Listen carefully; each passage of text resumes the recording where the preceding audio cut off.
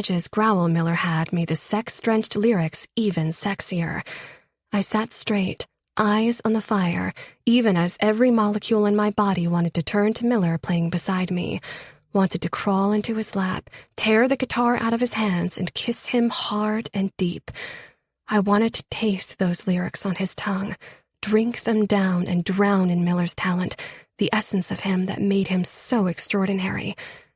God, what is wrong with me? When the pendulum swung, it slammed hard. Miller's kiss all those months ago had woken up something deep in me, changed the love I had for him, altering its chemical structure to include my body, my hormones, my need. Months apart had only fermented it until it was strong and potent.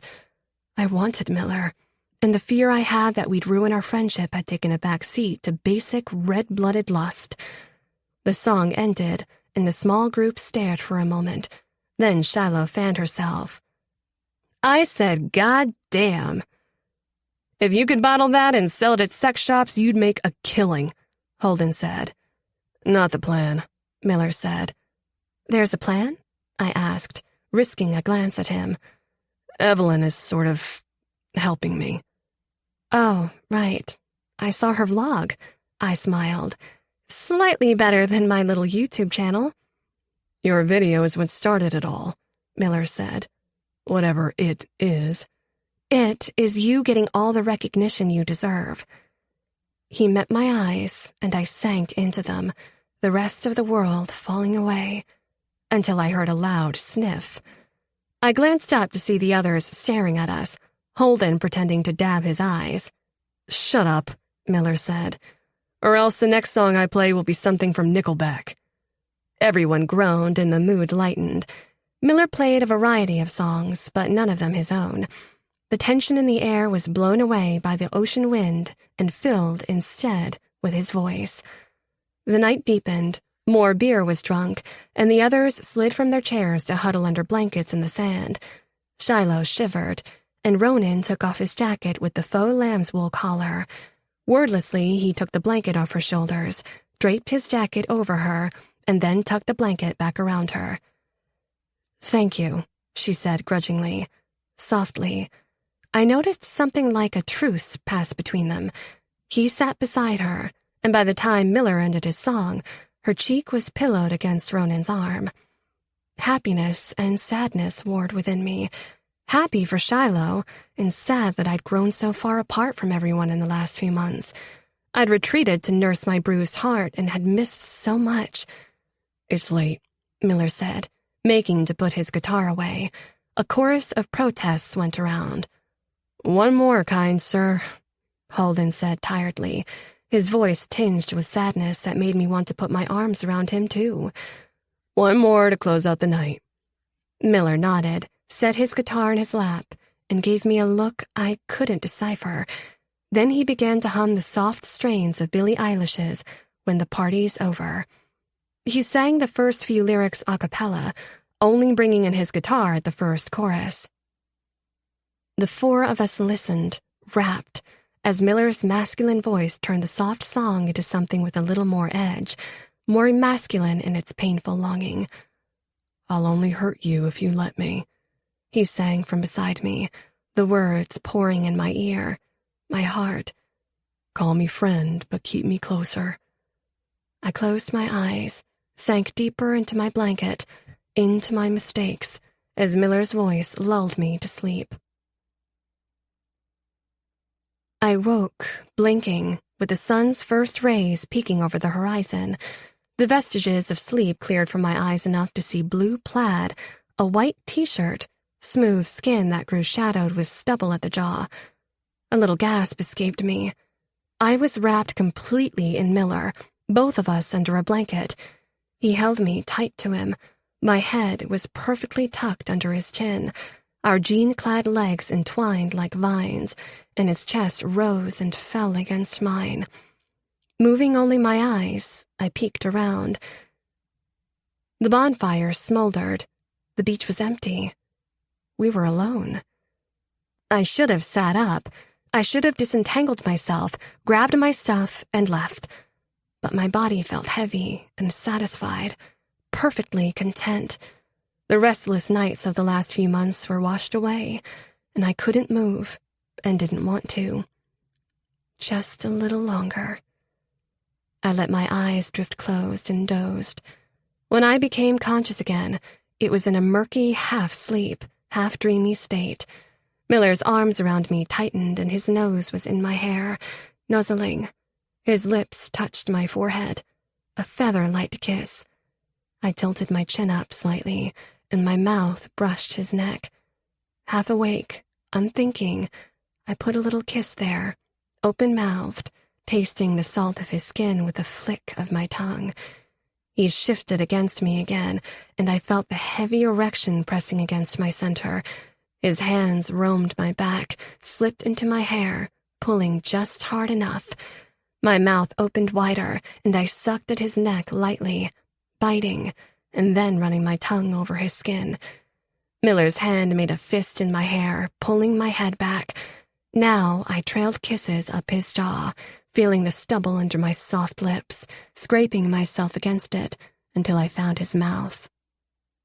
With a growl, Miller rolled me to my back and sank his weight against me, his groin digging between my legs, seeking entry through our jeans, just as his mouth crashed to mine, seeking entry there, too. I gave it willingly, eagerly, taking his kiss with long sweeps of my tongue that slid against his. God, Miller's kiss. Just like him. Hard, intense, but beautifully considerate, too. Biting teeth and soft lips, rough stubble around soft mouth, muttered curses uttered on soft breath. He propped himself on one forearm, that hand gripping my hair, holding me in his kiss with delicious possession. His other moved down my body, skirting around my breast, knowing I'd never been touched like this before. I wanted him to touch me. I'd never wanted anything more. I took his hand and guided it under my hoodie, under my shirt, so he could fill his hand with my breast. He caressed and explored, hefted the weight of it. My soft moans and gasps spurred him on, and he went under my bra where he found the nipple, hard and aching. He pinched and tweaked while I moaned into his mouth, my hands sliding down over his broad back, then up again into his thick hair. His hips crashed and ground into mine. I lifted mine to receive him and wrapped my legs around his waist. There was so much clothing between us, the denim rubbing a sweet ache in me as his hard erection sought my soft heat. Miller. The name fell out of my lips between kisses, escaped, because in that moment he was my entire world. All I knew was him. And then he was gone. Cold air swooped in as Miller tore himself off me with a ragged cry and a vile curse. I felt as if I'd been violently woken from the sweetest dream. I sat up slowly, Miller beside me. He grabbed a handful of sand and hurled it at the smoldering embers, then shot to his feet. "Fuck," he said, scrubbing both hands through his hair. "Fuck!" I smoothed my rumpled clothing and pulled the blanket tight around me. Regret, remorse, guilt, they all flooded in, dousing the heat we'd built. "I'm so sorry," I whispered, the words torn away by the wind. "I'm not this guy," he shouted, his beautiful voice now raised in anger. "I never wanted to be this guy, a guy who fucking cheats." "Miller, I'm sorry," I said, tears building, but I willed them back. "But sit and talk to me. Please. We need to talk. Really talk." He whirled on me, eyes blazing with pain. "I'm tired of talking. We've been talking for 4 years, which is why the fucking second you're near me, I have to touch you and kiss you." He drew his hand down over his mouth as if wiping us away. "But shit, now? I'm with someone else." "I know. I'm sorry." "It's not all on you," he said. "That's just it. I did this too. I let this happen, and now—" He fell into a frustrated silence, shaking his head at the ground. You care about her, I said softly, remorse making me shudder. I don't know. No, Fuck, I'm such an asshole, because no matter what, this will hurt her, and I don't want that. I never wanted that. I only went to someone else because I needed to try to move on, because I thought you and I were impossible. And maybe we are. I hunched deeper in the blanket, fending off the chill morning air and the cold finality of his words. He looked up at me, and it tore my heart in two to see his hazel eyes shining. You were right all along. We can't get this right. It's fucking everything up. Without another word, he gathered his guitar case and his jacket. Miller, wait, I said. You can't just run out every time we touch and kiss and feel the depth of it all. I know it's a lot. It's a lot for me, too. No, he laughed bitterly. That's what people do, Vi. They run away. Even you, eventually. What? I scrambled to my feet. Why would you say that? But he turned his back on me. Come on, it's time to go, he said, his voice cold and empty, unrecognizable. We're done here. Chapter 15. Miller. I walked the difficult path from the shack, Violet behind me. I listened for signs that she was struggling over the rocks or had lost a shoe in the sucking sand since we weren't talking. Not a word. Her car was parked along a side street near the path down. I waited until she was safely inside. Tires screeched as Violet peeled away in her white RAV4 and left me in a dissipating cloud of gasoline fumes. The last thing I saw was her face through the window, shut down, guarded. What did you expect? I ruined us the first time I kissed her. I demolished our friendship, and now neither one of us knew what to do with each other. I didn't know what to do with the rush of feelings that swamped me every time we touched. Every kiss like a door opening to another life that was too fucking good. I'd been wanting her for so long, keeping her in my love songs where I got to say how it turned out. But every time the fantasy came close to reality, my old fears came roaring back. Since Mom and I were left to fend for ourselves, I'd pulled my hate for my dad around me like a suit of armor, building strength out of the helplessness and fear. I'd promised myself I would always be the one who left before anyone could leave me. Always. But watching Violet drive away, I didn't feel strong. Watching her go was like waking up from a dream that fades away before you can catch it. You're running out of chances to make things right.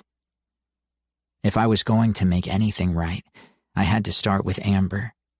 I pulled out my phone. Can we talk? Today. I started to walk home, and the reply came a few minutes later. You are breaking up with me. It wasn't a question. Meet at the bench after school? I take that as a yes. Sure.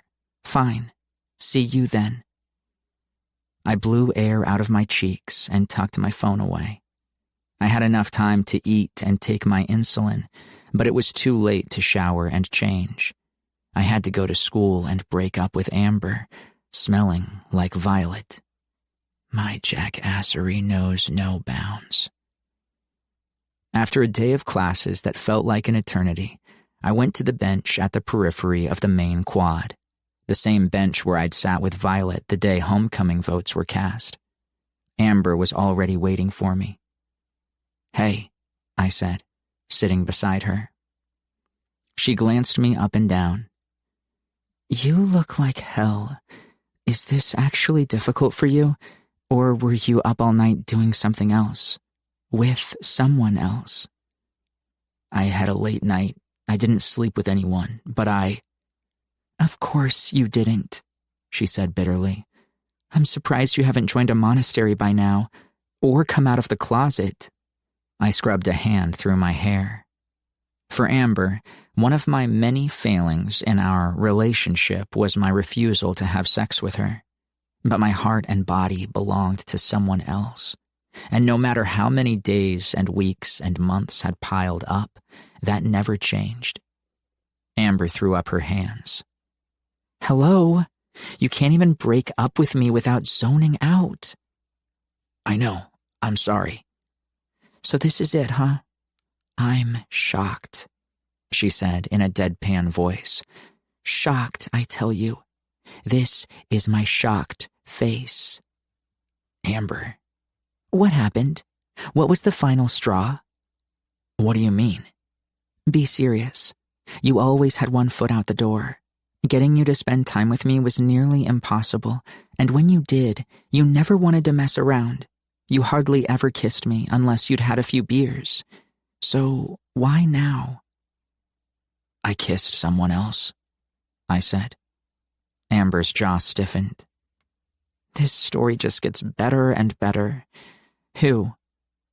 "Violet McNamara." "Just once? Or have you been cheating on me for a while?" "Just once. Last night." But that wasn't even true. I'd always been with Violet since the day we met. Amber was glaring at me. "You sure move fast, don't you? But not fast enough. You should have broken up with me before you kissed another girl." "You're right. I'm sorry. It just happened. That's no excuse. I put myself in the position." "Wrapped around Violet. That's my position, and I never want to leave. I've been an asshole." Amber sighed, some of the sharp aggression draining from her voice. "No, you haven't. That's just it. You're actually a good guy trying to do the right thing. But we went too far homecoming night, and you've been trying to make up for it since. I'm not stupid, you know. I know you felt roped in." "It wasn't your fault. I wanted to try." "Try? Try me on for size, like a girlfriend coat to see if I would fit?" "No." "Yes, maybe." "I liked you, Amber," I said. "I do like you, but—" "You love her." "Why do you think that?" I asked pathetically. "I saw Evelyn's vlog. Shiloh told me that Violet took the original video of you singing All I'll Ever Want. The way you looked at her when you sang it. That wasn't for her, right? After Chance's party, you never sang to me again." I hadn't sung for Amber at Chance's party either, but no sense in making things worse. I felt like shit enough as it was that I let this go on so long. A charade. An act so tedious, even Amber was tired of it. "I'm sorry, Amber. I really am. For what it's worth, I never meant to hurt you." Famous last words. She tossed her long hair over her shoulder. "Okay, so I guess that's it. Just do me one favor." "Anything." "Give me some time before you start walking the halls with Violet, okay?" "I will. Doubt that would happen soon anyway. I have to get my shit together." I smiled thinly. "Don't need to tell you that." "No, you don't." Amber's stiff face softened. "I thought I'd be more hurt, and I am. I'm not letting you off the hook." "You shouldn't." "But when you sent me that text this morning, I felt almost relieved." She shot me a dry look. "Miller Stratton, you're like a gentleman sharing a brain with an asshole." I laughed a little. Accurate. The asshole was born the day my father left, but Amber didn't need to hear any more excuses. "And I have a confession," she said. "I got a little wrapped up in the idea of you and me, of you being this famous musician, and me being the girl in your love songs.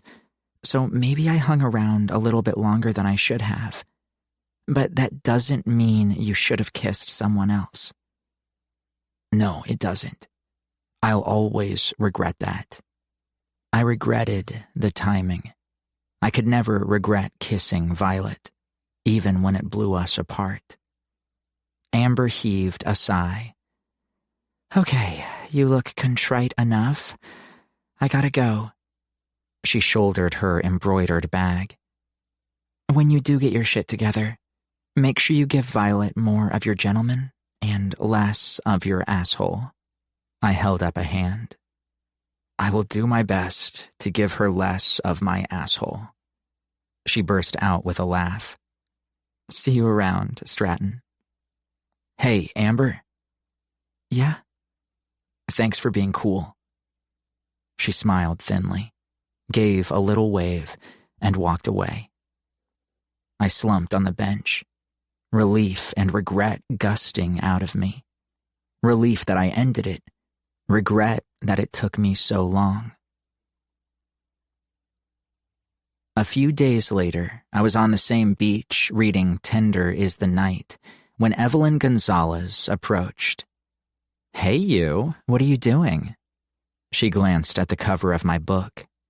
Fitzgerald, that's not on our assigned list. I know, I'm reading it because I want to. Aren't you just the perfect sensitive artist type? I sighed. What do you want, Evelyn? You. She laughed at my dark expression. Relax, it's purely business. We need to get to work on your next video. The last one was great, but I have some fresh ideas that I want to run by you tonight. You know I can only do Sundays. This Sunday is no good. It has to be tonight. I can't. I have work after school at the arcade. After, then. It'll be late, like 10 o'clock. That works. She looked at me from under lowered lashes. And if you get tired, you're welcome to stay over. Evelyn. Oh my God, I'm kidding. You're such a grouch. She got up, straightened her tight skirt. 10 o'clock, Stratton. Don't be late. We have to strike now, while you're hot and getting hotter, musically speaking. She blew me a kiss and strode off, ponytail swinging. I didn't want to go to Evelyn's and make another video. I wanted to go to Violet. I wanted to climb up the trellis like I always did and play for her, then kiss her and not run out the door but stay.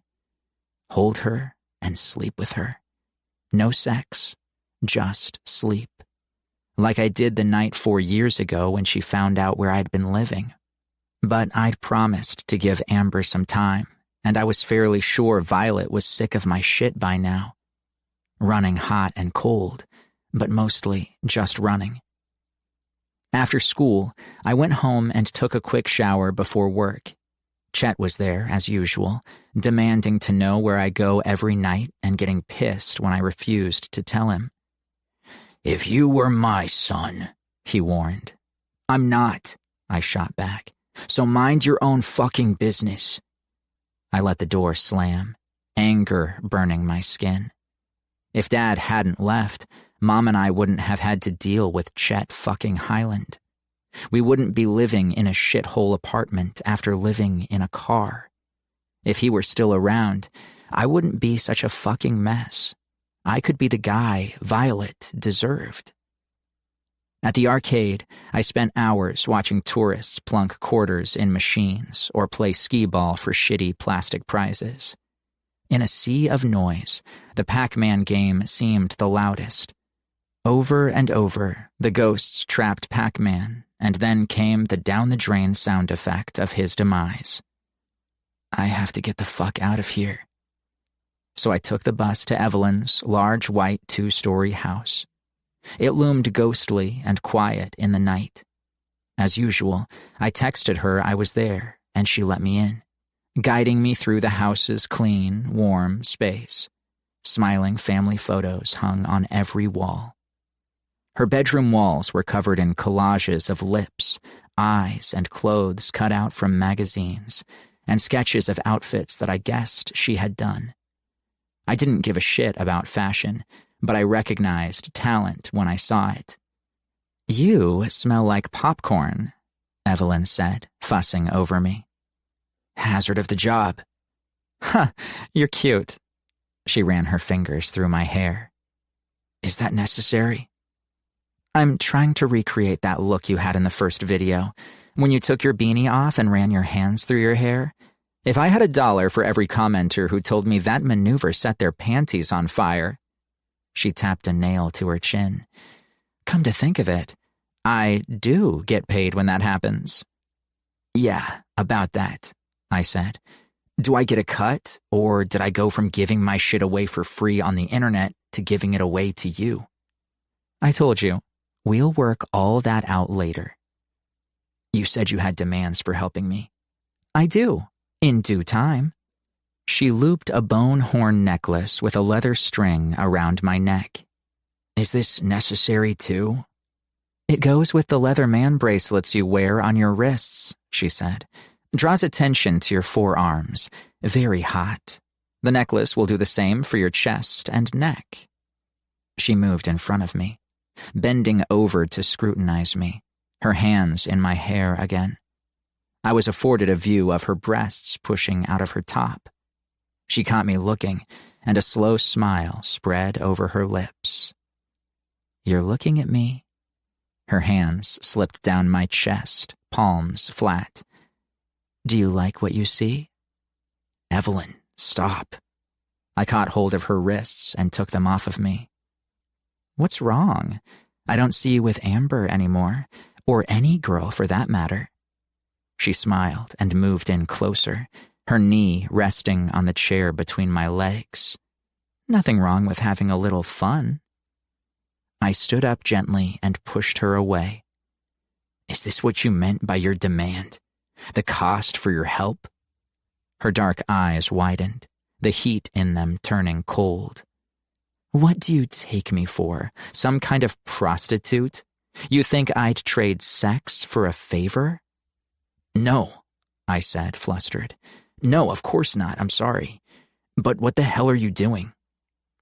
"What I'm doing is helping you get your music out there." "You know what I mean."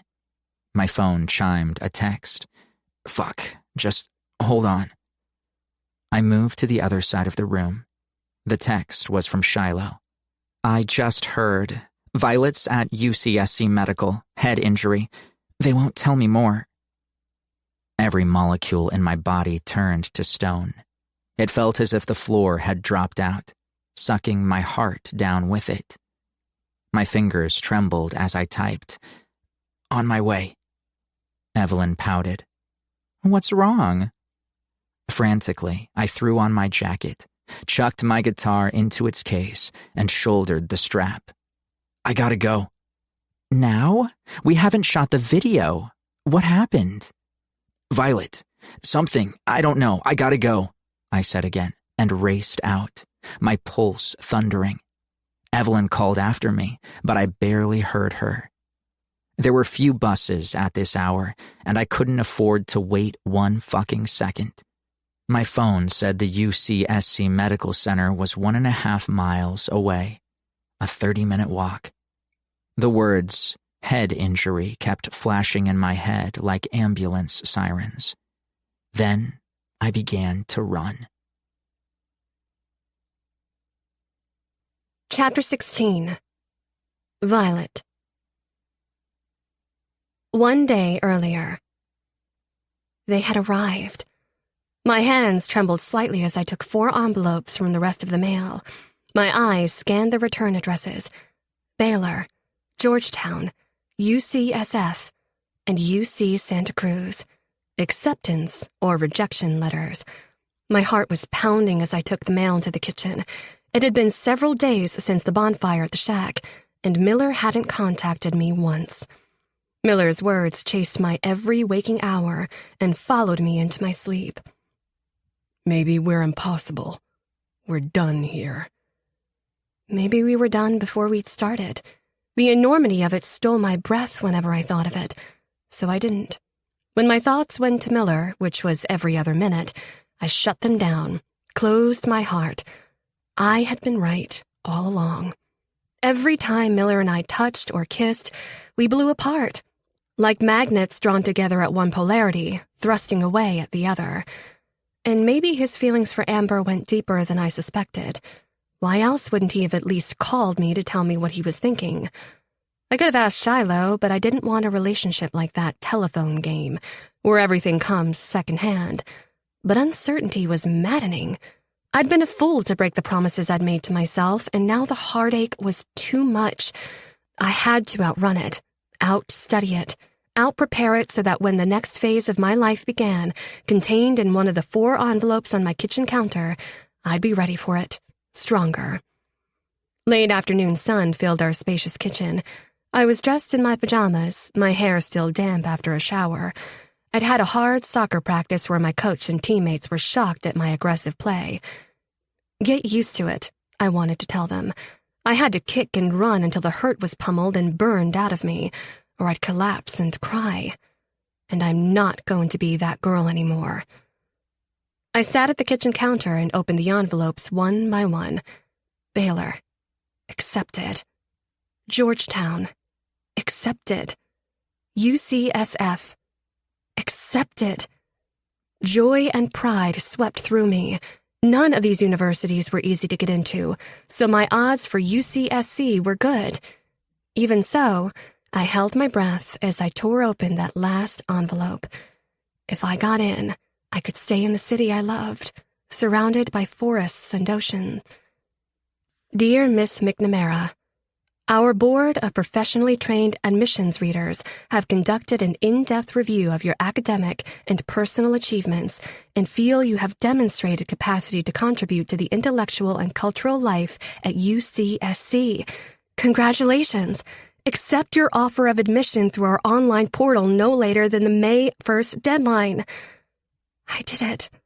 Holy shit! The paper wafted to the floor, and I clapped a hand to my mouth. For the first time in months, I felt something other than stomach-churning tension and heartache. All of the late nights studying, the college prep units I'd worked so hard to complete, volunteering at the hospital and with Nancy, the SAT and ACT scores I'd stressed over. It had all paid off. Dad came home looking harried and exhausted, rumpled shirt, tie askew. "Hey, pumpkin." He kissed the top of my head and managed to smile. His gaze went to the acceptance letters, and his eyes widened. "Get some good news?" "The best news. UCSC said yes." I waved the envelope. "The others did too, but this is the golden ticket. I can stay here and—" My words trailed as my dad's expression collapsed. "Dad?" "That's great, Violet." He gave me a short, tense hug. "I'm so proud of you." "Thank you," I said warily. "So, we need to talk about the next steps." "Yes, we do. Better get your mother down here." He sounded like he'd ordered his own executioner. "She's out with some friends from work. She texted to say she'd be home late." He sighed and loosened his tie as he slid onto a stool beside me. "Maybe that's for the best." He eyed the stack of acceptance letters. "I'm sorry, Pumpkin. I tried." My heart plummeted to my stomach. "What do you mean?" "The promise we made you on your 12th birthday. I wanted more than anything to uphold it, but I can't. I'm sorry." I sat back, absorbing it like a blow. "Okay, how bad is it?" His eyes, the same dark blue as mine, were heavy and so tired. "Not great. I don't want to get into details." "I want you to get into details. For so long I've been nodding my head and going along with your assurances. Dad," I clutched the sleeve of his jacket, "just tell me the truth." "You don't need the nitty-gritty," he said. "But yes, things have been tough lately and we've had to pull money from various sources, your fund being one. I had a deal that was supposed to cover it, but it fell through. I'm sorry. I'm so sorry, sweetheart." He looked on the verge of tears. "I knew it," I said. "Somehow I always knew. I applied for scholarships, but the merit-based kind are hard to win, and none will cover everything. I'll need financial aid. I glared at him. Will I need financial aid? You never tell me anything, and you said not to worry. I trusted you and Mom. God, Miller is right. Trust is such a stupid thing to bank a future on. I know you did, Dad said. But I was so close. The deal felt like such a sure thing. What deal? An app I'd been working on, but there were patent issues. He waved his hand. It's not important. What's important is fixing this. I wanted so badly for you to avoid starting your life with massive debt. He brightened with a watery optimism that made my heart crack in two. But there are other scholarships that I'm sure you qualify for. More than qualify. There are, I said slowly. But the application deadlines on most of them have probably passed or are about to. There's no time. For fall, but you could apply for spring next year. My eyes stung as they met his. We both knew I'd been busting my ass for years to get ahead. If I were to be a surgeon, I was going to be in med school for the better part of my young adult life. I wanted to be finished with it and begin a career and have a family as soon as possible. It's fine, I said, sitting up and blinking back tears. I gathered my letters and slipped off the stool. I'll apply for financial aid and see what scholarships are still open. Violet, wait, Dad said. I know I screwed up, but please talk to me. My heart wanted to break. I'd never seen my big, strong dad so defeated. It scared me to the bone. And I knew there was more he wasn't telling me. I held up the letters. This sucks and it's disappointing, but I can deal with it. But you never gave me a chance to prepare because you haven't been honest with me. Not about the money or about you and Mom. I know, but it's complicated. The last thing we want to do is hurt you. I wanted to tell him every time they fought it hurt. Every time they shattered a glass or slammed a door, it hurt. But Miller had shouted at them for me, and nothing had changed. I'm tired, I said, swallowing my tears. Soccer practice was long. Okay. Good night, Violet, he said. I'm sorry. Not so long ago, I'd have wanted to rush to him, hug him, cry on his shoulder about all of it, about Miller, like I used to do when I was little, back when he and Mom had been happy, before they'd both turned into people I no longer recognized. But I left without another word and went to my room. I was becoming unrecognizable to myself. At school the next day, I went through the motions, kept my head down. Despite what I told Dad about being tired, I stayed up late applying for financial aid and researching scholarship deadlines for each of the schools I'd been accepted to, and then emailed my counselor for an emergency meeting that afternoon. I was on my way to that meeting and nearly crashed into Evelyn Gonzalez. "Hey, girl," she said, with a winning, triumphant smile. "Long time no see. You've been so busy. I feel like it's been ages since we hung out." I met her gaze with a steely one of my own. "Is that what happened? Or were you embarrassed to be seen with the girl who got stood up by the captain of the football team in front of the entire school?" I didn't let her reply. "Speaking of homecoming, were you ever going to tell me you stole the video of Miller off my phone?" "Wow, hostile much? What happened to sweet Snow White? And anyway, I didn't steal anything. You posted that video on the internet. It's a free market economy." I crossed my arms. "That's not exactly how it works, but okay. What about you deleting my YouTube account?" "It was in the way. What's your problem anyway? I was doing Miller a favor. In case you haven't noticed, I'm helping to make him a viral sensation. Not that it's hard."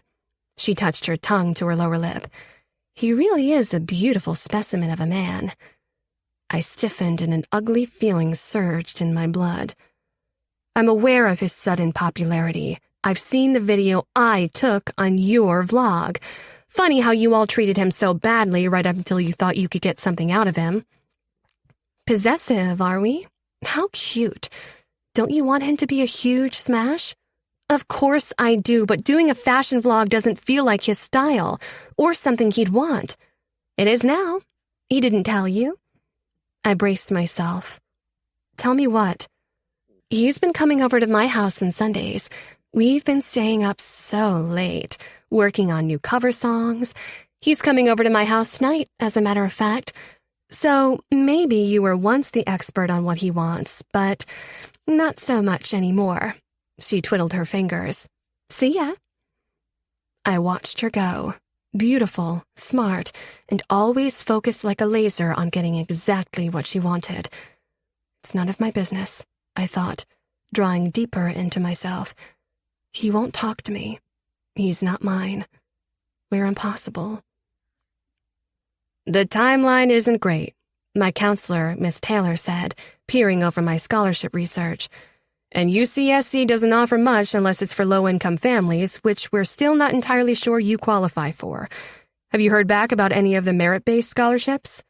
Not yet, but I'll make up whatever I need to in financial aid. Miss Taylor took off her half-moon glasses and sat back. This has to be incredibly disappointing for you, Violet. I gave her a wan smile. First world problems, right? Mommy and Daddy can't pay for my fancy school. She frowned. I don't need to tell you that being burdened with debt is incredibly stressful, no matter who or why. It's the tragic reason why thousands of young people avoid college altogether. You had a free path, and now you don't. It's okay to feel upset about that. Being upset isn't going to get me through it, I said. I'll do whatever it takes, but if I want to start school in the fall, I need to stay on track. I'll do my best to help you, Violet, but UCSC might not be the school that works for you. You need to be flexible, okay? I'd nodded and promised, but I'd been planning my career since I was 10 years old. I loved Santa Cruz. I loved my home, my family, Miller. I had no idea where I stood with anything. As if the ground under my feet were trembling and breaking apart, I didn't know if I'd withstand the rift or fall in. That afternoon, I let myself into the Whitmores as usual, but the master bedroom was empty. A sliver of fear lodged into my stomach until I remembered Nancy had scheduled a doctor's appointment. I turned to leave, to head home, and continued to work on scholarship applications until soccer practice. Then River came up the stairs. He looked handsome as ever, and his eyes lit up to see me. Hey, he said. Hi, I said. He cocked his head. You okay? You look a little sad. It's been a rough couple of days, I said, my throat thick. I hear you. Want to go somewhere and get something to eat? Take your mind off things? He was so handsome and kind, smiling at me with genuine compassion. His kindness threatened to undo all of the hard work I'd done to keep my feelings in check. They bubbled to the surface. But God, I was so tired of crying, so sick of feeling like a lump of clay molded and shaped by outside forces. I had to be harder than this, or I'd never survive. He grinned. It's a yes or no question. I flew at River. I flung my arms around his neck and kissed him. I kissed his lips, his jaw, his chin, and then his lips again, urgently, desperate to erase Miller from my body's sense memory, to do what he did, move on with someone else and take back control of my own life that was unraveling right before my eyes. River froze in surprise, his lips stiff and unyielding, but eventually parting just enough. He kissed me back, lightly and then harder, his eyes squeezed shut and his brow furrowed, as if our kiss was work that had to be done. Our tongues tangled, out of sync, noses bumping, teeth clashing. He broke away, his breath short. Violet? Your room. You sure? Yes. No more talking. Talking would lead to thinking, and thinking would lead to admitting that this was all wrong. We stumbled to his room, our mouths still mashed together awkwardly. I pushed his Letterman jacket off his shoulders. He fell back on the bed, and I climbed on top of him. I never expected this from you, he said. Neither did I said, except that I wanted to escape from being at the mercy of my feelings for Miller. River was my lifelong crush. This should work. But it didn't. Like trying to get a lighter to spark when it's out of fluid, We tried to ignite with half-hearted touches and kisses that grew shallower. He wasn't hard in his jeans. I wasn't desperate to have him. We were like actors with zero chemistry rehearsing a scene. With a small cry of despair, I rolled off of him. We lay on our backs, side by side, our gazes on the ceiling. "I'm sorry," I said. Me too. I'm usually better at that. You just took me by surprise is all. Okay. That's why I wasn't better. You said that already, I said, humiliation for what I'd done burning through me. I covered my eyes with a hand, but the hot tears spilled out. "I'm so sorry." "I'm sorry, River." Hey. River gently pulled my hand away. It's okay. "It's not okay. I don't know what's wrong with me." Nothing is wrong with you. It's me who messed up. Believe me. I shook my head. "No, you didn't deserve that. Everything's been going all wrong. I used to be so organized and on top of things. Now," I gestured at the ceiling. "Now it's all falling apart. I'm falling apart, doing things I'd never do, being someone I'm not." River turned his gaze to the ceiling, his mouth a hard line. Yeah, I know exactly how it is. "You do?" Definitely. I wiped my nose on the sleeve of my sweatshirt and rolled on my side to face him. "How? I mean, seems like everything's going how it should for you." That's because I'm really good at making it look like everything's going as it should, he said bitterly. He reached over and plucked a tissue from the nightstand and handed it to me. "Thank you." I dabbed my eyes. "Nancy told me you got into Alabama and Texas A&M. I did, he said. "You don't look happy." He turned his head on the pillow to face me. Can I tell you a secret? "Of course." Swear you won't tell anyone? "Cross my heart." He faced forward again, his Adam's apple bobbing with a heavy swallow. I don't want to play football anymore. I propped my head with my elbow. "What? Really?" I haven't wanted to since forever, actually. It's been more my dad's dream than mine. He was a big star in his day and could have gone pro until a knee injury took him out. "Wow," I said, absorbing that. "But you're so good at it, like Tom Brady or Peyton Manning." He smiled grimly. It's wasteful, right? To want to throw it all away? "Well, no, not if it makes you unhappy. What do you really want to do?" You'll laugh, or think I'm a huge dork. I smirked. As someone who dabbled in not being a dork for a short time until Evelyn Gonzalez returned me to the land of dorks from whence I came, you have my word. He laughed, but it faded fast. I want to stay here. I want to be with my mom until however long she needs me. I want to work at the family business. I want to live in Santa Cruz and start my own family. I know exactly what you mean, River. That all sounds perfect. Can't you tell that to your dad? He shook his head. It'd crush him. He has this idea of me, of who I should be. I spent my entire life trying to live up to it. When I play football, he shrugged helplessly. That's when he's happy. That's when I feel... He bit the word off, but I heard it anyway. Loved. River's head turned to me again. Please don't tell anyone. I don't know why I even told you except that I feel comfortable with you. A small grin touched his lips. Just not when we're kissing. I gave a short laugh. Story of my life. We lay back to stare at the ceiling, chuckling. A silence fell that felt warm and calm past, and then River shifted beside me. So, Violet. So, River. Since we're both secretly dorks in disguise, how about we go to prom together? An incredulous laugh burst out of me. Oh, sure, why not? I looked over at him. He arched a brow. You're serious? As the plague. We just go as friends. Don't you have a gaggle of girls waiting for you to ask them out? No. Honestly, I don't even want to go. Way to sell it to me, Whitmore. He laughed. Sorry, I mean, I do want to go. For my parents' sake. Dad keeps asking me which girl I'm bringing. He cleared his throat. And Mom loves you. We should go. It's our senior year. I seem to remember a certain other dance that you were supposed to take me to and then didn't.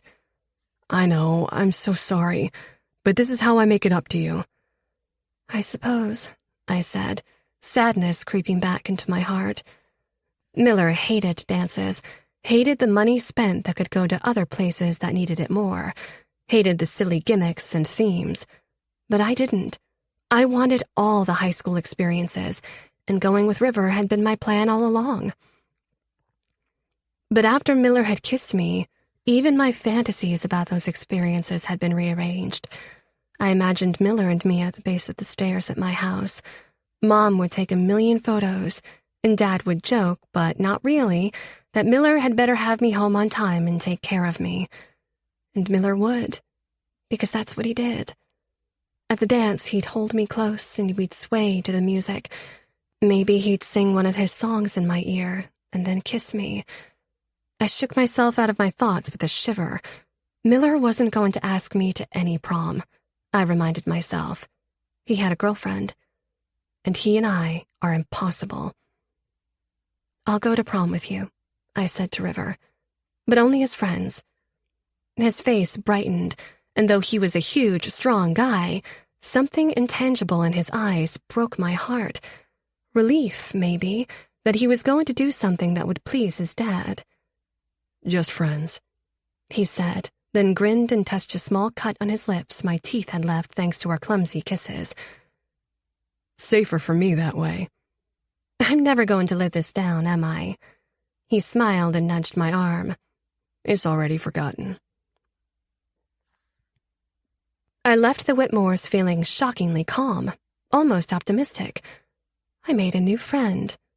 It felt weird to think of River that way since we'd known each other for ages, but my clumsy attempt to kiss Miller Stratton out of my system had backfired in the best possible way. I went to soccer practice feeling better than I had in days. My phone vibrated with a text as I walked to the field.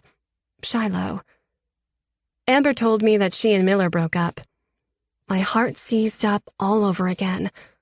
Okay, when? A few days ago, right after the bonfire. I stared at the text. Days ago. But no word from him since. She sent another. Did something happen with you two that night? I hadn't told Shiloh we kissed. She'd be pissed off at both of us and defensive of her friend, and she'd be right on both counts. I had no idea what to say or even think. My silence prompted a phone call. Hey, Shy. You okay? She asked. I've been better. Look, I wasn't going to tell you this since I fucking hate gossip, but the way you've been lately, I think you need to hear it. All of it. My hand clutched the phone. There's more? Yes, she inhaled. Amber told me she realized that all I'll ever want was written for you. For me?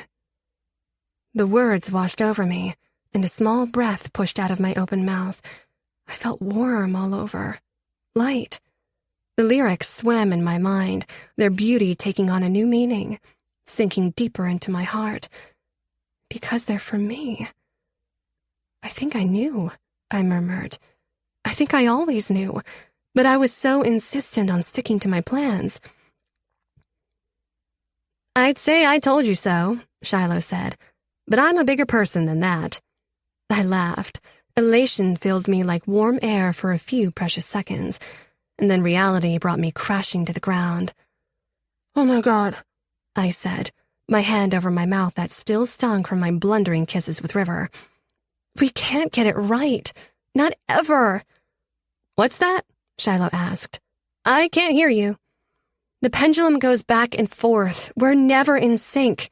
Ever. What are you talking about?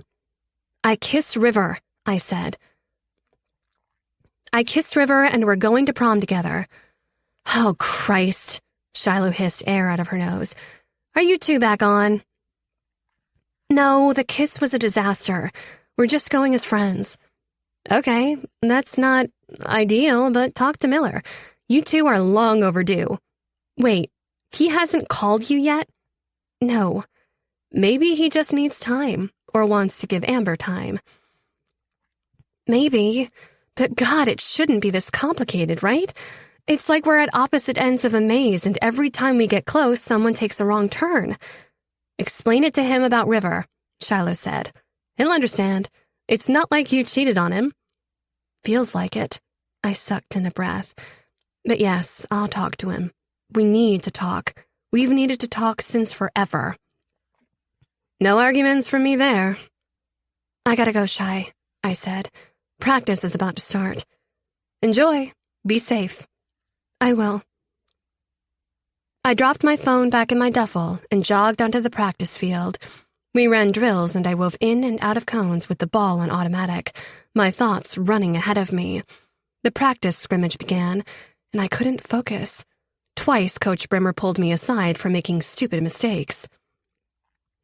You okay? She asked. You've been all over the place lately. Yeah, sorry. I'll pull myself together. You do that, or I'll pull you from Saturday's game. I sucked in a breath, pissed at myself for being at the mercy of my feelings for Miller yet again. Angela Marina was dribbling the ball down the field toward me. I charged at her, sliding with one leg out, determined to punch the ball out of her possession and show Coach I wasn't a lost cause, that I was stronger than that. I slid too hard, too fast. Grass flew, cleats and shin guards filled my vision. Angela grunted, trying to jump over me. The last thing I saw was her kneecap driving toward my head, and then nothing. Chapter 17. Violet.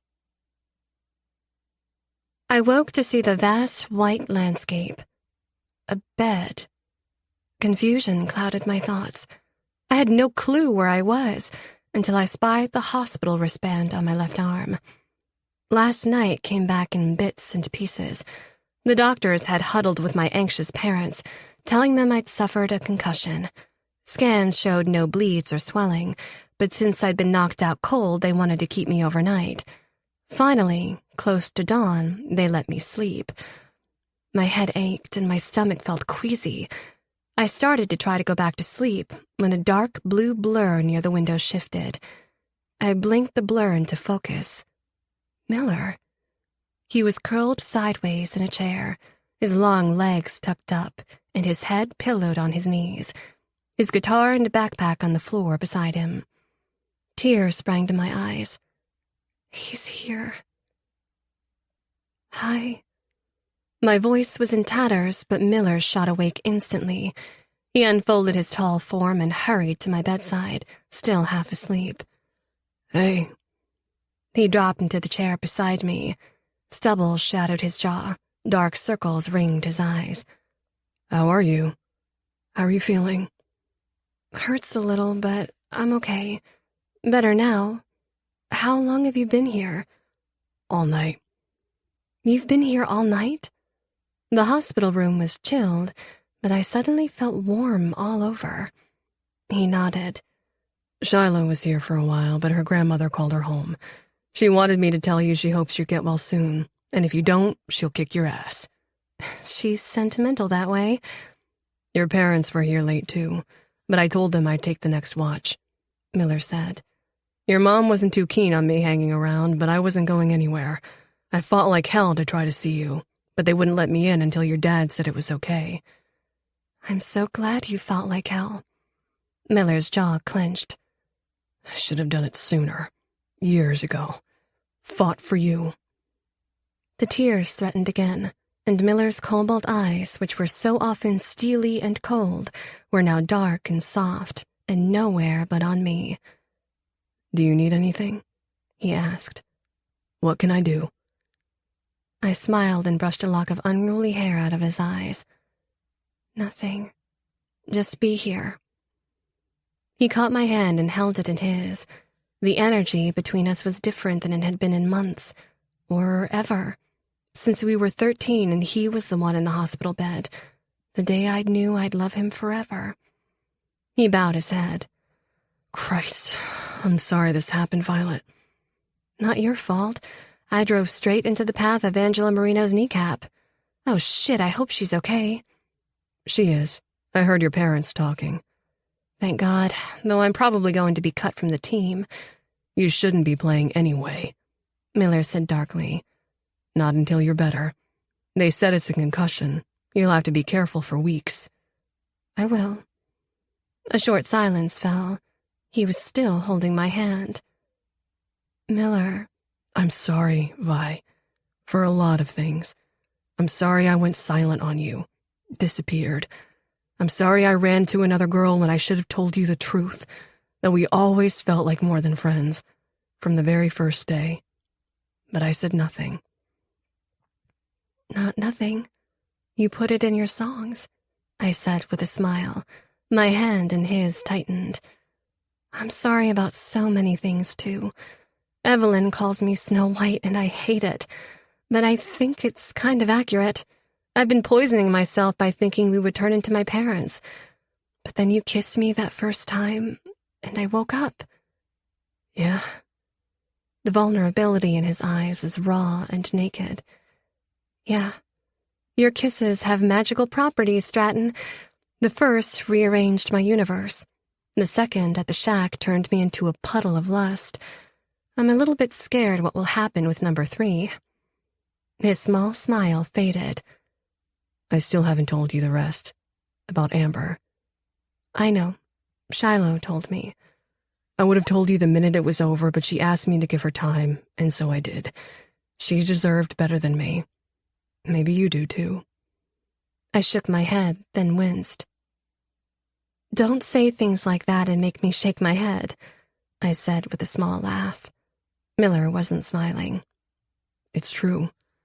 He studied our clasped hands as he spoke, rubbing his thumb back and forth over my skin. I walk around every day pretending like it doesn't fucking matter what my dad did. I tell people he's dead because if he's dead and gone, so what if he left? But he's not dead. He could come back any time, and he doesn't. And what he did matters. Of course it does, I said softly, surprised. Miller had rarely spoken about his father in the 4 years I'd known him. It matters, he said. Not just because Mom and I had to live in a fucking car. It messed me up, too. I lost a lot real fast. My dad, my house, my school, and our neighborhood in Los Banos. My friends. Hell, I nearly lost my life. It's not his fault I have diabetes, but he doesn't know I have it, and he fucking should. I'm his son. I nodded, listening, wishing I could pull the hurt out of him so he didn't have to carry it anymore. He raised his eyes to mine. He took everything, so that's what I have left. The fear that anything can be taken away at any time. When I heard you were hurt, it fucking killed me. Because maybe I'd pushed you away so hard, it turned my fear into a reality. He leaned close, pressed my hands to his heart. This is yours. Always. I'll be whatever you want me to be. I'll be your friend if that's what you want. No more bullshit. Or I'll be more. I'll be nothing. All I want for you is to be happy. My throat felt thick, and my heart full at what he was offering me. You can never be nothing to me, Miller. Not ever. The expression that came over his face was heartbreakingly beautiful. Miller bent his head to me, and while I wanted nothing more than his kiss, we weren't done clearing the path for us ahead. I put my hands on his chest. Wait. We have to be honest with each other all the time and talk about everything, okay? That's the only way we're going to survive. That's the real lesson my parents have been teaching me. Okay, he said slowly. There's something I have to tell you. He sat back in his chair. What is it? Inhale, exhale. I kissed River. Miller stared, his hands around mine, going still. When? Yesterday? Yesterday, he repeated flatly. Yes, and it was a huge mistake. I knew it before I did it, and I knew it while it was happening. We were like 2 pieces of plywood smacking together, painful and awkward and just all wrong. I could see Miller working this over in his mind, and he wasn't happy. As far as I knew, you were still with Amber, and I was trying to do what you did, get you out of my system. But it's not possible. No, not for me either, he said. I guess I can't be pissed, but I don't like it. I know, and I didn't like seeing you with Amber. It wasn't revenge, it was just trying to take control of my feelings. It didn't work. Miller inhaled deeply through his nose and let it out. Okay, well, I'm glad you told me. There's more. More? He asked me to the prom, and I said yes. Now Miller let go of my hands and scrubbed his over his face. I don't know if I feel like I'm about to cry or laugh like a crazy person. We'd only be going as friends, and I do care about him as a friend. We had an amazing talk. I think he's under a lot of pressure from his parents. You'll forgive me if I don't have a whole lot of sympathy right now. You don't have to, but you do have to trust me. We have to trust each other and tell each other everything. Then I'm going to tell you I don't want you to go to prom with River. I started to speak, but Miller took my hand in his again. But you already promised him, and I know it means something to keep your word. I trust you, Vi. Tears welled up in my eyes. That means everything, Miller. Like we have a shot. We do, he said. Because I don't want to ever lose you. Miller leaned in, and my hands made a fist in the lapels of his plaid shirt. My heart was pounding. He touched his mouth to mine softly. My lips parted in a breathy little gasp, and he kissed my upper and lower lip. Then he moved in deeper, and I moaned softly. My eyes fell shut as that tingling, breath-stealing euphoria filled me and moved down into my stomach to send it fluttering. Miller moved to sit on the edge of the bed, one hand cupping my cheek as his mouth moved over mine reverently, exploring softly, touching gently.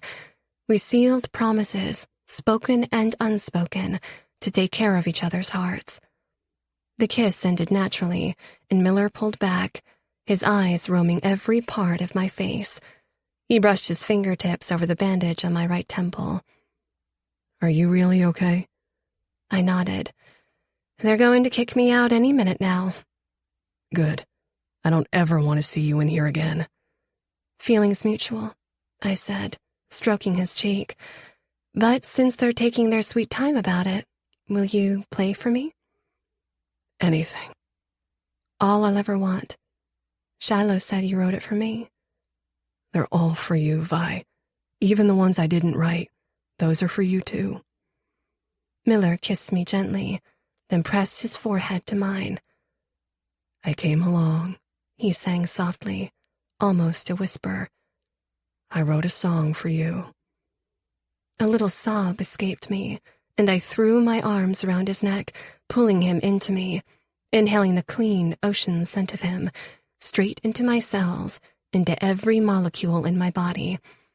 I held on tight, because now I had him, and I never wanted to let go. Chapter 18.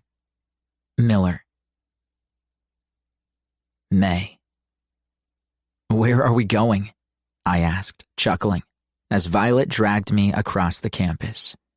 The sun was brilliant and bright, not a cloud in sight. I've always wanted to do this, she said, a high school experience not to be missed. Hand in hand, she led me down from the main campus toward the football field. The makeout spot under the bleachers? I asked. Isn't that cheesy as hell? She arched a brow at me. Well, we don't have to go. Her words were cut off with a squeal as I hauled her into the shadowy corner of the bleachers where it met the gym wall, mercifully unoccupied. I caged her against the wall, my eyes roaming her face, taking my time. You're such a tease, she breathed. Her hands went to my hips and drew me into her. I gave a short laugh at her boldness. I hadn't expected it from Violet, but over the last few weeks, I'd been getting to know her in a way that our past hesitations and fears hadn't let me before. All the kissing and making out was pretty fucking great, too. "What are you smiling about?" she asked, tilting her chin up and arching into me so that her breasts brushed against my chest. "You," I said, moving in, pressing against her. But even before I kissed her, my erection was hard and obvious through my jeans. I started to back off. She pulled me back in. "Don't. Just kiss me." Our mouths crashed together, and I groaned into our kiss as Violet parted her legs to bring me closer.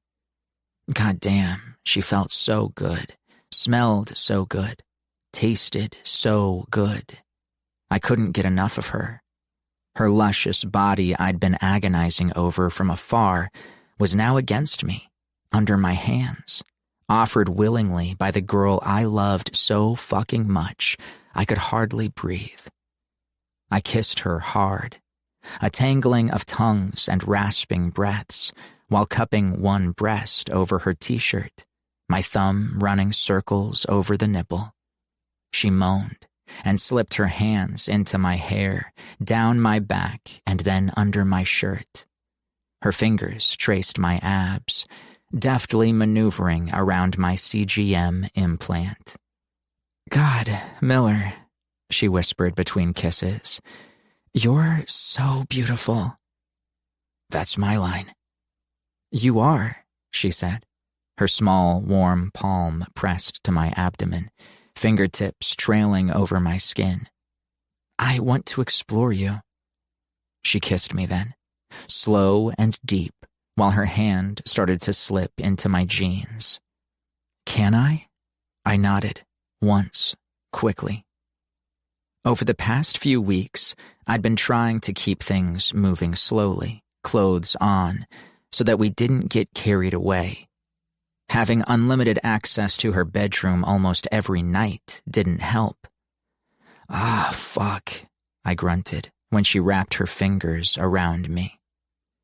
"You're big," she said curiously, almost matter of fact. "So big." "God, Vi," I said, breathing hard.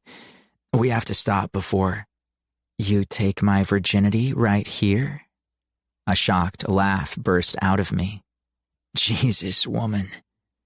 She laughed too and released me, then straightened my t-shirt.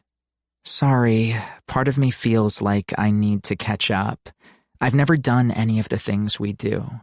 But it's really just you, Miller. I'm not the least bit nervous. Not with you." She glanced up at me through lowered lashes. "Just the opposite. I can't wait for my first time." "Our first time." She stared. "What? You and Amber never—" "Never." I didn't want to disrespect Amber, so I kept it to myself that while she was pretty and smart, my mind, heart, and dick weren't interested. How did you put it? Like two slabs of plywood smacking together.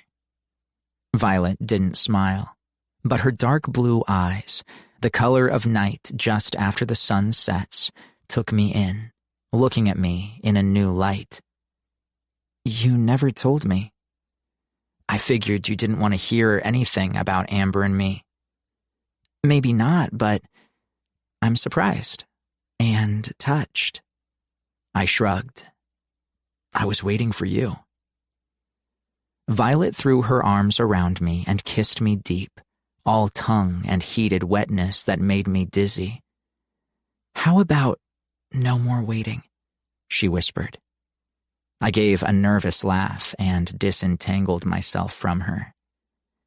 "You have to stop saying things like that in public, or I'm going to get suspended." I slung my arm over her shoulder and pulled her close as we walked out from under the bleachers. "I'm 18, but you have a few weeks to go. The state of California strongly suggests we wait." "You looked it up?" Violet teased. "Hell yes, I did. Your dad would have my nuts." Her face fell. I doubt he'd notice if we did it on the dining room table while they ate. Interesting visual. I gave her a squeeze. Any new developments? She shook her head against my chest.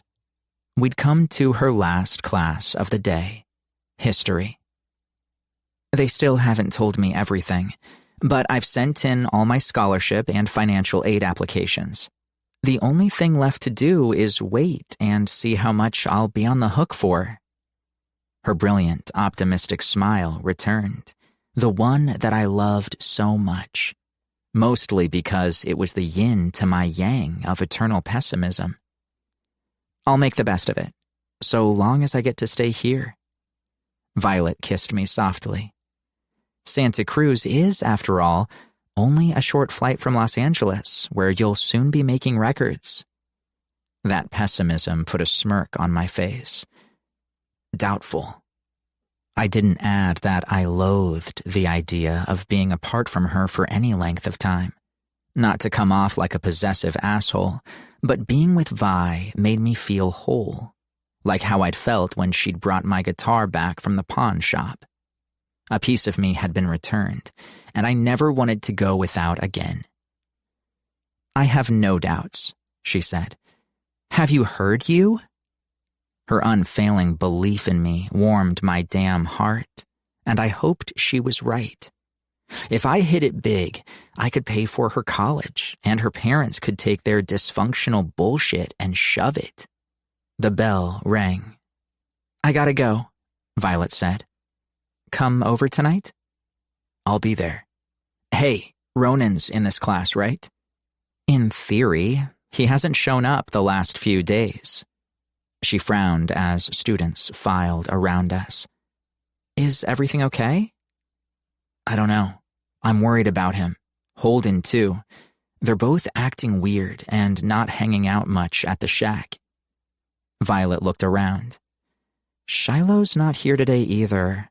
I'll shoot her a text and see what's what. I'm late, and so are you. She kissed my nose and hurried inside the classroom. Technically, I was late to PE, and technically, I didn't give a shit. I meandered in the general direction of the gym, hoping VP Chowder and his sixth sense for sniffing out tardy students wouldn't catch me. My phone buzzed with a text. I fished it out of the back pocket of my jeans. Evelyn. How much do you love me? Not touching that one. Before I could reply, she sent another, and the phone nearly tumbled out of my hands. The correct answer should be a lot, because it happened. A rep from Gold Line Records emailed me. My fingers trembled as I typed, Don't fuck with me, E. Swear to God. A string of hearts, then excited and wide-eyed emojis followed. My pulse thrashed in my ears. Where are you? I typed. Beach. Too nice for school. But since you went viral, I check email religiously, and holy shit, baby. Wasn't touching baby either. I was too busy about to have a heart attack. I sank down on a bench outside the gym and hit call, then held the phone from my ear as Evelyn squealed. Slow down, I said. You're freaking me out. Start from the beginning and tell me everything. It was, Take What You Want From Me, the Post Malone cover you did. It put you over the edge. 3 million views. Million. Holy shit is right, I breathed. I knew it. I knew this would happen, she crowed. The email came this morning from an executive assistant to some guy named Jack Villegas. I'm not a complete moron, so I Googled him to make sure we weren't being catfished.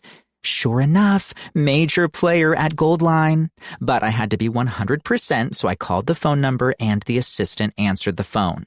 When I said I was calling for Jack Villegas, she didn't say who or wrong number. She said, he's in a meeting. What is this regarding?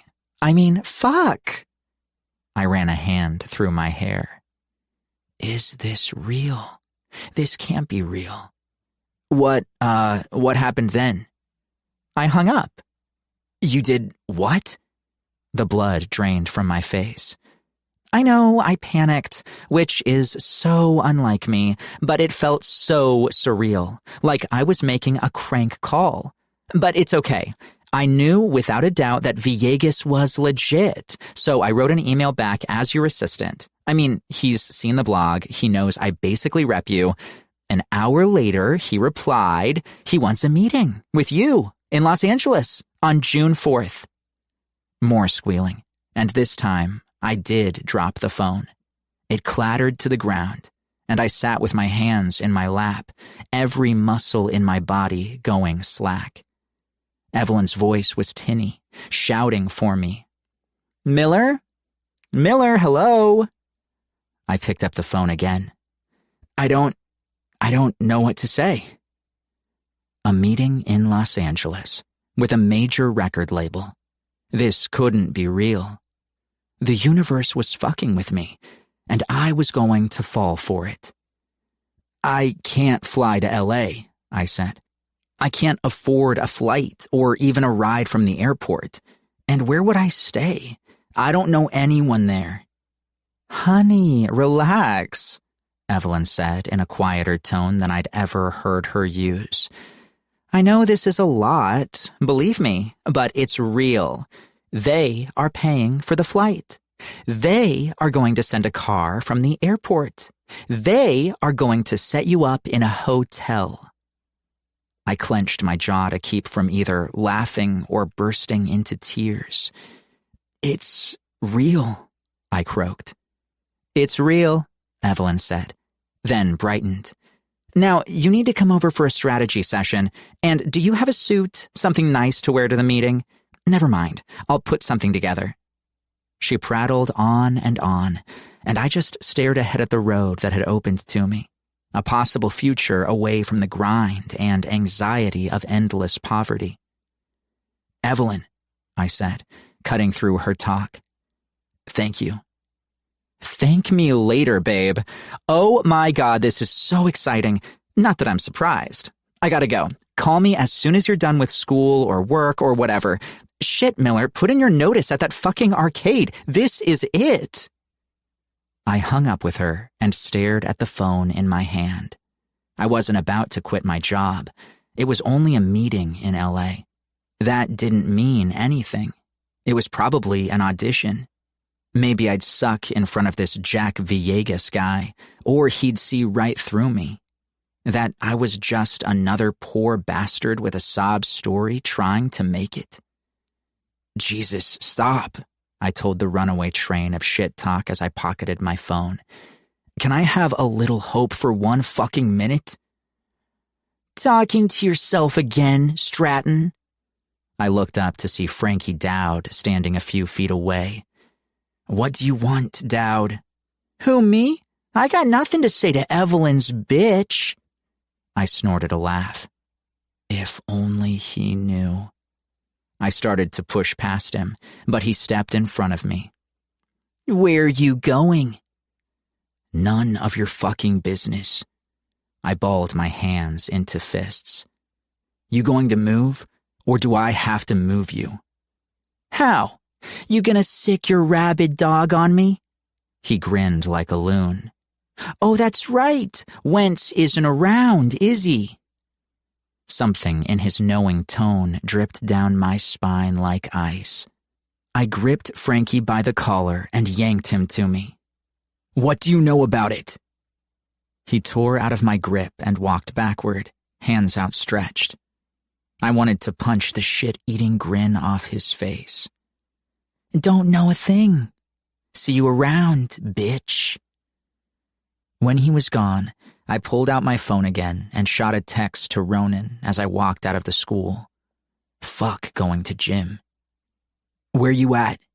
I'd walked halfway home when the reply came. City Hall, picking up my citizenship award. I gave a short laugh. Ronan was so much fucking smarter than anyone knew. Street smart and a smartass, but I recognized his deflections. For real, you okay? It was risky, prodding him even that much. He might go radio silent on me as a signal to mind my own business. Stay out of my shit, Stratton. Case in point. But Ronan was being Ronan. I sighed with relief that he was okay, but I needed more assurances, and Evelyn's news was like an electric current, zipping around my nerves and balling in my stomach. I needed to talk it out before I puked. I wanted to sit around a fire at the shack with my friends. Ronan would give me no end of shit, while Holden would want to throw a party, and both reactions would mean everything to me. And Violet would cry and tell me she'd known it all along, because she'd believed in me since the beginning. I blinked hard until the phone came back into focus. Shack tonight? I texted. I walked another block before the reply came. Busy. Can you tell Lord P to put the fucking weights back when he's done? Another deflection. Ronan would never ask for a favor. Ever. Even one disguised as a gripe. I tried another tack. Haven't heard from H. You? But I already knew Ronan was done talking. Fuck. My concern for him ratcheted back up. I texted Holden, but there was no answer with him either. There wasn't anything to do. My friends would talk when they wanted to talk. I had to respect that. I demanded the same from them. Since my friends were AWOL and Violet was still in class, the first person to hear my news would be Mom. As I stared up at the roach-infested building with the shitty plumbing, that felt exactly right. I stepped into our place cautiously, the knot in my stomach tightening into fear. Coming home shouldn't feel like this. Because it wasn't home. It was shelter only, and not even our own anymore. At least when we'd lived in the car, it was ours. Mom was sitting on the couch watching a game show. The coffee table was littered with garbage, beer cans, and overflowing ashtrays. Mom looked gray, as if the ash in the apartment had settled over her as well. Not ash, dust. Hey, Mom, I said, moving to sit beside her. She was only 42 years old, but the last 5 years had aged her a lifetime.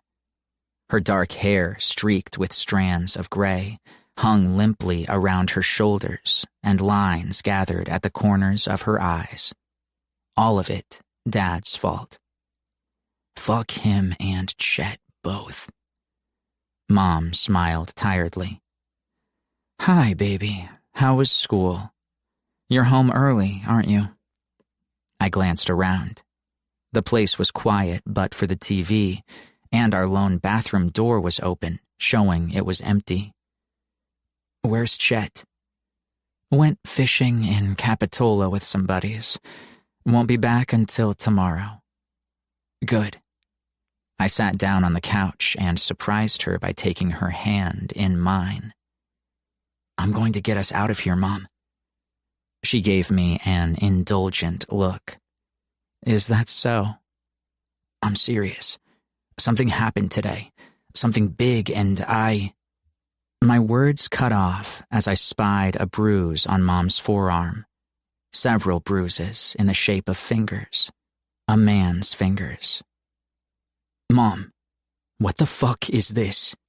She withdrew her hand and pulled down the sleeve of her shirt, even though it was at least 85 degrees in our AC-less shithole. It's nothing. Tell me about this something big. Chet did that, didn't he? Let it be, Miller. It's not a big deal. When? I seethed. When did he do this? The other night. I don't remember. I told you it's nothing. Has it happened before? No, she said, and her stern tone told me it was the truth. It was one time. One time was too many. I ground my teeth. He'd hurt her, He'd hurt her, and I hadn't been there to protect her. I'd been at the shack, or at Violet's. I let this happen. I'm sorry, Mom. I'm going to fix it, I promise. You're a good boy, but there's nothing to fix. There is. We can dump his ass on the street. I'll toss his shit right now. Mom grabbed my arm with surprising strength and sat me back down. No, Miller. You leave it alone. We need his disability. I can't keep on like I have been. My back is getting worse, and I can't go back to working 2 jobs. I just can't.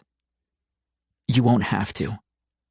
I swallowed hard and inhaled a breath. A record executive in Los Angeles wants to meet with me.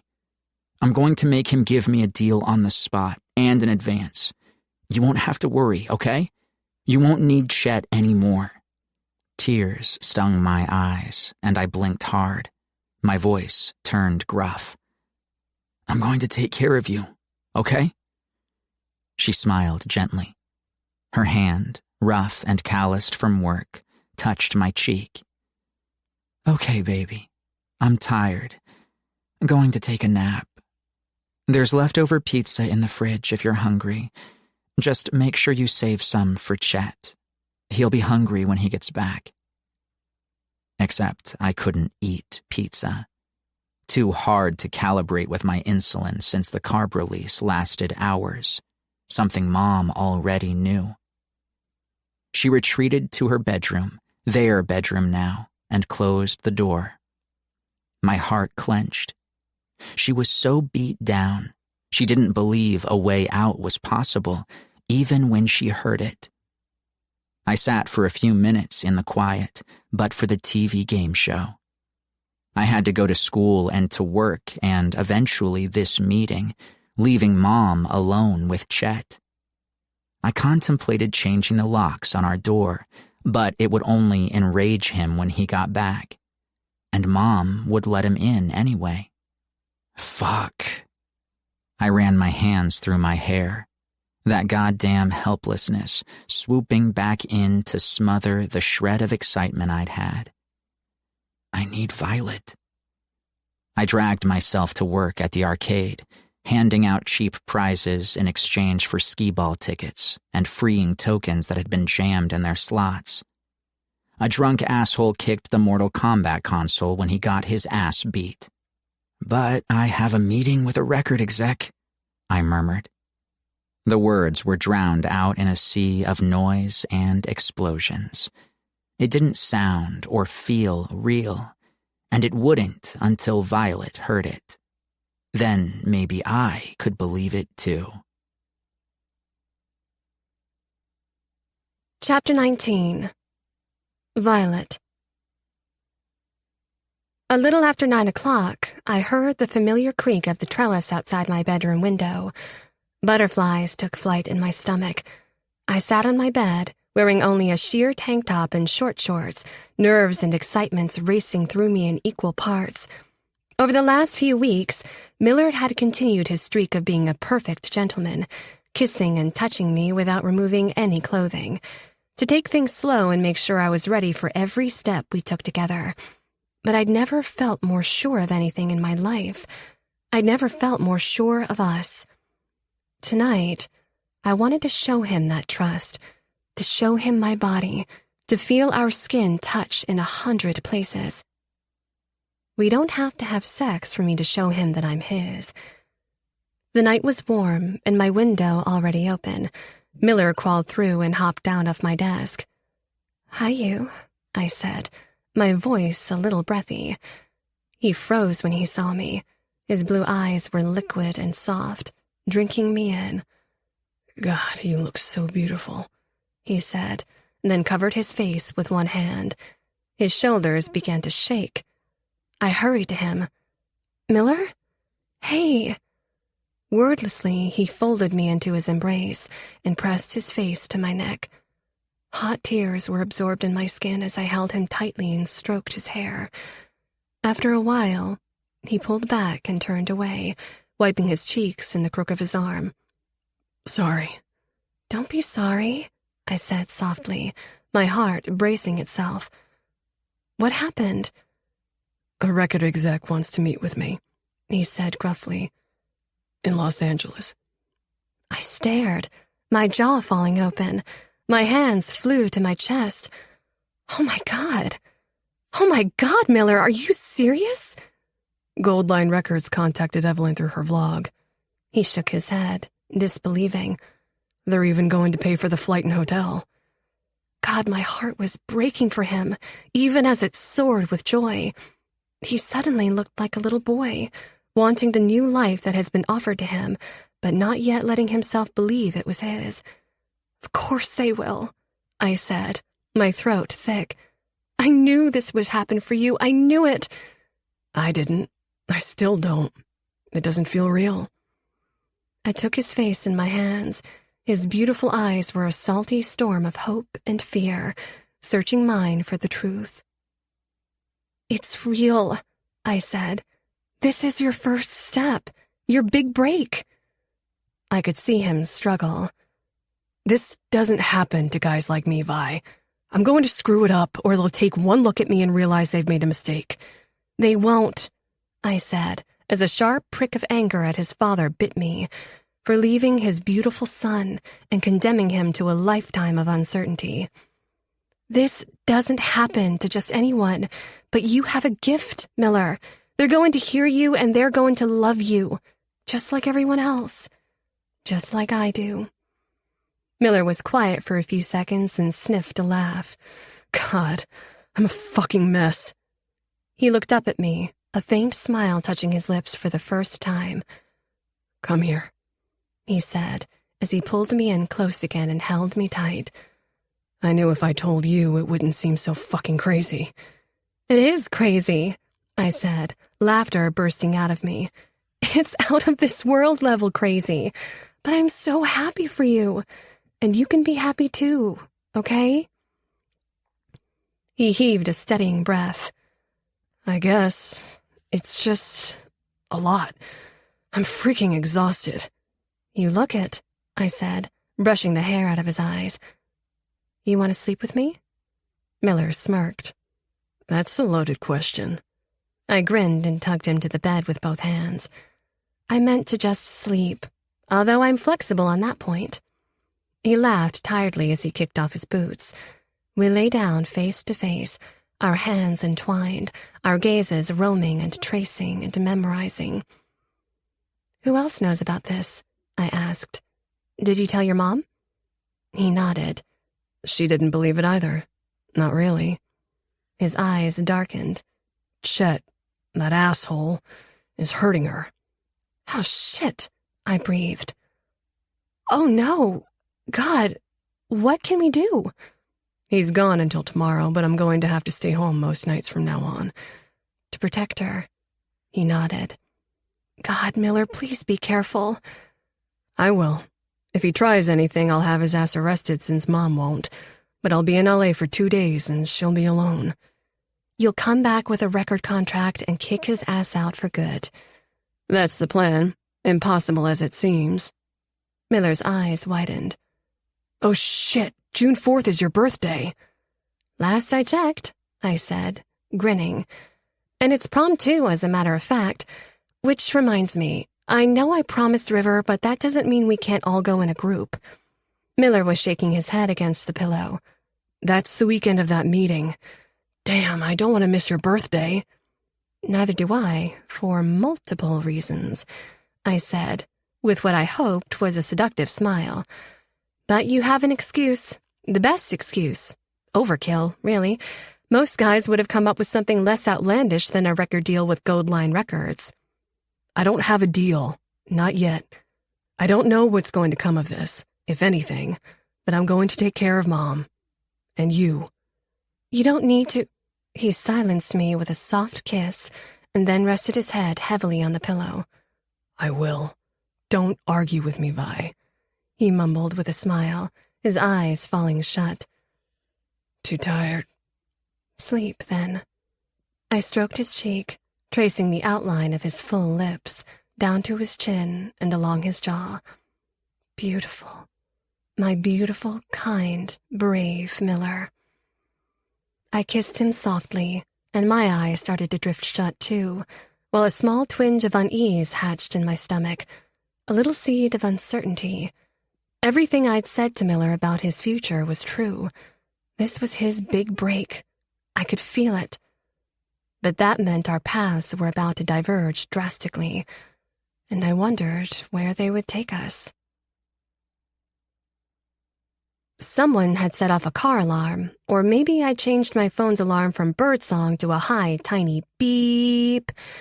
Then, through the haze of sleep, I recognized the sound. I bolted up to sitting, brushing the hair out of my eyes. Miller's watch was flashing the number 195 in red. "Miller," I said, jostling him. "Wake up."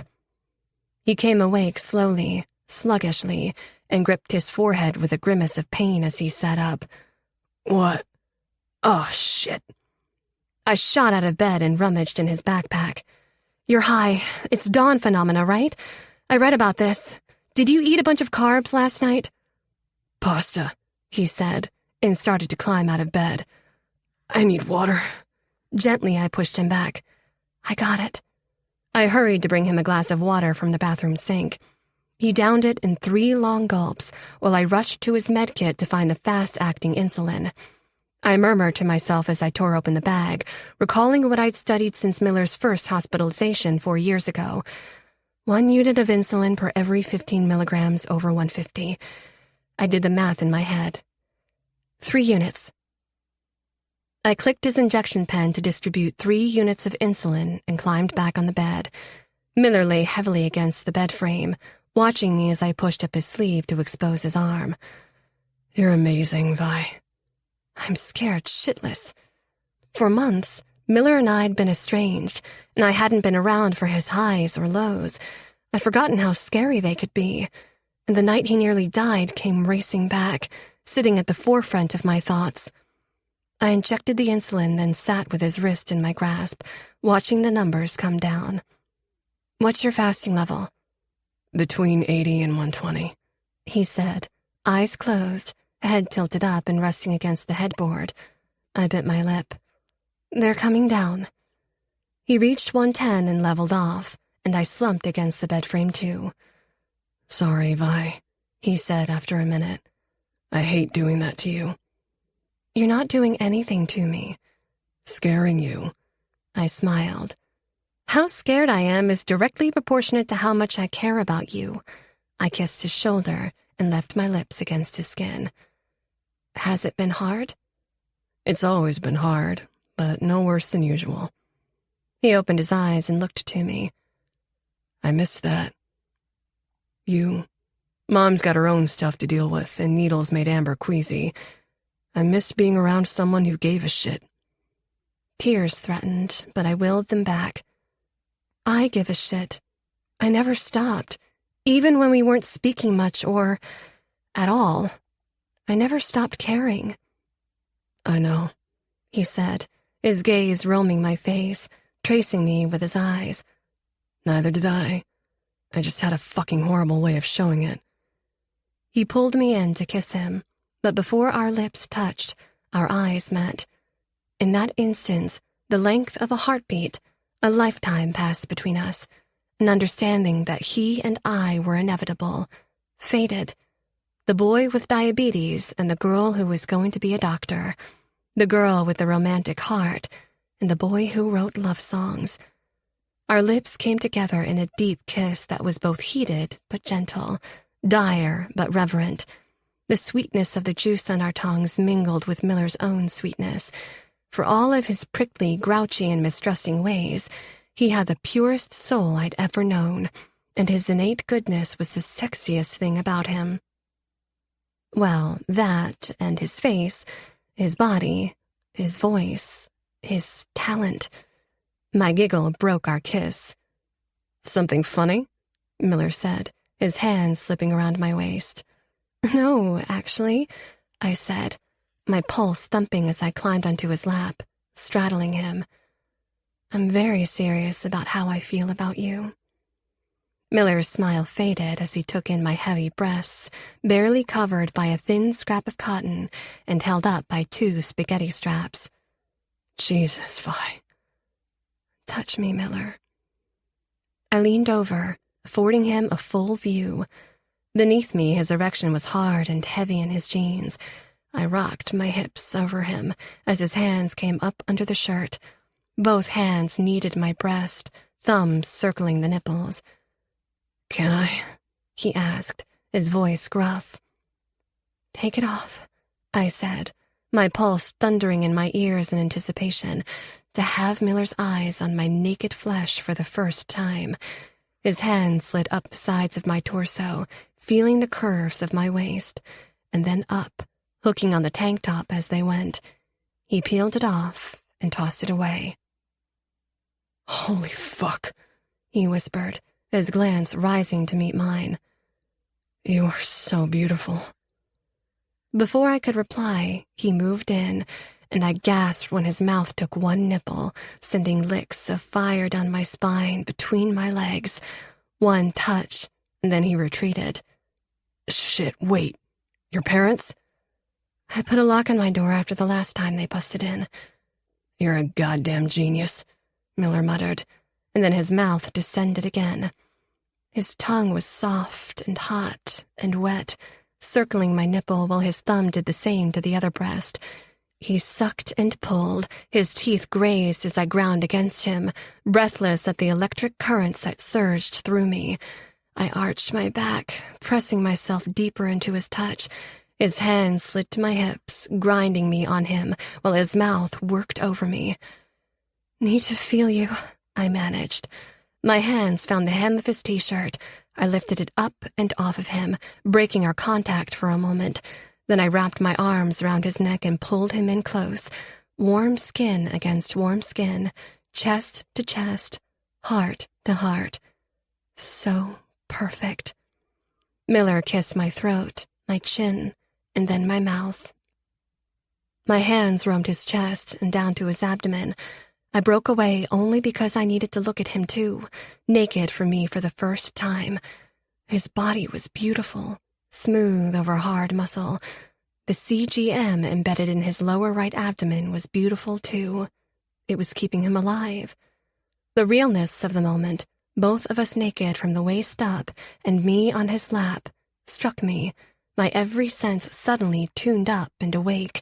Every touch, every breath, every moment shone in bright clarity, stealing my air and lighting up my nerves. My hands trembled as I unbuttoned his jeans, wanting more but unsure of where more would take us. Miller caught my hand in his. You okay? Yes, sure. Just excited. Or nervous, maybe. I swallowed hard. I want this. I want you. His eyes searched mine intently. I want you too, Vi. But I want you the right way. I nodded, our gaze never breaking, as he rolled me onto my back and settled himself over me. He kissed me long and slow, our skin melding together, his hands cradling my face as if I were precious. Everything soft and warm between us but the stiff denim of his jeans. I winced as the button jabbed me. He slipped out of the jeans, leaving him in his boxers. Just this, he whispered, moving over me again, the length of his body aligned with mine. Okay? I nodded again, and warmth flooded me at his consideration, how attuned he was to us, creating harmony between our desire and what I was ready for. I slipped my arms around him, sealing him to me. His erection pressed between my legs, a few scraps of cloth between us, and that felt perfect. Right. Miller kissed me long and slow, concentrating on my face, my mouth, his hands in my hair, while our lower bodies began to move, seeking more connection. I spread my legs wider, letting him settle deeper against me. His hips lifted and came down in soft, slow grinds. A little moan escaped me at the sensations building where his hardness nestled my softness. My hips lifted in answer, again and again. You okay? He asked, his breath hot against my lips. Yes, It's perfect. So perfect. Pleasant, needy tension hummed along our bodies, growing more and more potent with each rise and fall. My panties were damp. A spot of wetness darkened his underwear. Our kiss broke in breathy gasps for air. We moved as if he were inside me. Harder and faster, my hand slid down the curve of his lower back, pressing him into me. A heavy ache of pleasure was building in me, a peak I sought to climb higher and higher. Miller propped himself on his elbows, his hips driving against mine, the clothing between us a maddening obstacle in the perfect friction. Vi, he breathed. I'm going to... I clutched at him, every part of me tensed and tight, ready to break open. Come, Miller managed, his voice tight, his hips relentless. Come, Vi. I let out a little cry, then I smothered in his neck, biting his warm, salty skin, as my first real orgasm swept along every nerve ending, stronger and more powerful than anything I'd imagined, or that I produced on my own. The shockwave rushed through me, leaving me weak and boneless. Miller's hips ground a few more times, coaxing the last of my orgasm while driving toward his own. With a strangled grunt, he abruptly tore off me and grabbed for a tissue from the box on my nightstand. He sat at the edge of the bed, and I watched the muscles in his back slide and move under his skin as his release shuddered through him. A small sound erupted from his chest, and my only wish was that he'd still be on top of me so that I could feel, see, and hear him come. Another time, I thought, as pure contentment washed over me. And it will be perfect. Miller cleaned himself up and then stretched out beside me again with a tired laugh. Good? Good. I had an out-of-body experience. I think that's what's supposed to happen. It was, I said, smiling softly and brushing a lock of hair off his brow. It was exactly what was supposed to happen. And he knew it. I gotta go. You gotta go. We'll be late for school. I don't actually give a shit, but you have a stellar citizenship record to maintain. I don't want to go. I curled up into the sheets. I'm having my first orgasm afterglow. I want to sleep for days. With you. He grinned. Me too. But I got to get home to eat and take my insulin, or I'll have an entirely different kind of out-of-body experience. Jesus, Miller, don't say that. Sorry. Bad joke. I've been hanging out with Ronan and Holden for too long. He got up and drew his jeans on, then leaned over the bed to kiss me again, slow and deep. You're the best thing that's ever happened to me, Vi. Then he left the same way he came in, through the window. I watched him go, then flopped back against my pillow. A laugh burst out of me that morphed into a full-body shiver. Miller's touch lingered over every part of me, especially the juncture between my legs, where I could still feel the low ebb of the wave that had crashed over me. But it was my heart that was singing the loudest. You're the best thing that ever happened to me. So said Miller Stratton in the same 24 hours that a record exec from a major label wanted to meet with him. Then he slipped out of my room like a prince in a fairy tale. I couldn't stop smiling until reality creeped cold fingers into my sleepy warmth. This princess was going to the ball with someone else, while her prince rode off into a Los Angeles sunset. And if all went as it should be, he wouldn't come back. At school that day, I made it to lunch break without seeing Shiloh. I wasn't feeling hungry, so I wandered the campus alone, my popularity stock clearly having taken a nosedive since #homecomingfail. Caitlin and Julia only ever waved at me from afar these days, both looking cowardly and sheepish, as if the matter of being my friend or not was out of their hands. No doubt Evelyn's handiwork. Miller had texted saying he was cutting school to stay home with his mom in case Chet came back drunk and belligerent. I was on my own. I sent Shiloh a text. "Where are you?" The reply came a few minutes later as I followed the path down toward the gym. "Home. Bibi isn't feeling well." My heart clenched. Shiloh's grandma was pushing 80 and mostly confined to a wheelchair. "Is she okay?" "I think so. Going to stay home to make sure." A pause, then another text. I heard Miller's news," followed by the mind-blown emoji. I'm so proud of him. I'd wandered down to the bleachers, perhaps drawn by my hormones after this morning, and OMG, we need some girl talk, stat. I was about to hit send on that text when the phone nearly fell out of my hand. Holden Parrish emerged from the makeout spot, and River Whitmore followed after. They were both dark, almost angry expressions, and looked as if they'd been fighting, but had called a reluctant truce. Holden smoothed the lapels of his coat and ran a hand through his mussed silvery hair. River jerked the collar of his Letterman jacket into place and tucked in his shirt.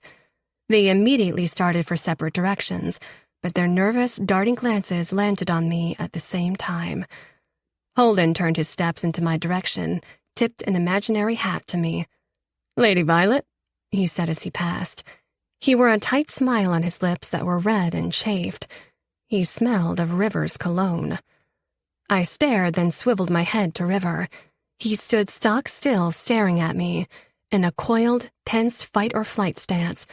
Then his shoulders dropped, and he put his hands in his pockets as he strode over to me. "Hi," I said. "Hey," he replied, his glance flying everywhere and then finally meeting mine. "So listen, what you saw is none of my business." He jerked back in shock. His eyes softened, and that same heartbreaking vulnerability I'd seen the other day was back. Then suspicious anger hardened his glance. "You and I are going to prom together. Aren't you pissed, or the least bit curious?" His eyes widened as a horrifying thought occurred to him. "Did you know already? He's friends with Miller." "I had no idea," I said. "No one does. But if it's a secret, coming here is a terrible way of keeping it." The fight went out of him, and his shoulders slumped. There was a bench nearby, and River dropped onto it. His gaze looked for where Holden had gone. "Tell me about it, but I can't fucking stop." He rested his forearms on his thighs and hung his head. "You won't tell anyone, will you? It'll fucking wreck me." "I don't think that's true," I said, sitting beside him. "But I won't say a word." "Not true," he scoffed.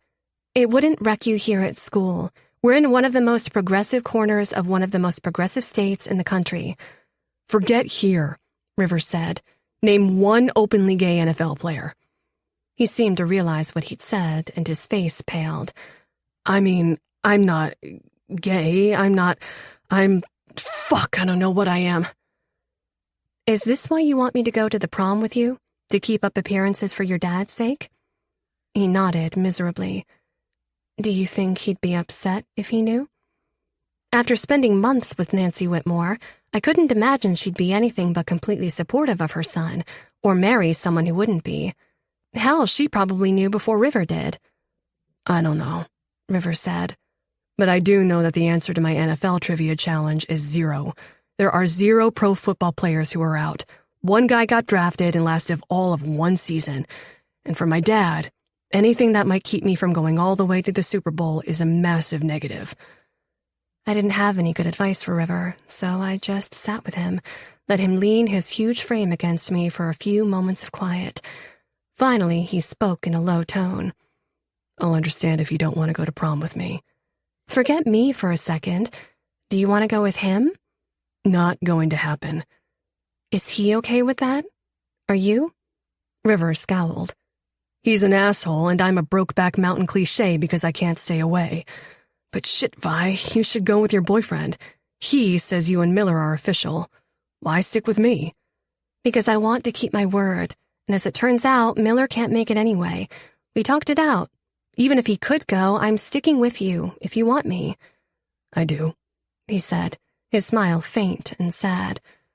"You're probably my best friend, and definitely the only person I trust to not spread my shit all over the school." "I never would, and I am your friend, River. Always." His grateful smile nearly brought tears to my eyes. "I'll take you to dinner first, unlike last time." "Last time," I mused. "Was he the reason you didn't make it?" River nodded. "That fucker is my kryptonite, but I promise that won't happen again."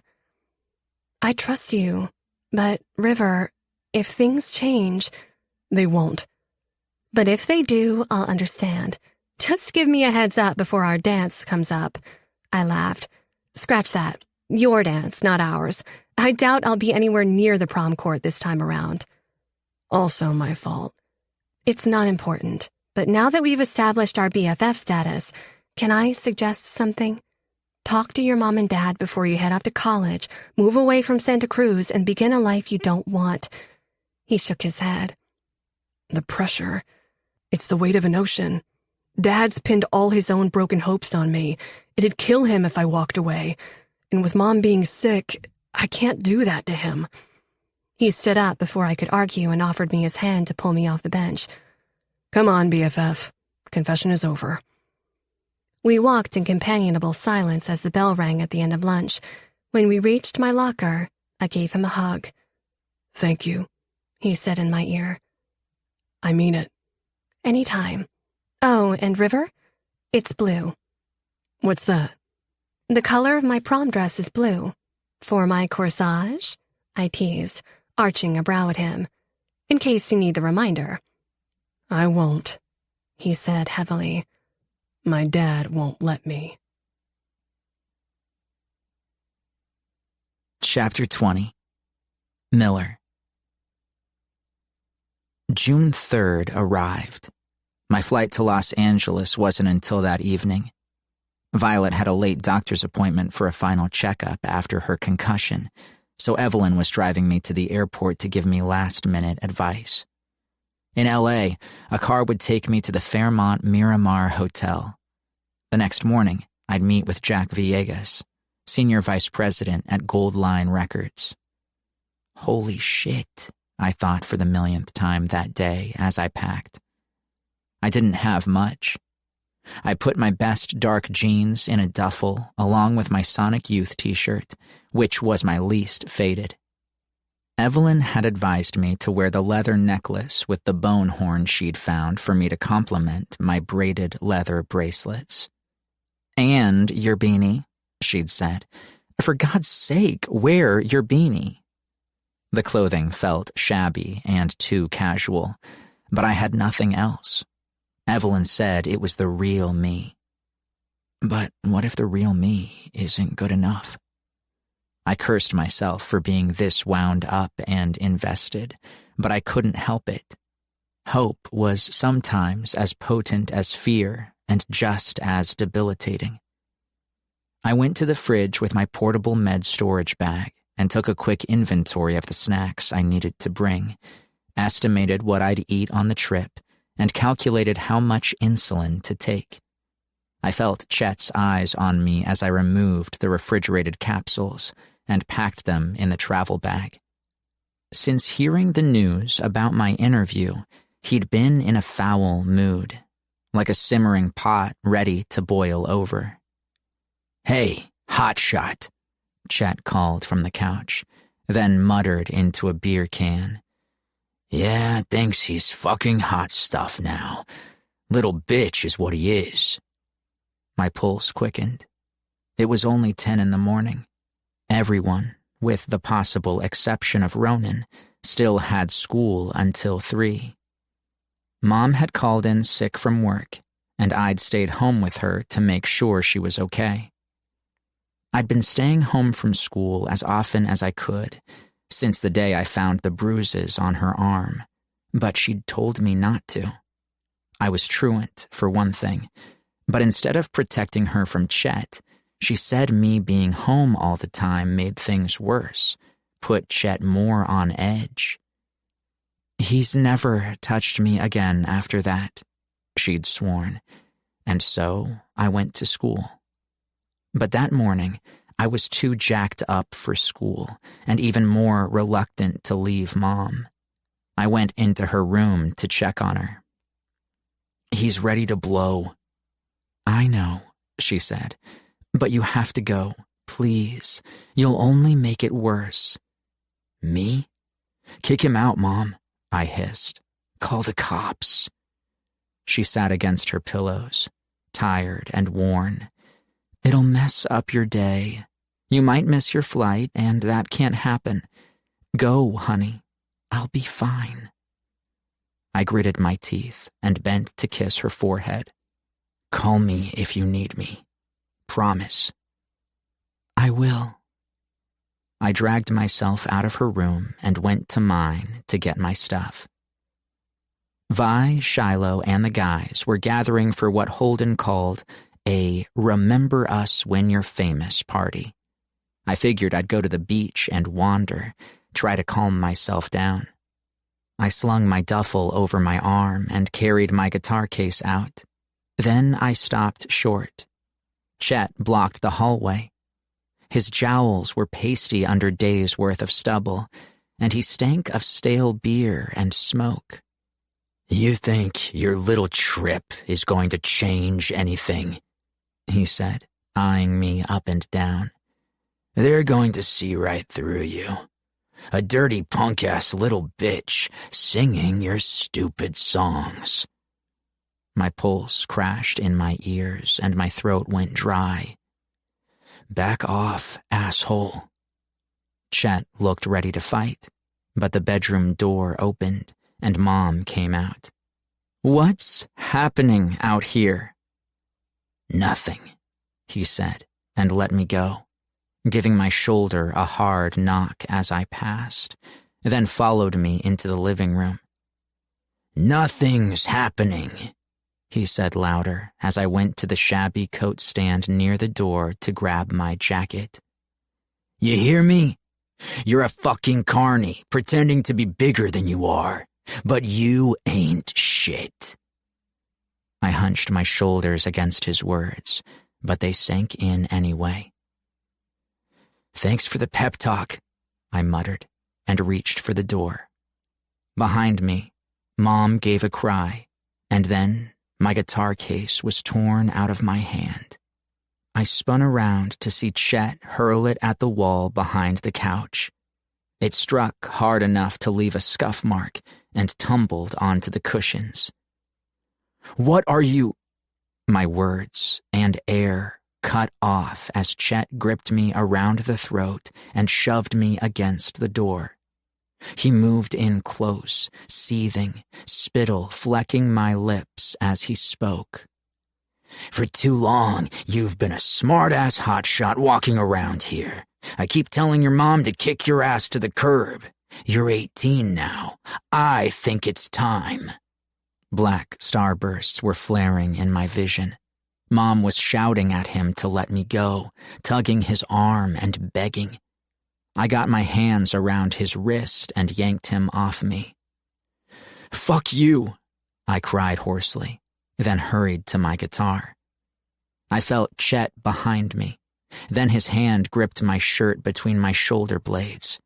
He yanked me back, throwing me off balance, and then shoved me forward. I stumbled and banged my shin on the coffee table, then crashed head first onto the couch. The right side of my face scraped against the edge of my guitar case. Pain flared like a burn. Stop it, Mom cried. Leave him be. I scrambled to my feet and gripped my guitar case. On instinct only, I swung it backward without looking and heard it connect with Chet's gut. He made an oof sound and staggered back. I raced for the door, grabbing my mom's arm on the way, dragging her with me. She tore out of my grasp. Miller, no. I stopped, stared, sucking in air, my pulse crashing in my ears. Mom, let's go. You can't stay here. From behind her, Chet was breathing heavily, a triumphant smile splitting his thick lips. She doesn't want to leave with you. She knows better than that. I jabbed a finger in the air at him. Go to hell, asshole. I'm calling the police. He chuckled. And say what? You think she's going to press charges? You going to press charges, Lynn? I stared at her, waiting for her answer. She cast her eyes to the ground, and I felt something in me break off and fall away. That's right, Chet said. "It ain't your house. It's hers. This is her home. But you're a grown man, son. I'd say it's about time you got the hell out." "Mom?" She lifted her eyes slowly, heavy with pain, and so tired. She kissed me on the cheek that burned.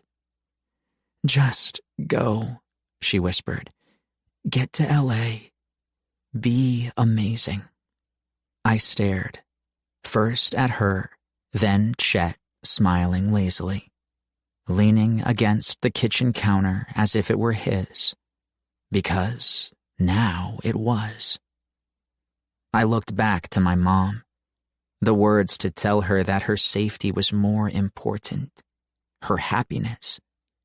But she'd already turned and headed back down the hallway to her room in shuffling steps. Chet's beady eyes met mine. "You heard your mother. Go." So I went. I opened the door with trembling hands and stepped outside on shaking legs. It closed behind me, and I heard the lock click. In a half-daze, falling off an adrenaline high, I made my way to the shack like a zombie. My face was on fire where it scraped against my case, and my throat felt as if I'd swallowed a handful of rocks. I stepped into the old, rickety room. Holden had nailed a small mirror on the back wall, or maybe it was Shiloh. She'd been hanging out here more, adding artistic touches here and there, making the place feel homey.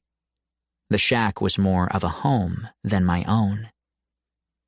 I took a good look at myself in the mirror to examine my wounds. Fingerprints were darkening on my neck, and the area around my right eye was inflamed. Little scrapes of blood dashed my cheekbone.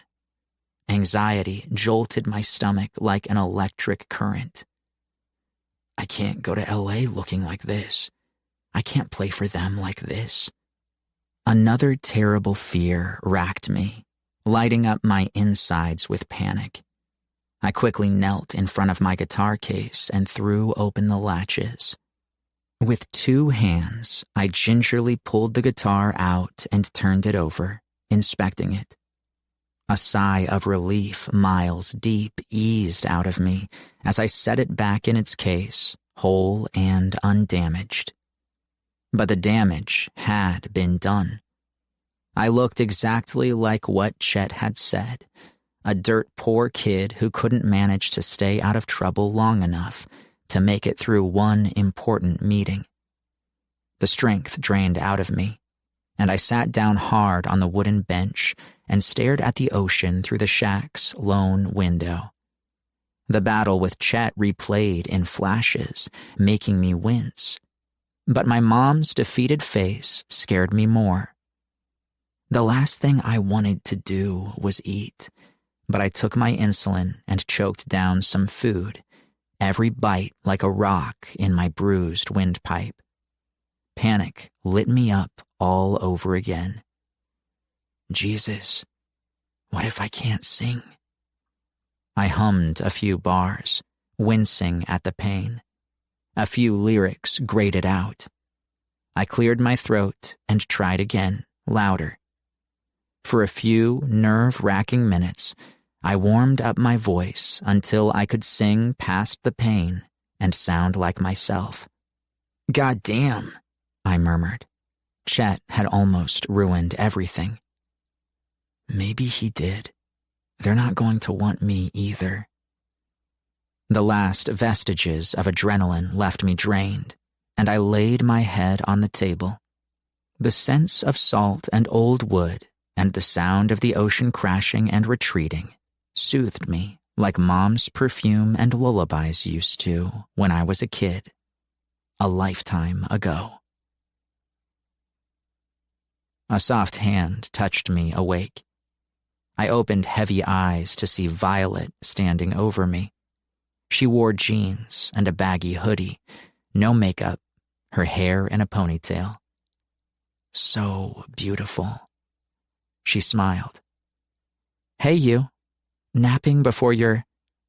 Her words cut off in a gasp as I sat up and the afternoon sunlight fell over my face. Miller, my God, what happened? She touched my chin, turning me toward her to get a better look, and then bit back a little cry. Your neck. Who did this to you? Chet? I nodded. I'm okay, but shit, look at me. I can't go to LA now. Of course you can, she said fiercely, her voice wavering. You can't let him stop you. I'm going to meet a high-level exec looking like this? It's pathetic. I don't want them to feel sorry for me. They won't. Not after you sing. She pulled me to her, cradling my head against her soft sweatshirt. He kicked me out, Vi, I said into her middle. He kicked me out of the house. I was homeless for the second time in my life. No, Violet said in a quavering voice. He can't do that. He did. My mom is too scared and beat down to stand up to him. My only chance now is to go to LA, convince them to invest in me, and kick his ass out when I get back. Saying it out loud made it sound even more implausible. Violet sat on the bench beside me. You can do that, and you will, she said, blinking her tears away, determination taking over. She glanced around the shack. I thought I saw a first aid kit around here. Holden brought one. I pointed at the small medicine box, sitting near the generator, softly whirring in the corner. Violet brought it back to the table. I winced as she touched antiseptic wipes to the scrapes on my cheek. Tomorrow it won't be so red. It'll look better tomorrow. I noticed she didn't say anything about the fingerprints on my neck that looked exactly like what they were. No hiding them. Voices sounded from outside. Shit, the others are here, I said. I don't want them to see me like this. It's fucking humiliating. Violet touched my cheek. It's not. It's just what happened. They're your friends, and they care about you. Holden and Ronan could be heard bickering at each other as they prepped the fire pit, Shiloh cutting in to scold them for being jackasses. Despite everything, I smiled. I'd missed them. We exited the shack. 3 heads turned, and 3 pairs of eyes widened at the same time to see my face. I put my hand up before anyone, mainly Holden, could speak. I don't want to talk about it. My mom's boyfriend is a dick. Let's leave it at that. But fucking hell, Miller, Holden began. I said I don't want to talk about it. I'll deal with him when I get back. Somehow. Holden reluctantly backed off. Shiloh's face was a mask of concern. But Ronan looked ready to kill. While the others were busy setting up the fire and getting the food, he pulled me aside. When you get back, he said in a flat tone, his gray eyes hard and flinty, we're going to handle it. Okay? I nodded, teeth clenched to keep the damn tears from my eyes. Okay. Good, he said. Then I nearly fell over as he reached out and gripped my shoulder for a short second. Ronan never touched anyone. He gave me a thump and let me go. He got the fire started while Holden got the conversation going. For a few hours, I was able to put what happened on the back burner. I sat in the sand, Violet in front of me, her back to my chest, my arms wrapped around her, her head nestled in the crook of my shoulder. We ate hot dogs and potato chips. Holden told an outlandish story about the time he and another patient at the sanitarium in Switzerland attempted a poorly planned escape and ended up being chased through sprinklers on the front lawn wearing only bathrobes, their bare asses waving in the wind. Violet laughed with the rest of us, but I noticed she was watching Holden differently, as if seeing him in a new light. After the food had settled, Shiloh asked me to play the songs I'd prepared for the meeting. "Not in the mood," I said with finality. No one pushed it. Eventually, it was time for me to say my goodbyes. Holden put both hands on my shoulders, his peridot green eyes staring intently into mine, serious as death. "Listen to me. If you get to this meeting and start to panic or freak the fuck out, I have a surefire solution that I use when I get in tough spots." "What's that?" I asked, preparing myself for something ridiculous. I ask myself one question, and one question only. What would Jeff Goldblum do?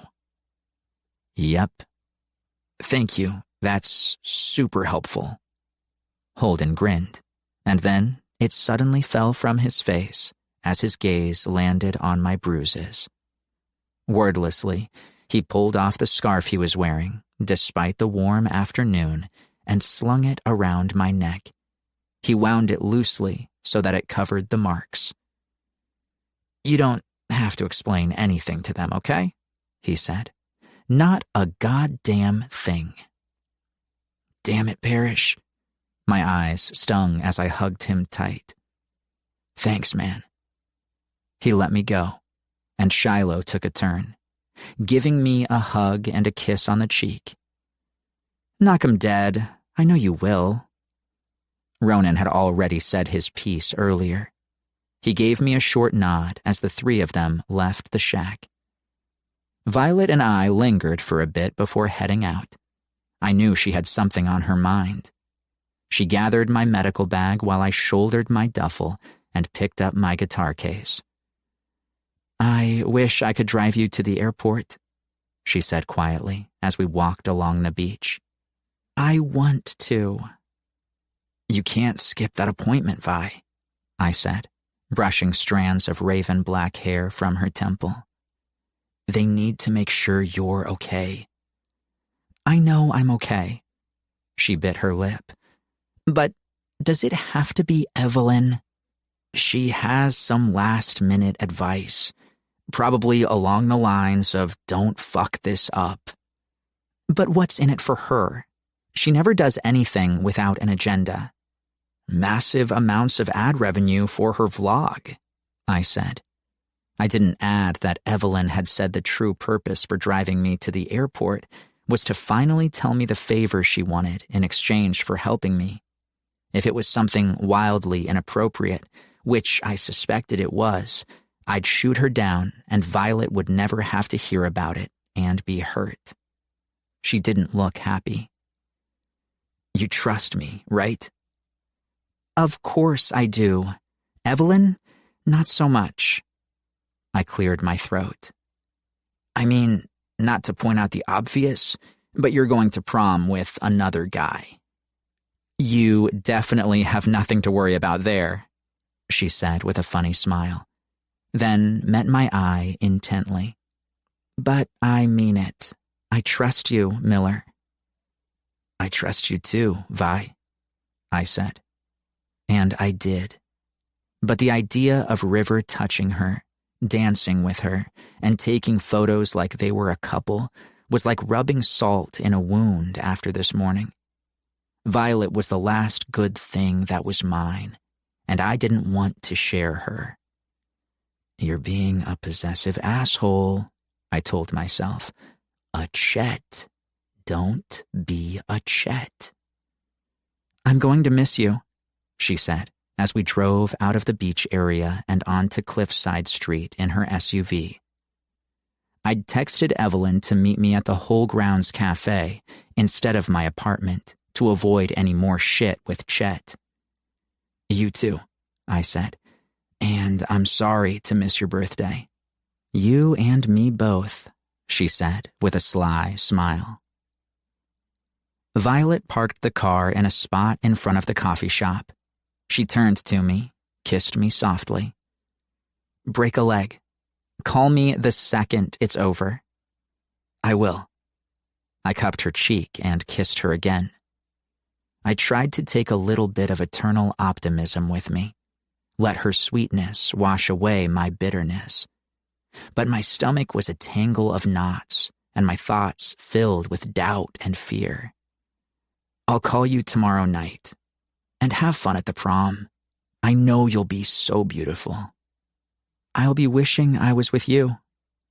She kissed me a final time, and then I got out of her car, taking my bags and guitar case with me. I was walking into the cafe when a screech of tires sounded behind me. Violet had backed out of the parking lot, then pulled back in. She threw open her door and ran to me, stood in front of me, breathless, with her eyes alit. The pale porcelain skin of her cheeks was flushed, and her red lips parted. I love you, she blurted. It whacked me so hard in the chest, taking my breath away. I started to drive away, and I couldn't do it. I can't let you go to Los Angeles without you knowing that I love you. I've always loved you, since we were 13 and stupid and scared about how much I loved you, how deep it went. She shook her head, deep blue eyes shining. Because it's so deep, Miller. I can't see the bottom. I stared as her speech sank into me like warm rain, each word melting away the anxiety, loosening the fear, filling me with warmth instead. Violet studied my dazed expression. You don't have to say it back. I silenced her with a kiss, holding her face in both hands, kissing my love into her. 4 years' worth of unspoken love behind us, and a lifetime ahead. I love you, I whispered against her lips. I'm so in love with you, God, Violet. Things were utter shit, and then one night, I came out of a dark forest, stumbling and lost, and there you were. Tears filled her eyes, but her smile was wide and brilliant. Well, she huffed, teary and breathy. Glad we got that settled. And for the record, that's the best birthday present ever. She kissed me again, holding my hands in both of hers, then backed away and headed to her car. She gave a little wave from the window and was gone. I sank down at a table outside the cafe, amazed at how a single day could be both the fucking worst and the absolute best at the same time. A few minutes later, a black Escalade rolled into the parking lot and pulled up parallel to the shop. The passenger window rolled down, and Evelyn lowered her sunglasses at me. Hey, baby, need a ride? I smirked and opened the backseat door to stow my stuff, then climbed in the front. Evelyn took off her glasses. Holy shit, what happened to you? I stiffened. It's nothing. Nothing, she screeched. You're a mess and, Jesus, what's that on your neck? Holden's scarf had fallen down, and I yanked it off. Don't worry about it. Don't worry? God, are you okay? I'm fine, but it looks bad, right? For the interview? It's not ideal, Evelyn said, putting the car in drive and heading out. Her eyes were suddenly full of thoughts, calculating. After a few minutes, she said, I'll give you some concealer to put on your neck. I use it all the time for that sort of thing. I whipped my head. All the time for what sort of thing? She swallowed hard, gripping the steering wheel with both hands. Never mind, she said, taking us north out of Santa Cruz toward the San Jose airport. The time has come. Your demands. Think of it more as a quid pro quo. I helped get you to where you're going. Now I want you to help me in return. I haven't signed a contract yet. But you will. And when you do, they're going to ask you to move to Los Angeles to cut a record. An EP, probably. They'll want you to shoot some videos, maybe even do a tour as someone's opener. And when all that happens, Evelyn said, I want to be there too. What does that mean? I want you to take me with you. I scoffed. Yeah, that's not going to happen. Miller, listen to me. I'm not taking you to Los Angeles, Evelyn. To live with me? I'm with Violet. This has nothing to do with her, Evelyn said. And I'm not asking you to take me on as one of your damn groupies, for God's sake. Ego much? Then what do you want? I need a foot in the door. Contacts. You can't make it anywhere in the world without knowing somebody. You're going to be that somebody, and I'm going to be your personal assistant. I barked a laugh. A personal assistant? No, I can't do that, Evelyn. I don't have the clout anyway. Have you even bothered to watch any of your videos? She asked, weaving her car through traffic. Have you read any of the comments? You're going to be huge, Miller. Where you're going tomorrow, it's not a job interview. It's going to be to sign a record contract. I leaned back against the leather seat of her Escalade, contemplating her words, then shook my head. Impossible, isn't it? You're getting way ahead of yourself, I said. And no, sorry, I can't do that, Evelyn. I can't do that to Violet. I have to get out of here, Miller, Evelyn said, and I was shocked at the sudden tears filling her eyes. I have to. What happened to you today? It happens to me too. I stared, my brain trying to comprehend what she was telling me. All the times I'd been in her house, I never got a sense of anything sinister. Happy photos on the walls, joking around with her dad, an indulgent mom who was clearly proud of her. Who? I asked. I've never seen. So, if you didn't see it, it never happened? Without taking her eyes off the road, her hand went down to the hem of her miniskirt and pulled it up. A rectangular-shaped bruise, 4 inches long and 2 inches wide, ran across the top of her thigh. She pulled her skirt down. He hits me there, so it doesn't show. Fuck, I breathed. Who? Doesn't matter. It does matter. Jesus, Evelyn, I'm sorry. It's okay, she said, waving a hand. I can take care of myself, and I will, once I get to Los Angeles. Promise me, Miller. Promise you won't say anything. Promise me that when your dreams come true, you'll help me with mine.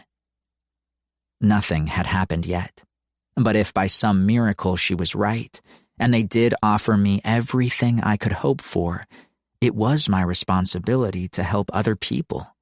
My duty. I'd lived in a car. I'd been homeless once, and I was homeless again. If the universe was going to take care of me, I had to pay it back. I promise, I said, sealing the deal. My word was unbreakable. I just prayed to God that Violet would understand, that it wasn't asking too much of her. Thank you, Miller, Evelyn said, letting out a shaky breath. You're one of the good guys. You know that, right? That's why they love you so much. Who? All those girls on my vlog. That's what they all want. Someone like you, looking at them the way you look at Violet. They all want to be the girl in your love song." She glanced at me, her usually sharp eyes soft now. "Gold Line Records knows that. They're going to bottle you up and sell you, Miller. Are you prepared for that?" I thought of my mom's face, etched in hopelessness, covered in dust. "Whatever it takes." Chapter 21. Violet. I finished my checkup at the medical center. As I suspected, my head was just fine. No residual effects of the concussion I'd had months ago. But to be safe, I'd sat on the bench for the rest of the soccer season, cheering the team from the sidelines. I'd just arrived at my car when Miss Taylor, my counselor, called. "I've got good news and bad news. Which do you want to hear first?" "The bad," I said, shutting the driver's side door and climbing behind the wheel. Then hit me with the good to take the sting out. "I'm afraid it's a pretty big sting. UC Santa Cruz has awarded you the Joan T. Bergen Scholarship in the amount of $5,000. "That's a good thing. Per year?" "Total. There was a lot of competition this year, and most scholarships were already awarded. That leaves you needing to cover about $55,000 over 4 years, not to mention housing, food, books, etc." I swallowed hard. "Okay, that's not impossible. I can survive the first year with financial aid, then reapply next year for more help." "Are you sure? That's a lot to take on." "I can do it. I'll live at home, get a job." I let out a shaky breath. "Yeah, I can do this." I could hear Miss Taylor's smile color her words. "Good for you, Violet. But before you make any decisions, the good news is pretty good. Baylor University was quite impressed with you. They've awarded you the Physicians of the Future Scholarship." My jaw dropped. "That's huge." "It is, and accepting it would look incredible on your med school applications when the time comes. They're going to cover your tuition in full so long as you maintain a 3.5 grade point average." "In full? Holy crap!"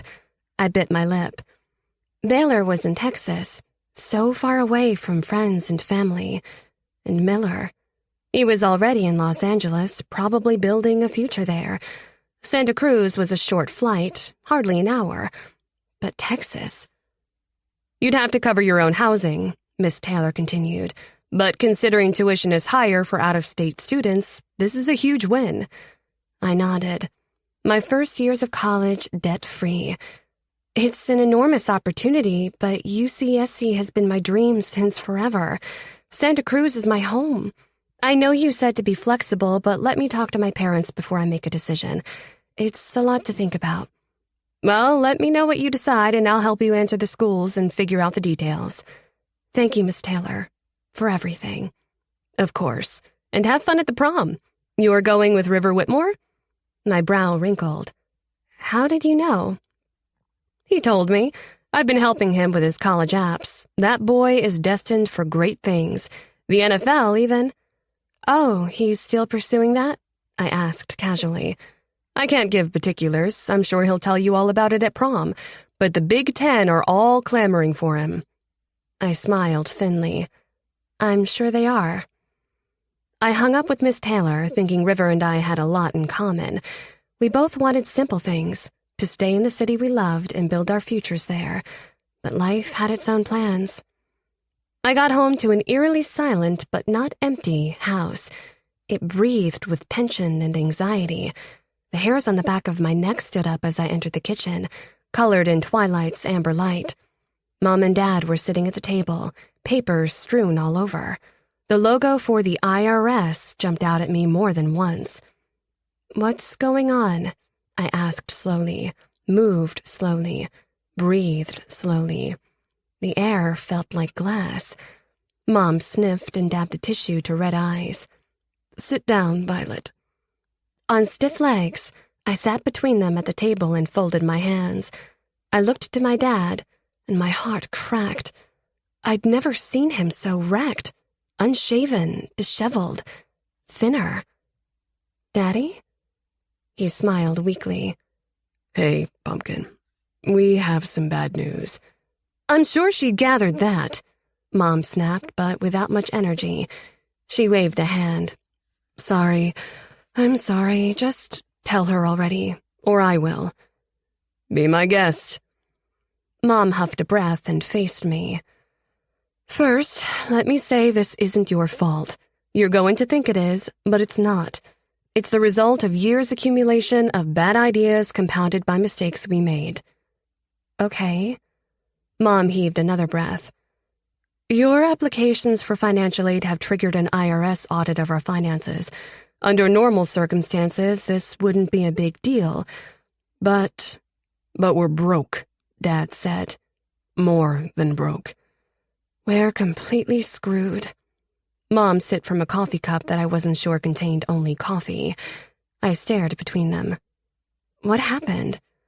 A few years ago, I got in some trouble, Dad said. I developed an app. It was supposed to be a smash, but the deal fell through. It fell through because your father stole code from another developer working on a similar app, Mom said. Dad shook his head at her, his lips drawn down in pure malice. I stole nothing, he seethed. But yes, there was a patent already pending that I foolishly ignored. They sued me, and it took everything we had to keep it quiet, or else we'd be ruined. That's where my college fund went? I asked. To cover the lawsuit? Not just that, Mom said, shifting in her seat. The lawsuit judgment was more than we could handle. They were set to take our house, the cars. The lifestyle we have would vanish. And your mother couldn't handle that, Dad said acidly, and I realized with a pang there was no love left between them, not one iota. And you could? Mom snapped back at him. To admit to the world we were ruined? I plugged a hole in the leaky dam. How? I asked, despite having no desire to hear the answer. I stopped paying the taxes, Mom said. I gaped. You did what? To keep money in the bank. I fired our tax guy and told him we were going with another firm. Your father assured me that his next deal would put us back on top. We could pay it all back. But no new magic deal ever materialized. Somehow, we stayed under the IRS's radar until now. Until I filed for financial aid. I slumped back in the chair, my gaze going to the papers on the desk. That's why you couldn't get a divorce. Dad nodded. We didn't want to show a judge the true state of our finances. What happens now? My glance darted between them, fear squeezing the breath out of me. Not paying taxes is a big deal. Are you going to jail? No, thank God, Dad said. My friend Charlie, you remember him? He's an attorney, and he's agreed to help us get out of the mess pro bono. We have to sell the house, all of our assets, and put it toward the IRS debt. Sell the house? The house I'd lived in my whole life. My home. I gripped the kitchen table where I'd once sat in a high chair, Mom spooning me food and Dad making silly faces, where we'd eaten thousands of meals together, laughing and happy, in a time that was growing more faded and distant by the second. Where will we live? I asked. Your father and I will separate, Mom said. I'll be moving back in with Grandma in Portland. I'll be staying with Uncle Tony, Dad said. In Ohio? He nodded miserably. And what about me? Mom bit her lip and looked away. Dad tried to smile. Well, honey, that's up to you. I stared. You want me to choose between you and Mom? The idea made me sick, but then I realized my fate was already decided for me. No, forget it. I'm not going with either one of you. Baylor is going to give me a full ride. Baylor? Dad's eyes widened. That's a wonderful school. Congratulations, honey. His tearful pride threatened to wreck me. Are they paying for everything? Mom asked. Almost, I said. I have some savings. I'll find a place, get a job. I'll be fine. We're proud of you, Pumpkin, Dad said. So proud. So much potential, and we failed you. "It's okay, Dad," I said abruptly. Nothing was okay, but I needed him to stop talking. His brokenness was too much to take. He was my father. He was supposed to be strong, protective. Mom was supposed to be strong too, and nurturing. They'd both been those things once upon a time. Mom took my hand, tears pricking her eyes. "Violet, I'm sorry. So sorry. And Jesus, tomorrow is your birthday." A sob burst out of her that she immediately covered with her hand. She pushed back from the table and ran from the room. Dad stood up too and patted my shoulder. He bent and kissed my head. "We'll make it up to you," he said. "Somehow." He left and I was alone in the kitchen. The house went silent again, a quiet that felt permanent. Empty. It swallowed the echoes of happier times until there was nothing left. The next day, Shiloh came over to help me get ready for prom. She brought me a white gift box wrapped in gold rimmel. Inside was a ring she had made herself, a beautifully intricate mix of bronze gold and silver strands twining together. "Happy birthday, Vi." "It's beautiful," I said, slipping it over the middle finger of my right hand. "Stunning, Shy. You're so damn talented. I can't wait to see you have your own storefront downtown someday. You and me both. There's also an inscription." I took it off. Inside, she'd engraved, "Vi and Shy," where the metals were welded together. Tears threatened as I hugged my friend tight. "I'm going to miss you so much." "Me too." She quickly released me to move behind and help me button my dress. Royal blue with a crystal embroidered bodice and a long sweeping chiffon skirt. In the mirror, I watched her braids fall over her slender shoulders as she worked, her eyes shining. "I hate that you're leaving," she said. "We were supposed to have 4 more years together before you abandoned me for med school." "I know. It makes me sick to think about it." "What about everything else? How are you taking the divorce?" "It's for the best. At one time in my life, it would have been the worst thing to happen. Now it's one more torrent in a giant shitstorm." "That left you in the cold. I'm worried about you striking off for Texas on your own." "I have a little saved up." "Will it be enough?" "It'll have to be. I can't ask them for anything. They don't have anything." The reality of it struck me hard. How fast things had changed. I stood in my room that had been mine since I could remember, and it was already feeling like I didn't belong here anymore. Shiloh bit her lip and finished the last button. "Have you thought about maybe asking Holden for a loan?" She held up her hands at my appalled look.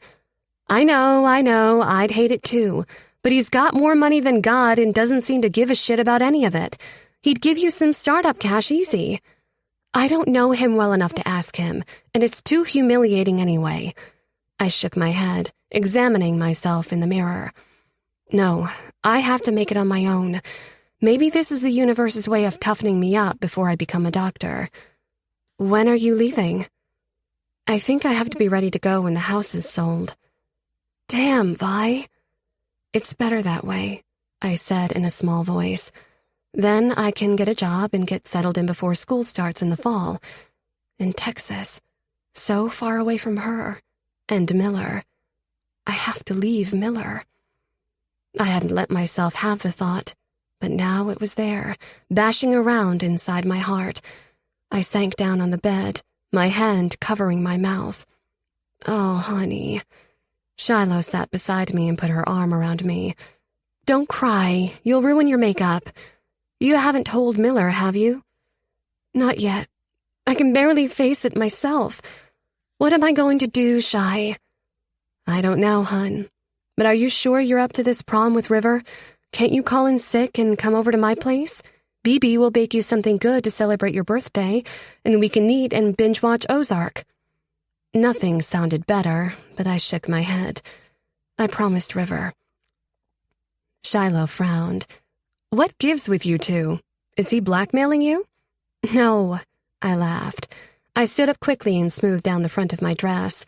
Shiloh had piled half my hair on my head, pinning it in a messy bun and letting the rest flow over my shoulders. You look beautiful, she said, standing with me. Miserable, but beautiful. I'm going with the wrong boy. Have you heard from your boy? No, his meeting is today, all day. On a Saturday? They worried he'd be missing school. He'll be back tomorrow. I turned to her. And what about you? I wish you were going. Not my scene, she said. And what is your scene? Ronin whence? Shiloh looked away. It's complicated. I know that's a cheesy Facebook cliche, but it's exactly that. I smiled softly. You care about him? No, she said, fuming. She flopped back on my bed on her back. Half the time, he drives me fucking crazy and I want to strangle him. The other times... I lay down beside her. Other times you want to kiss him? She scoffed. You're going to mess up your hair.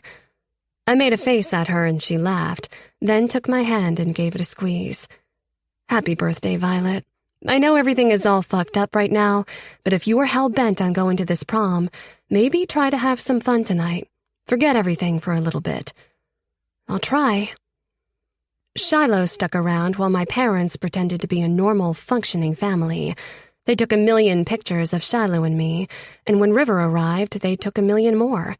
Dad made forced jokes about not keeping me out too late, and Mom looked like she was holding back tears. Can we get a photo of the three of us? Dad said, handing his phone to River. It's a special occasion. She relented, and I stood between them, all of us with smiles plastered on our faces. The last photo that would ever be taken of the three of us in our house again. River took me back to his place for another round of pictures. The contrast between his parents and mine was stark. Nancy and Jerry Whitmore fawned over us with easy smiles and real laughter. But there was a different tension in the Whitmore house. Jerry shook River's hand and pounded him on the back, as if they'd sealed a business deal. Nancy gave me a kiss on the cheek. He tells me you've been a very sweet friend to him. He's been a pretty great friend to me, too. That's all that matters, then, that you two are happy. Have a great time tonight.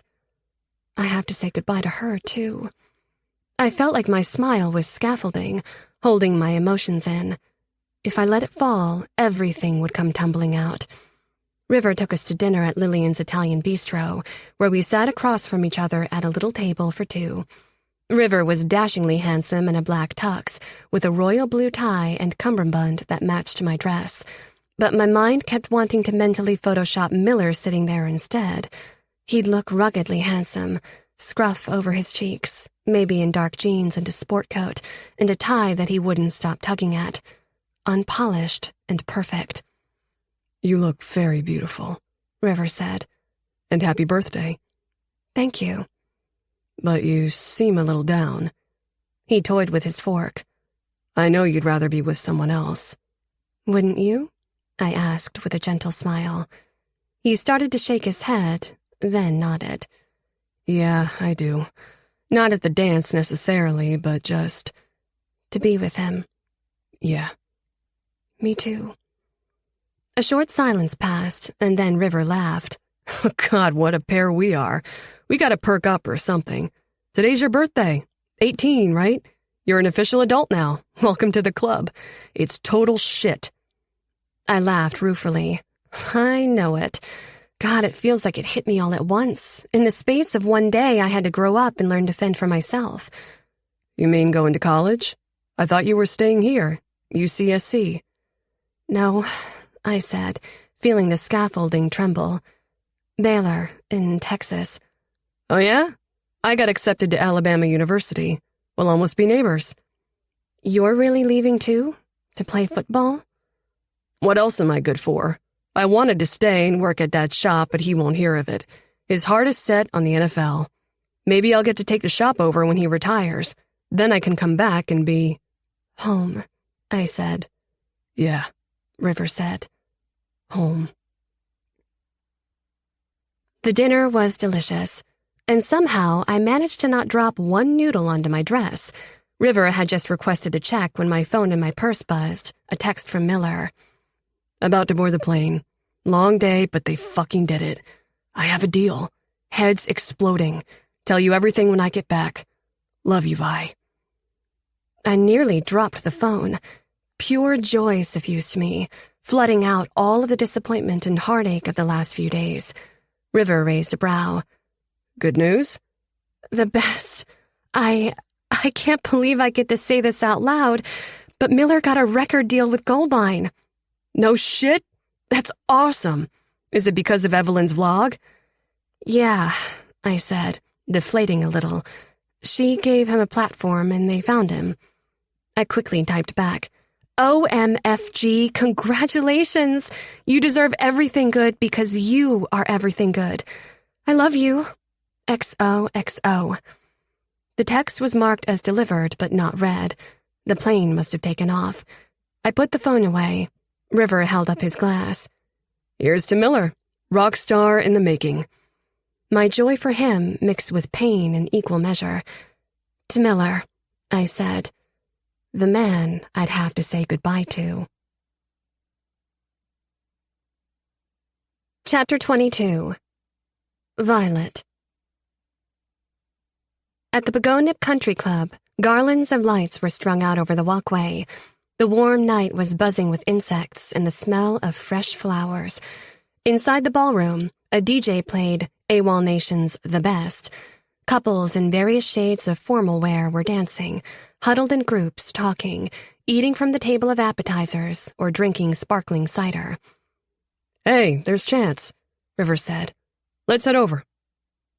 Sure, I said, and then my stomach tightened. Evelyn Gonzalez was in the group with Chance and a few other football players and their dates. She looked stunning in ruby red. She gave me a brazen once-over. Violet, you are on fire. Thanks, so are you, I said, and meant it. Her scarlet dress hugged her curves, and her thick black hair tumbled down her back in waves, sparkles catching the light. Oh my God, did you hear from Miller? She said. He got the deal. Yeah, he texted me. I wondered with a pang if he'd called Evelyn first and tried to corral the jealousy. Isn't it incredible? She crowed. Not that I'm surprised. I never doubted my boy for 1 second. My boy. I started to ask her to not talk about my boyfriend like that, but she moved in close. Listen, Vi, I need to apologize to you. For what? I asked warily. For being cold and distant lately. Okay, fine. I've been a raging bitch. I thought you were pissed at me for being homecoming queen. Oh, that?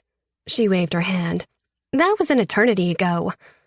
I had a feeling she was being magnanimous because word on the street was that she was going to be prom queen and River would be her king.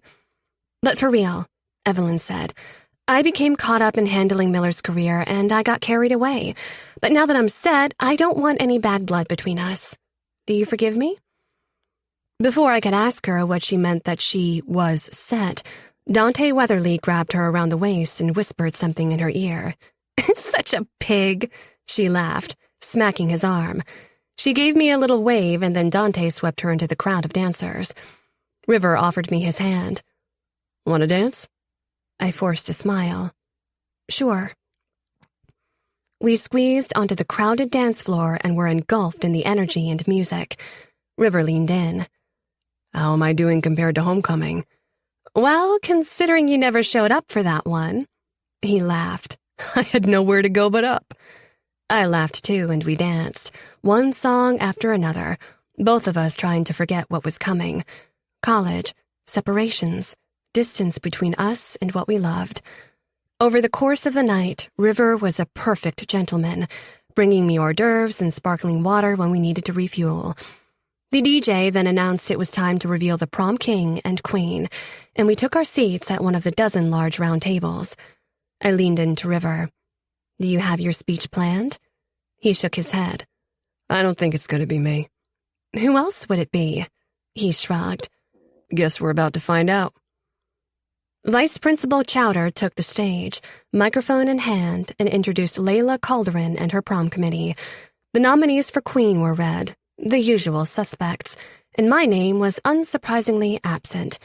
I didn't care except that it was a symptom of the failing friendship between Caitlin, Julia, and me. Or maybe that was all a figment of my imagination. Then Layla quieted the crowd. "Your Santa Cruz Central High prom queen is..." The DJ played an electric version of a drum roll. "Evelyn Gonzalez!"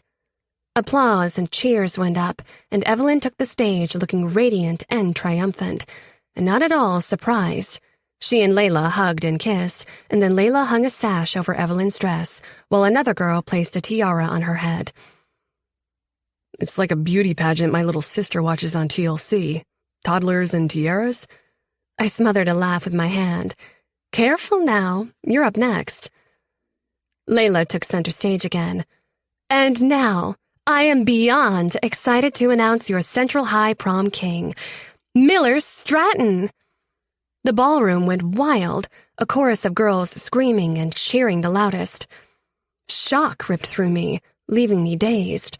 I looked around for Miller with everyone else, wondering if he was going to come striding through the crowd to take his crown. "Well, that's something," River said. "Did you know that was going to happen?" I had no idea.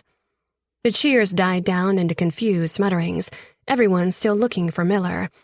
Evelyn said something to Layla, and Layla handed her the microphone. "Miller can't be here tonight to accept his crown, but I assure you he has a very good reason." Evelyn paused for effect. "He just signed a record deal with Gold Line Records." The ballroom erupted all over again, girls clasping hands and jumping up and down with excited, knowing smiles. It was irrational. They only knew him from the videos, but there was a familiarity in their reaction that felt as if they were taking something of him away from me. Evelyn especially beamed, as if she'd given him to them like a benevolent queen throwing scraps to her subjects. "Guess I'll be playing your King's Own jams at the next party," the DJ chimed in. "Give it up for your king and queen, Miller Stratton and Evelyn Gonzalez." The crowd cheered louder, and Evelyn threw both her arms in the air triumphantly. I felt sick. A few head turns to look at me curiously, piteously. Some knew that Miller and I were together, but most did not. My cheeks ached to keep my smile in place as a strange feeling came over me, that Miller belonged to them, to Evelyn. She had taken possession of him, claimed his success for her own. She'd been the one who propelled him to the record deal. But the feeling in my stomach was green and twisty, and I hated it. "You okay?" River asked. "Fine, it's just been a crazy couple of days." To say the least. "Yeah, no kidding." He studied me closer. "But for real, you look like you need some air. Or maybe a drink?" "Water would be great." "On it." River got up and then froze, his gaze snagging on something over my shoulder. His face hardened into a grimace, even as his eyes softened. I turned around and saw Holden Parrish leaning casually against a wall, dashing in a long coat, the collar turned up, with a vest over a button-down shirt. But his shirt was loose at the collar, his hair disheveled. He scanned the scene with dull eyes, sipping from a flask. Then his gaze landed on River. A strange smile came over his sharply handsome features. He tilted the flask back, drained it, then hurled it at the drink table. I jumped in my seat, and River muttered a curse as the metal flask smashed into a row of sparkling water and apple cider, shattering one bottle and sending bubbly water spewing. Surprised cries rang out, and the faculty started looking around for the culprit, but Holden had already stormed out. I looked quickly to River. His face was a mask of anguish and longing. "I told him I was going to Alabama." He swallowed hard. "And that he couldn't come with me." I put my hand on his arm. "Go." River blinked and stared down at me. "What? No." "Go to him." "That'll make me 2 for 2 in dishing you at a dance." I smiled. "Strike 3 and you're out." "Violet." "I don't feel so well anyway. I'm going to go." "Will you be okay?" "No, fuck that. I can't leave you." "I'll be fine. Go." I took his hand and gave it a gentle squeeze. "Don't lose him, River." "I think it's too late," he said heavily, his smile sad. "But thank you." River kissed me on the cheek and strode quickly out the side door where Holden had gone. I made my way out of the gym too, stopping to talk to a few friends from the soccer team and the math club. Each conversation felt more and more forced, until finally I was able to slip out and call an Uber. My head rested against the cool glass in the car. I wanted to climb in bed, pull the covers up, and get out from under this heavy sadness. Which one? The Uber driver asked. That one, I said. The one with the for sale sign in the front. Worst birthday ever, I thought, and had to laugh so I wouldn't cry. The house was quiet. Mom was probably in her room and Dad in the den, where I could see the blue light of the TV flickering under the door. I went up to my bedroom and struggled to undo the buttons on my dress. I wiped off my makeup, pulled down my hair, and changed into my sleep shorts and a t-shirt. For a long time, I lay staring at the ceiling, thinking about what came next. Moving to Texas, Miller moving to Los Angeles to make his record, my parents moving to opposite ends of the country to get away from each other. So many roads that once ran parallel, now diverging, and I had no idea where mine would take me, or how far from Miller. I'd nearly fallen asleep when the familiar creak came from outside my bedroom window on the trellis. It was open to let in the summer air, and then Miller was there. He climbed through and hopped off my desk, setting his bags and his guitar case on the floor. I shot up to sitting, my eyes and heart drinking him in. You're here. I hope it's okay I came. I can't go home. I scrambled out of bed and rushed to him, threw my arms around him, concealing my turmoil against his neck. Hey, he stroked my hair. What is it? What's wrong? I shook my head against his chest and pulled myself together. Nothing. God, Miller, I'm so happy for you. Tell me everything. He pulled back. His beautiful topaz eyes were lit up, and for the first time in a long time, he looked happy, the heavy burden of poverty lifting off of him just a little.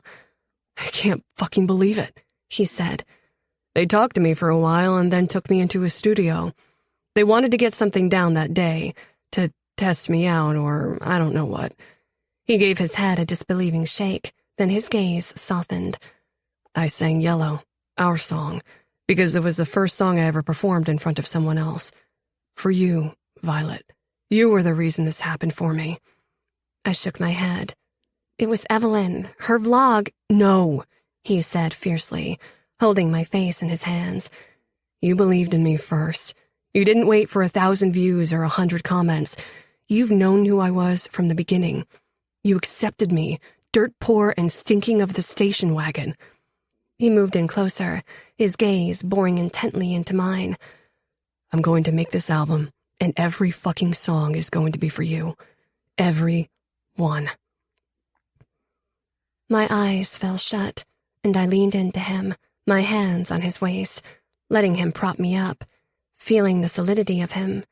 He sensed something deeper was happening in me, as he always did. Vi? He pulled back and his expression fell to see my tears. I know, it's going to suck being in LA away from you, but I can jump on a plane and be here in an hour. I want you to kiss me, Miller. Please. His concerned frown lingered, so I brought my lips to his and kissed him. Softly, then harder, seeking entry, needing to lose myself in him. My ardor woke his, and his mouth took over the kiss, devouring mine. Our tongues slid against one another in perfect tandem, perfect rhythm, our heads moving side to side, breathing in sync, in harmony, because we just fit. He pulled away breathlessly. Jesus, I almost forgot. Happy birthday, Vi. You know what that means? I do, he said, his eyes darkening, his Adam's apple bobbing in his throat. You sure? I wasn't sure of anything anymore except him. He had to know about Baylor, but not yet. We didn't have to do anything but this. We breathed together, our eyes locked in the thickness of the moment. Our lips touched and retreated. Another look from Miller, checking in, and then we kissed long and deep, like drinking from each other. Slow kisses that left no room for breath, and I poured myself into every one of them. I filled my hands with his hair, his broad shoulders over his t-shirt, down to the small of his back. But still, I felt his hesitation with desire simmering beneath. "Touch me, Miller," I whispered. "Touch me everywhere." The certainty in my words set him free. He lifted my shirt over my head, my hair falling around my shoulders. His hooded gaze swept over me, leaving shivers in its wake. "So beautiful," he said, his hands full of my breasts, his lips hot against the delicate skin of my neck. "I want this so much." A little sound fell from my lips to hear such nakedly vulnerable words in his rough voice. "Me too." Then more kissing, until we'd come to the end of chaste touches. I lifted his shirt off and drank him in, my hands on him everywhere, down to the CGM implant. "Will it be safe?" "I think so," he said. "I don't know, actually. I've never done this before." "I still can't believe you waited for me." He shrugged with a small smile. "You waited for me. We waited for each other. Because when you push all the bullshit aside, who else is there? There's no one for me but you. There never was." He kissed me again, and our bodies molded together, his body a wall of muscles under warm skin, his hands rough as they slid up and down my back. He'd worked so hard with those hands, carried so much on his shoulders, and pride filled me that I was going to give him this night. I went to the bed, pulling him with me, and lay back. The weight of him felt so good, so solid and real, anchoring me into the present moment when my thoughts wanted to drift away to a future in which we'd be miles apart. He kissed me deeply and with such reverence, our bodies responding to each other without a thought, instinct only. My hips arched up to meet his, while his ground down into me, like they did the last time he was here. This time, anticipation of the more that was coming electrified every moment. Unexplored sensations and untouched skin, waiting. He undid the button on his jeans while I slipped off my shorts. He kicked off his underwear while I slid my panties down and tossed them aside. A flash of heat swept through me along with a tinge of nervous anticipation at the sight of his penis, huge and erect, but he quickly moved to lay over me. My heart was pounding, and it seemed I could feel every part of Miller. I could hear his blood pumping in his veins, feel every slight move and vibration of his body, his bones and flesh and sinew. I felt all of it over me, and I wanted him inside me. I wanted that masculine power, the essence of him, moving and taking. We kissed and touched until our bodies were both on the brink, crossing the line of hesitation into pure want. He sat up, and I sat up with him, naked on my bed. I stared at the size of him, shocked at my own calmness. I felt feminine and womanly in the face of his masculinity. I placed my hand over his heart, felt it beating hard, then moved down his chest to the magnificent hard length of him. I wrapped my fingers around its girth, and he made a tight sound in his chest. He seemed to grow bigger in my hand as I stroked him hesitantly. "Does this feel good?" He nodded wordlessly. "Everything you do feels good." Miller kissed me while I stroked him, and his hand slipped between my legs, feeling the heat and wetness he'd already created in me. "Jesus, Vi." "I want you," I whispered. "Now." His eyes searched mine again, his breath trembling over his lips. I nodded. "Yes." He kissed me softly, then grabbed for a condom out of his wallet and rolled it down. I lay back, taking him with me. He positioned himself at the center of me, his body thrumming and vibrating over me. I brought my knees up, letting him in, my hands gripping his hips as he guided himself into me, 1 inch at a time. My breath hitched at the pain. "I'm hurting you." "Don't stop. Please, don't stop." Slowly, he pushed in farther, and I felt myself stretching to contain him, tearing open to take all of him. The pain was grating and rough, but beautiful too, It subsided quickly. God, Vi, he whispered. I had no idea. Me either, I breathed back. We were utterly safe and private, sharing this experience completely with no one else in the room. Does it feel okay? I asked him tentatively, tightly. He nodded against my neck. Incredible. You feel incredible. We kissed again, easier now. I was adjusting to the feel of him inside me, my body getting used to the size and heavy hardness of him. Slowly, he pulled out and then pushed back in, over and over. I bit my lip at the sensation, the fading pain and a faint ache of pleasure, like a promise waiting to burn brighter another time. His slow, careful thrusts quickly became more. He moved faster, kissing me constantly, holding my face and asking me if I was all right. He never let me forget that he wasn't losing himself in his own pleasure, until finally the words melted away. I wrapped my legs around Miller's body, anchoring him to me as he moved inside me. My arms clutched his neck, and my fingers in his hair that was damp with sweat. He grunted, jaw clenched. Vi. Come, I managed. Come inside me. My words sent him over. Miller's body shuddered against mine, his face contorted in a pleasure-pain expression. A few final erratic thrusts, and he collapsed over me. Tears gathered in the corners of my eyes and spilled down my cheeks as I wrapped my arms around him, feeling his naked chest expand against mine as we caught our breath. I held on to him, clung to him, and this moment, this experience of having him and giving myself to him, he was mine. He'd always been mine since the day we met, and maybe even before that. The sun was going to rise on a new day and take him away from me, but for those delirious moments and a handful of hours that came after, I had him, and it was perfect. Chapter 23. Violet. As the morning light streamed in from the window, I woke up with Miller wrapped around my body. My body ached in the best way. I held on to the feeling, relished it. He'd been inside me, and I could still feel him there. My first, my only. I shut my eyes and snuggled closer to him, my back to his chest, his arm around me and his breath deep and even in sleep, against my neck. I started to drift off again when my phone vibrated with a call amongst the pile of our discarded clothes. Sleepily, I peered down to see Evelyn's name. I started to ignore it, but then why would she call me? To gloat? Or was it an emergency? I'd stretched out of Miller's embrace and grabbed the phone. I curled to the edge of the bed and kept my voice low. Hey, Evelyn, what is it? A short silence. Violet? Yes.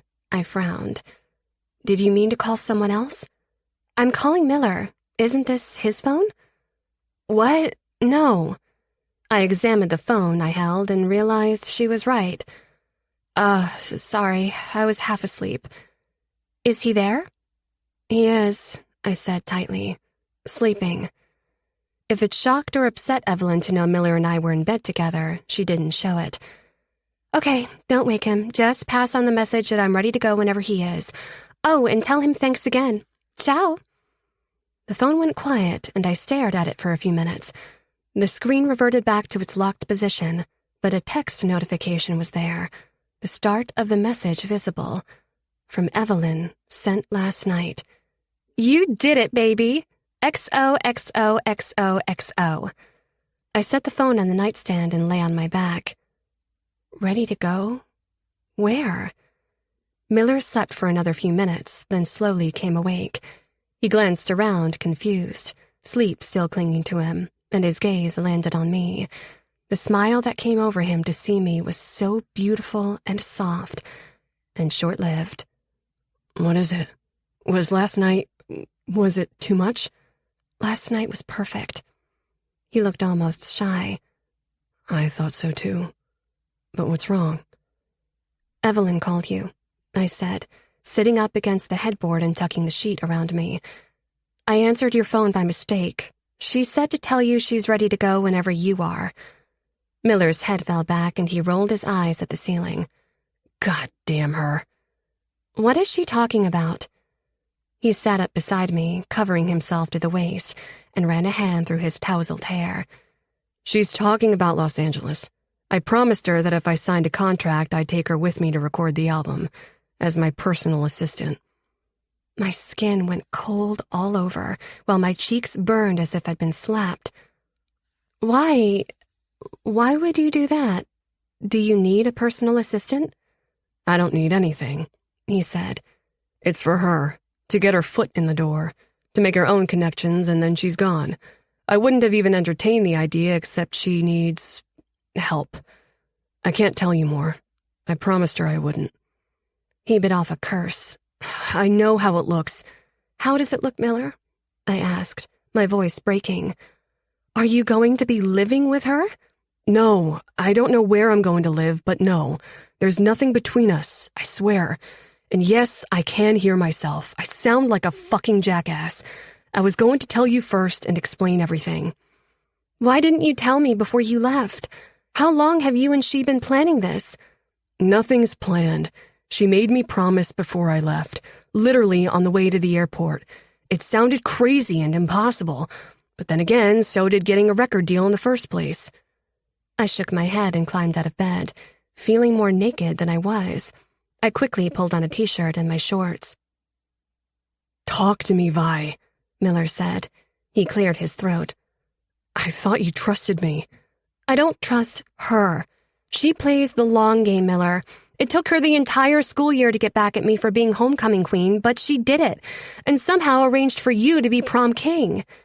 He made a face, then snorted. No way. That's fucking ridiculous. It's true.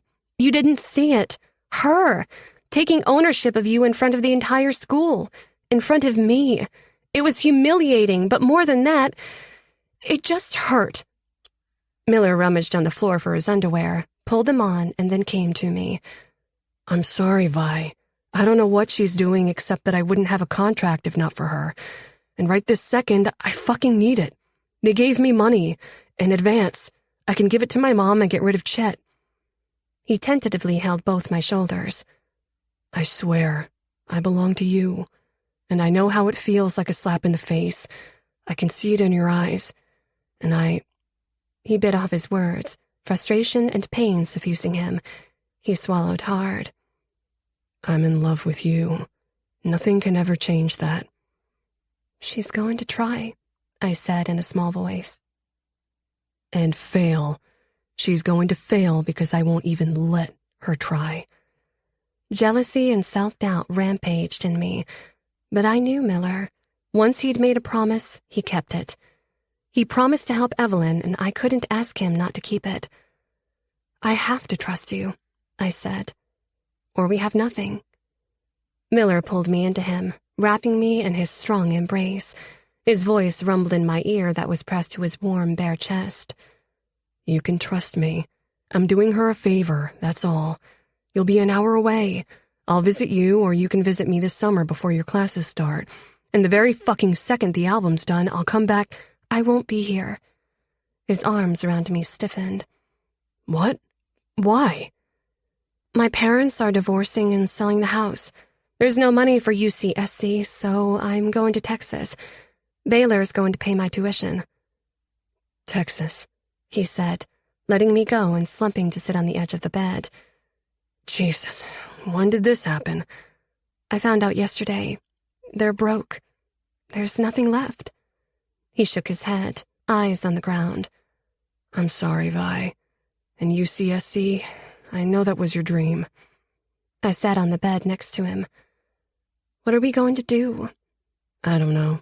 Goldline is going to make an EP, and if the timing works out, there's talk of a tour. I joined Ed Sheeran as an opening act. Ed Sheeran? My God, that's huge, I said, wondering how my heart could swell with happiness and break at the same time. It's not a sure thing, but shit, Vi. I thought that would be the hardest thing to deal with, being apart from you for that long. His eyes widened at a sudden thought, and he turned to me, taking my hand. Come with me. Where? To Los Angeles? Yes, and if the tour happens, you can come with me then too. What about my school? Just for a year. Jack Villegas, the guy at Goldline, he really fucking believes in me, Vi. Just like you do. Maybe I'll make enough money to pay for your college. Next year you can go to UCSC or UCLA. We can make it work. He was so full of hope after years of mistrust and doubt, but I shook my head. I can't, I said. His face fell, his eyes hardening. Because of Evelyn? Not just her, but yes, that's part of it. She'll at least have a job, a purpose. What would I do? Tag along after the two of you? And what about my own plans? Accepting Baylor's offer is going to help my med school applications, because I still have about 10 more years of college ahead of me. I have to stay sharp. I can't take a year off or put it on hold.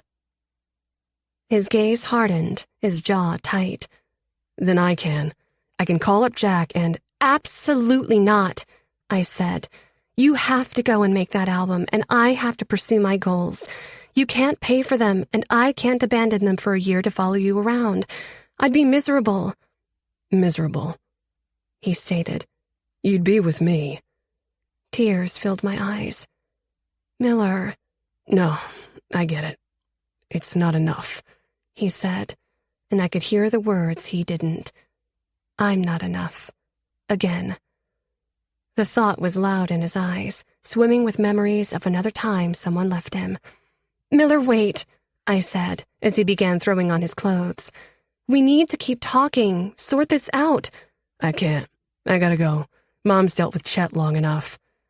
He drew on his boots, shouldered his bag, hefted his guitar case.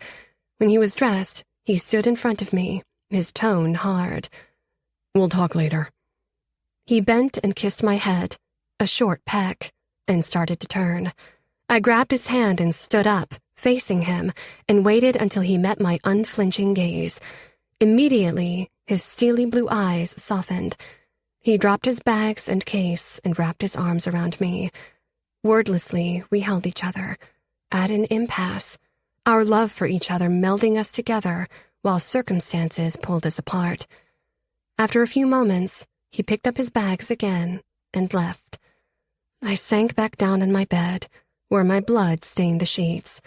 Vivid evidence that last night had happened, though it felt like I'd woken to discover it had all been a dream. Chapter 24. Miller. It's a highly unusual circumstance for us to cut a check to a new artist on the same day we meet him. Jack Villegas reminded me of Andy Garcia. Tall, sharp, authoritative, but kind. We sat on opposite sides of the polished desk in his office that had a view of the Hollywood sign. His brown eyes went to the abrasion on my cheek and the fingerprints on my neck. I'd tried to keep them covered, but L.A. was hot, and I'd left Holden's scarf in the hotel. But your situation is a little bit special, isn't it? He rose to his feet and paced around the desk. Cufflinks glinted in the Los Angeles sun, and his gray suit probably cost more than 6 months of my rent.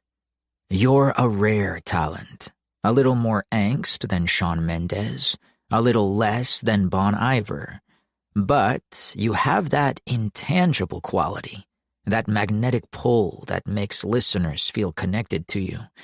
You have a story to tell, don't you? He didn't wait for an answer because he already had it. I heard his words before he spoke them, a reverse echo that felt like a dream until he made it real. That's why we're signing you, Miller. And because we like to consider all of our clients part of the family, you're leaving here with some money. He put his hand on my shoulder, like a father might to his son. We take care of our own. On the bus from Violet's neighborhood to mine, I could practically feel the check for $20,000 sitting heavy in my wallet. I felt like a thief and imagined the police surrounding the bus and pulling it over, hauling me out and arresting me. Jack Villegas would somehow be there, saying it had all been a huge mistake. Stupid shit to be thinking about, but it was better than facing the reality of Violet moving to Texas. I needed to keep my mind occupied. The first order of business that morning was to get rid of Chet and sign over that check to Mom. But Violet saturated my thoughts. Sense memories of sleeping with her for the first time seeped in and pushed out everything else, even the memory of sitting in a record exec's office as he tells me he's going to give me a brand new life. The bus rolled and jounced, and in my mind, Violet was under me in her bed, beautiful and perfect. I'd loved her for so long, fantasized about that night in 100 different ways. But being naked with her, being inside her, was better than any fevered imagining. She'd created sensations in me 1,000,000 times more potent than anything I'd ever been able to give myself in all those fruitless years of wanting her. And now, I was losing her. Again, I yanked my thoughts away from her. One shitstorm at a time, thanks. The bus stopped at Lighthouse Apartments. I got out, but kept walking down to the shack to stow my bag and my guitar. I took my insulin with a meal of an apple, a bag of Fritos, and a bottle of water I'd bought at the airport the night before. Breakfast of champions. When I finished, I pulled out my phone and texted Ronan and Holden. Let's roll. In front of my apartment door, I sucked in a breath, blew it out on a shaky exhale, then cracked my neck from side to side, like a fighter getting ready for a match. Holden stood pressed against the wall on the left, Ronan on the right. He gave me a nod, his eyes flat and emotionless, but I felt the power emanating off of him like a low heat. Holden was dressed as impeccably as ever, although his clothes looked rumpled and slept in. His eyes were red-rimmed and swollen, and he stunk of stale alcohol and bonfire smoke, as if he'd passed out on some beach last night. You up to this? I whispered. He shot me a tired wink. Forward my mail, tell my story. I'm not coming back. Despite the pit of fear gnawing a hole in my stomach, I snorted a laugh, then sucked in another breath. I knocked on the door to my own apartment. It opened a crack, and Mom peered out. Her eyes widened for a moment with joy, and then shut down again with fear. Miller, you're back. Is he here? Yeah, he's... The door pulled open all the way, and Chet filled the space. Go lie down, Lynn. I'll handle this. Mom looked at me uncertainly.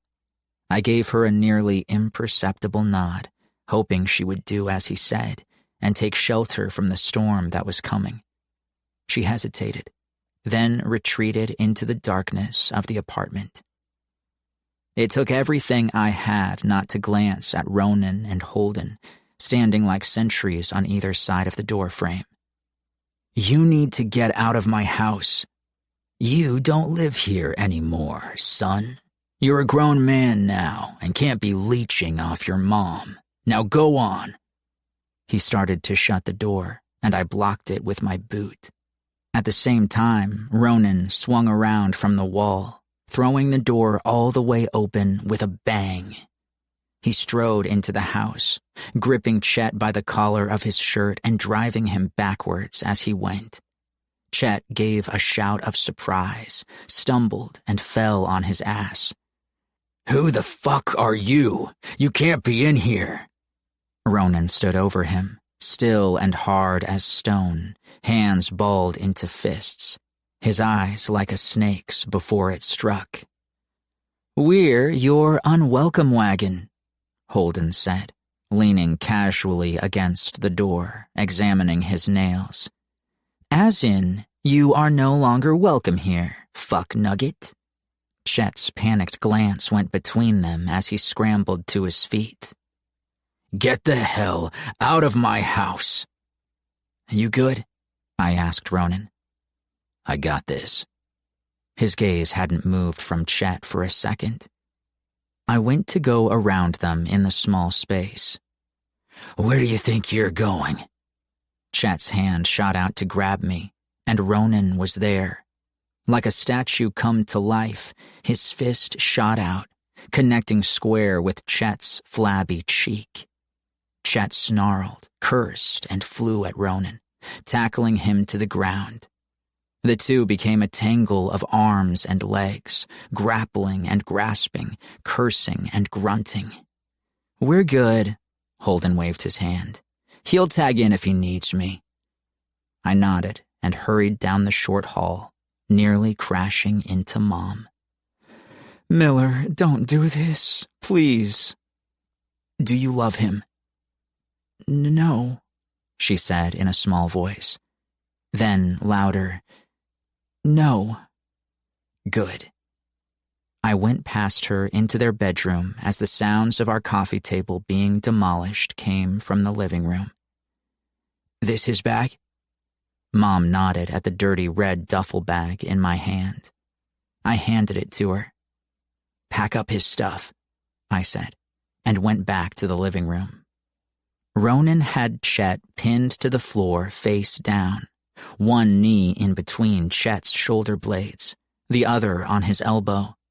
He had a fistful of greasy hair and was pressing his face sideways to the floor.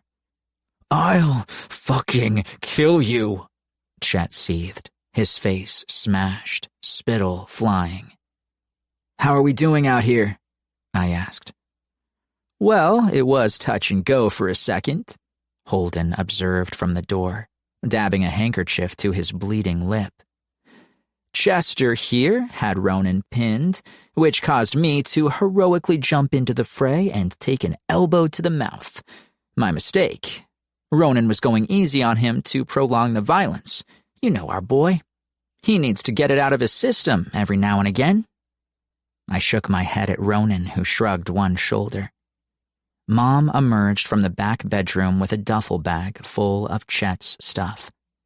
I took it from her and joined Ronan in the center of our smashed living room. Let him up. Ronan released Chet, his eyes never leaving him, clearly ready, maybe hoping, for more of a fight. I shoved Chet's bag into his arms. I'll say it one more time. Get the fuck out of my house. He hesitated for a second, which was 1 second too long for Ronan.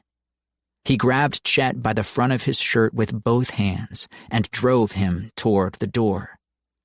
Holden opened it smoothly. Thank you for choosing Ronan Air for all your travel needs. Please watch your step as you exit, as you could be in for a rough landing. Jesus, Ronan is going to kill him. But instead of throwing Chet down the cement stairs, as I feared, Ronan gripped him by the shirt collar and tipped him backwards over the balcony. Chet's arms pinwheeled. Are you fucking crazy? I live less than a block away from here, Ronan said. I'll be watching you. If you step foot anywhere near this place again, I will end you. Do you hear me? I will fucking end you.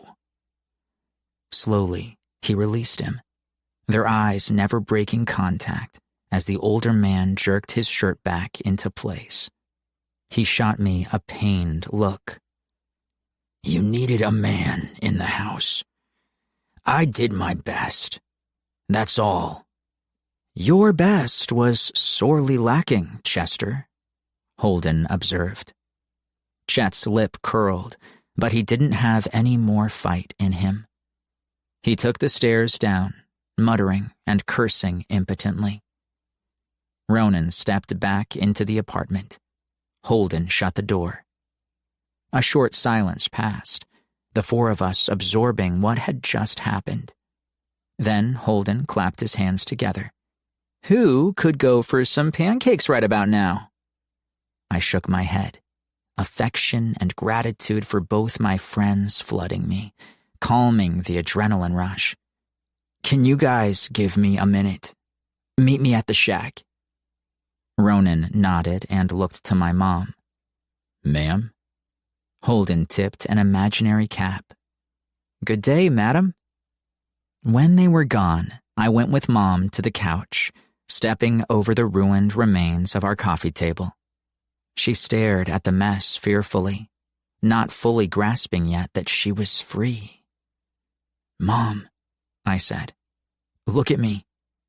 Gold Line Records gave me a contract. They want me. I don't know how or why." My throat was suddenly choked with emotion that was finally bubbling to the surface. Elation, fear, all of it. I swallowed hard, tears stinging my eyes. "Things are going to be different now, okay?" "Oh, baby," she said, her brown eyes filling too. "I'm so proud of you. I know I haven't been here for you the way I should." "It's okay. I can take care of myself. And I'm going to take care of you. But you're right. You haven't been here. You haven't been you. I need you to come back, okay? I need you." I couldn't stop it. I tried to hold my breath, but the sobs came bursting out of me. Mom put her arms around me and hugged me and held me like she used to when I was a kid, before Dad left and her every waking hour had been about survival. "You're right," she said, holding me close, stroking my hair. "I'm sorry. It just got too hard. Losing our house in Los Banos, the car, you being sick. I felt like anything could be taken away at any second, including you." I raised my head, shocked to hear my own familiar thoughts repeated back to me. "I felt it too. But we can't live that way. We have to keep going. I have to somehow keep going. Without Violet." I wiped my tears on the sleeve of my shirt. "I'm going to LA, and I want you to come with me. I'll get you set up in a new place, a better place than this, okay?" "That sounds good, baby. Real good." For the first time in a long time, there was a light in her eyes, and a little bit of color to her skin, where there had only been gray. It happened all at once. 2 weeks after we threw Chet out on his ass, we all graduated from SC Central. Ronan by the skin of his teeth, Holden with honors thanks to his IQ, and not because he ever studied a day in his life. Violet was class valedictorian. Her parents sold their house, and the next day she was going to drive her SUV packed with stuff to Texas. That same day, I was getting on a plane to Los Angeles with Evelyn. She'd wanted to ride with me to the airport, but I insisted on meeting her there. I had to say my goodbyes. Ronan, Holden, Violet, and Shiloh all gathered at the shack. The afternoon was overcast and gray, reflecting our collective mood. Holden was uncharacteristically subdued and quiet, hardly saying a word. After I heard everything that had happened to him on prom night, I worried about him the most. Violet sat in the sand in front of me in our customary position, her back to my chest, my arms wrapped around her. We'd spent the last few days either at her house so I could help her pack, or mine so she could help me. Not that I had much. Nights were spent in her bed, her taking me inside her wordlessly, sometimes desperately. kissing and touching and grasping, as if trying to take a piece of the other with us, as the days grew closer to this one. The sun began to set over the ocean, and it was time to go. Shiloh gave me a hug and a kiss first. "Be safe. Do good." Holden gave me a hug that was saturated in expensive vodka. "If you ever need anything, and I hear that you didn't ask me first, I will personally hunt you down and kill you." I smiled and hugged him back. "I don't need anything but for you to take care of yourself, okay?" "Me?" he scoffed. "I'm a paragon of good life choices."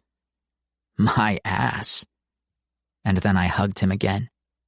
A sudden fear that I'd never see him again washing over me. "I mean it. Take care." "Careful, Stratton, or I'll have to assume you're in love with me." But I was, in a way. Him and Ronan both. Leaving them was nearly as hard as leaving Violet. Ronan clasped my hand and pulled me in until our elbows touched. "I'll watch your mom's place until you get set up down there." "Thanks, man. Shouldn't be long." "However long it takes." My damn heart ached, and I was perilously close to tears. I had to say something ridiculous. Stat. "Promise me, Ronan. Promise to write me every day." Ronan barked a laugh. "Get the fuck out of here." He gave me a shove, though I didn't miss the almost smile my dumb joke got out of him. Violet drove me to the airport, up the winding 14 highway, through the forest that led out of Santa Cruz. Before she got to the highway that would take us to the airport terminals in San Jose, she abruptly pulled her SUV into a restaurant parking lot. "Vi?" "The police at the airport won't let me stay and hug you and kiss you as much as I need to, so I have to say goodbye here." She flipped her hand at the restaurant sign. "In a Denny's parking lot, for God's sake. And I don't want to say goodbye at all." I reached over and pulled her to me and held her for the longest time, stroking her hair, inhaling her scent, memorizing how she felt in my arms, how good it felt to be held by her. For the millionth time, the words to beg her to come with me rose to my lips, but I couldn't hear no again. And she'd be right. She was going to be a brilliant doctor and had a long road of medical school before she could even begin a career. Mine was taking off like a shotgun. Hers was a long runway. I couldn't stand in her way. Even so, it gnawed at my guts that she wouldn't come with me. Wasn't logical, wasn't fair. I had to be one of the luckiest bastards alive to have a record deal right out of the gate. And yet in that moment, I was so close to throwing it all away and going with her to Texas. As I held her and kissed her, a different future rolled out in front of me. We'd get a place together. I'd get a job while she went to class. Hell, I'd get 2 jobs to help support her so she wouldn't have to work at all. She could concentrate on being a student and then come home and fall into bed with me. Long, lazy Sundays in the Texas heat, sweating between the sheets. I'd make her come so hard. Her cries would fill the space of our place that was just hers and mine. I could play small clubs on the weekends and build my career piece by piece instead of being slingshot into the stratosphere. I never wanted fame. I wanted my mom in a safe place, not one crawling with roaches and no AC. I wanted a little piece of security. And I wanted Violet. Part of me felt like the universe was playing a tremendous prank on me, dumping riches in my lap while taking away my greatest treasure. I kissed her and tasted her salty tears. "Miller," she said brokenly, her hand in my hair, our foreheads pressed together. It feels like the other half of my heart is being ripped away. I'll call you every day, I said. We'll visit as much as we can, okay? Weekends, vacations, holidays. The words sounded hollow and inadequate, even in my own ears. I wanted her all the time, every minute, in my arms, in my bed, in my life. The twinge of bitterness in my stomach grew and expanded, and I worried how big it would be a month from now, or 3, or 6. Okay, she said, though I could read the doubt in her eyes too. The pain of enduring a long-distance relationship when we had only just begun to explore what we were to each other. We kissed, and she cried, until I was in danger of missing my flight. But Violet would never let that happen. She pulled herself together and took me to the airport. At the curb, I held her close one last time. Call me when you get there. I will. I kissed her a final time, pouring myself into it, into her, trying desperately to seal a pact, the hope that we could make it. Then the police officer was asking us to move it along. I let her go, and she made her way back to her car. Violet, I called, my voice rough. You're going to be an incredible doctor someday. She stopped, alarmed. Fresh tears came to her eyes at the strange tone in my voice and finality in my choice of words. I hardly understood them myself. I'll see you soon, she said firmly, as if trying to patch a hole I'd torn in our hope. She quickly got in her car and drove away. I waited, watching her go, until the white SUV was lost in a sea of other cars, until finally I couldn't see her anymore. Part 4. November. It's been a while since I've written in this old thing, but desperate times and all. Okay, I'm not actually desperate, just lonely. Desperately lonely. Miller finished his EP, and of course it shot straight to the top of every chart. Before he knew what was happening, they whisked him away on tour to open for Ed Sheeran. I saw the show in Austin 2 nights ago, and I still get goosebumps thinking about it. Miller was just... I have no words. To see him on a real stage with a band behind him and thousands of fans was extraordinary. They were Ed's fans, but by the end of the first song, they were Miller's too. I must have looked like the crazed, obsessed groupie in the front row, crying her eyes out before he even sang a note. It was magic. It was where he belonged. We hung out backstage with Ed Sheeran. He's lovely, and then we went to the hotel. I'm not going to lie, the sex was amazing. With Miller, not Ed Sheeran. Winky face. Miller was electric and humming, and I could feel the energy still pulsing in him. He carried that sweaty, sexy aura he had on stage, pouring his heart out to the crowd, right into bed, pouring himself into me. That was a kind of magic, too. But the next morning, he had to get on the bus to Dallas, and I had to go back to Waco. We don't know when we'll see each other again. He'll be on tour with Ed for at least 6 months, and then the label wants him back in the studio. I'm trying to stay positive, but I miss him so much. He calls as often as he can, but it's hard. And as hard as we knew it was going to be, it's so much harder than that. May. Another plan made, another cancellation. This is the 5th time Miller and I have tried to carve out a little piece of time only to have the plans fall through due to his crazy schedule. Not that I'm counting or anything. Okay, so I totally am. Since we left Santa Cruz, Miller and I have spent a grand total of 13 days together, scattered over 11 months. He finished the tour with Ed Sheeran, and I thought he'd have a little time off between it and recording his full-length album.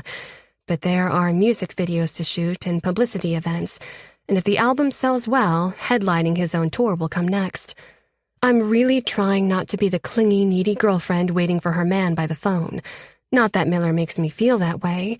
He never misses our nightly call unless he's on a plane. His schedule is grueling, but then so is mine. Last January, I couldn't be with him as he accepted his Best New Artist Grammy because I had a massive research paper due. I watched it on TV. He took his mom as his date, and in his speech, he thanked me. Not by name. We avoid that to keep from paparazzi showing up on my doorstep. He called me the girl in his love songs. I cried so hard my roommate Veronica thought I was having a stroke. Tears for missing him. Tears for loving him so much that every second we were apart was starting to feel like we were going against the natural order of the universe. Veronica comforted me with a quote she likes. Change is hard in the beginning, messy in the middle, and beautiful at the end. I don't know if this is the beginning or the middle. It's hard and messy. It's long stretches of not seeing each other punctuated by a stolen weekend here and there that ends with another heartbreaking goodbye. I can only hope she's right, that all this heartache is worth it, and that it'll be beautiful in the end. October. I haven't written much in here lately. I've been too busy. My studies get harder with every passing semester, but being that busy helps keep me occupied, so I don't spend every waking hours missing Miller. Of course, that's not true. I miss him always. Every minute is colored slightly by not having him. I probably sound dramatic writing stuff like that, but this is my outlet. Miller's is his music. As everyone predicted, his first full-length album, Out of Reach, went triple platinum. It's beautiful, and I can hear us in it, our distance and our hard goodbyes. He's in Europe now, headlining his own world tour. The last time I saw him was a month ago. The label set him free for an entire weekend before kickoff. We hid away in a cabin in Lake Tahoe to avoid the press, desperate to make the most of those 48 hours. He looked so tired, exhausted.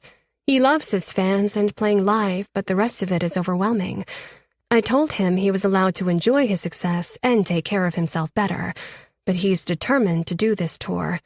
He's negotiated that half of its profits will go to a charity that feeds the homeless and helps find them housing.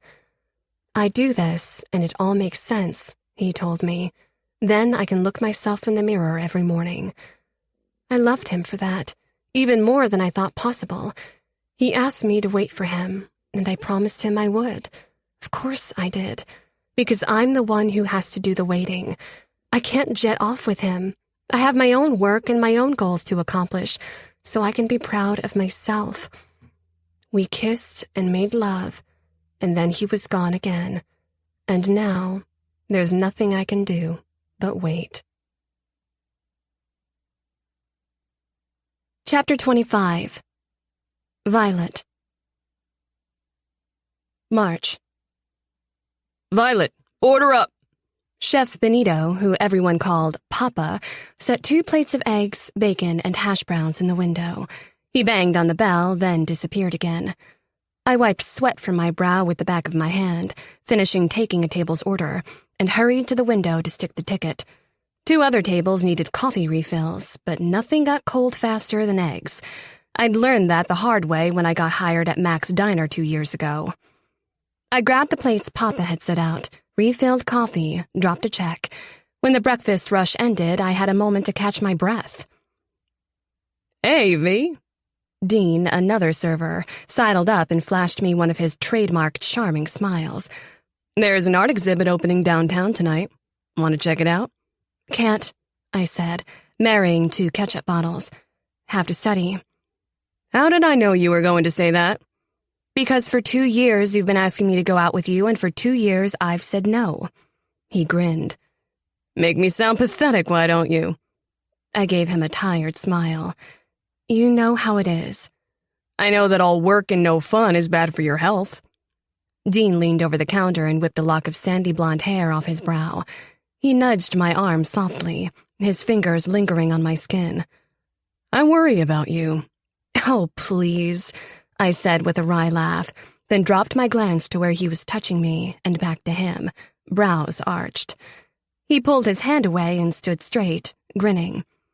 I don't understand how you can stay immune to my considerable charm. It's not like you have a boyfriend, right?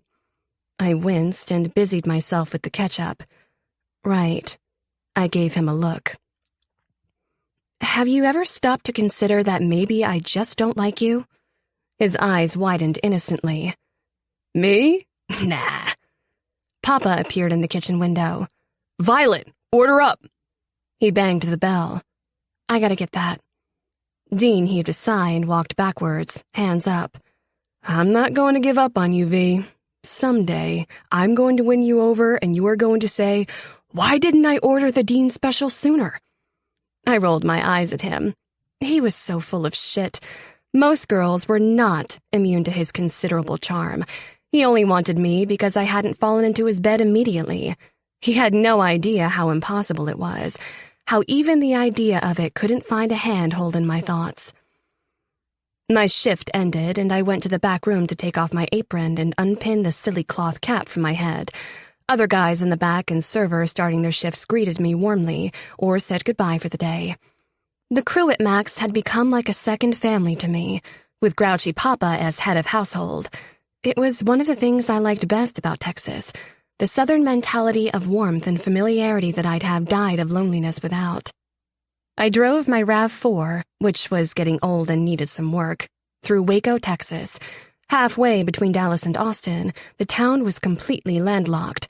Nothing but flat stretches of land as far as the eye could see. It had its own beauty, but I missed the ocean, forests, and mountains of Santa Cruz. The bonfires at the shack were becoming a distant memory, replaced instead by scents of fried food at Max and the recycled air in the Baylor University Library. Growing fainter still were the scents of Miller's skin and cologne, the way his shirt smelled when I wore it after he'd slept in it, the salt of his sweat in bed after he'd brought me from one delirious orgasm to another. Stop torturing yourself, I muttered as I pulled the car into the covered parking of the Desert Dune Apartments. It was a cute complex about a mile from Baylor. Despite my roommate Veronica's urging to make it my own, it had very little of me in it. Her tapestries and bizarre artistic knickknacks filled the cozy two-bedroom, one-bath unit. My contribution had been to bring in a few houseplants for a bit of green, but I never quite felt settled there, like wearing a sweater that was too tight. Inside our apartment, I headed straight for the shower to wash the scent of bacon grease from my hair and skin. Afterward, I dressed in a tank top and sleep pants, my usual Friday night attire. Veronica's bedroom door was open, but she wasn't home. The apartment was thick with silence. I had a report to write up for physics lab, but the couch called to me because suddenly I was so tired. Tired of being sad. Tired of missing him. God, I missed Miller so much, my bones ached. Sometimes, in moments like that, I had the urge to throw it all away, quit school and be with him on tour. But I knew it would wreck us. As hard as it was being apart, it would be harder still for me to do nothing and watch my own goals slip away, city by city, concert by concert. I would lose my sense of self. Miller and I were two halves of the same equation. If I faded away, we wouldn't work anymore. Still, tears filled my eyes to look at the wreckage of my old life. I missed Mom and Dad. I missed my house in Santa Cruz and the family we'd once been in it. I missed Shiloh and River, all of us blasted apart and flung to all corners of the country. As if she'd heard my silent plea, my phone lit up with Shiloh's number. I swallowed my tears. Hey, Shi. What's wrong? I sniffed a laugh. Hello to you, too. It's me, Vi, she said. I know you. I'm so glad it's you, I said, curling up on the couch. I miss your voice. Me too, girl. How are things? Though I think I already know. I've been better. I hesitated, then asked anyway. How's Ronan? Same. She bit off the word. And you? How are you, Shi? She exhaled softly into the phone, but when she spoke, her voice was hard again. I'm fine. It's you I'm worried about. I read that Miller is going to be on the next cover of Rolling Stone, and something told me to call. Is he? I said, my heart soaring and cracking at the same time. He didn't tell you? He never tells me stuff like that. He considers it bragging. Lord, that boy, he's the least famous person I know. How are you holding up? Okay. I had to take some time off from the diner to get a huge biochem project completed. Now I have midterms coming up. You should be proud, Shiloh said. You're working your ass off over there. Thank you. I'm sort of proud of me, too. Tears filled my eyes. This is hard. Her tone grew soft. I know it is. I sniffed and wiped my eyes, trying to keep it together. But we knew it would be. He's headlining a world tour. He has shows almost every night. There are time zone differences. I heaved a sigh. I'm trying to stay positive. I know.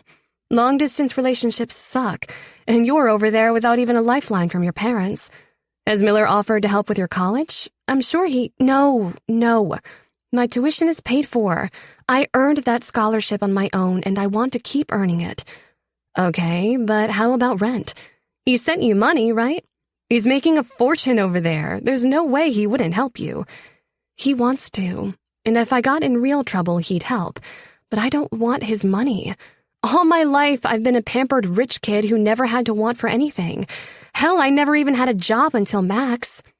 Girl, you volunteered for every medical program under the sun. True, but ultimately that helped me get ahead in my career. I never had to earn a living. I think I need this. I can't see the whole thing yet, but I feel like my crappy job, my crazy school workload, and even being apart from Miller are making me a better person. One who understands what it's like to struggle so I can appreciate what I have even more. Like Miller has done his entire life. Well, dang, girl. I guess Snow White has left the building. I laughed. I hope so. I plucked a piece of lint off the couch. Shy, you know you can talk to me, right? Like how I talk to you? A silence. Then, I know. I mean, if it's too much to talk about, I get it. I don't want to make you relive anything over the phone with me, but I just want you to know that I'm here, okay? Okay, she said, her voice breathy with tears. Then she cleared her throat, pulling her own protective walls around her. After all that happened, I couldn't blame her. Shy? I'm okay. I promise. Okay. Call me if that ever changes. Hell, call me anyway. I will. Love you. Love you too. I hung up with her and closed my eyes, allowing myself a rare moment of unscheduled rest, while shedding a few tears for my friend who'd suffered so much. But only for a few minutes. I then sat up, dried my tears, and got back to work. Chapter 26. Miller. A hard, sharp rapping came at the green room door. 5 minutes, Evelyn called. Coming, I called back. I depressed the needle, emptying the little vial of insulin into my thigh. I'd already bolused to handle the carbs I'd eaten at dinner to get through tonight's concert, but my numbers had spiked again. Fucking hell, I muttered, pulling my pants up. Other diabetics handled their shit well, but for me it was a constant battle. I followed plans, I counted carbs until my eyes crossed, and yet my numbers swung high and low no matter how careful I was. A few weeks ago, I'd passed out after a show in Lisbon, so the label assigned a doctor to babysit me for the duration of the tour, and even he was baffled. He wanted to get me in a hospital and run a bunch of tests and check my A1C, which I was long overdue for, but that meant pausing the tour, and that couldn't happen. I put away my insulin kit as the booming screams, stomps, and applause of 20,000 fans in the T-Mobile Arena in Las Vegas rolled over me like thunder. Then the sound swelled louder, my band taking the stage ahead of me. They were good guys, all of them talented. We could have been close like brothers if I'd let them, but I burned that bridge early on. They all thought I was stuck up and aloof. Fine by me. I'd already had friends who were like brothers, and look how that turned out. Pain tightened my chest for Ronan and Holden, for Violet. I miss her so much. It's making me sick. I gave myself a last glance in the mirror. My reflection glowered back in my usual jeans, t-shirt, and boots, except now the t-shirt cost $190, the jeans $450, and the boots more than I wanted to think about. It's too much. I went from having nothing to having everything, almost overnight. It reminded me of the urban legend that said if you took a person from the North Pole and dropped them in the middle of the equator, they'd die instantly from the sudden change in latitude. I could relate. The machine of the concert they'd built around me, a huge, lumbering apparatus that crawled from city to city, breaking down and reforming within days, was overwhelming to a former poor kid like me.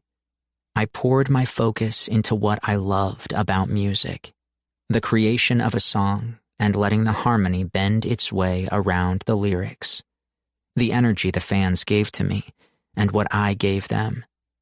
I worked to keep that connection with them, no matter how big the arenas got, because that's what mattered, the music and the listener. All the rest felt like something I hadn't earned. I threw open the green room door. Evelyn was there in her headset with a clipboard in her hand.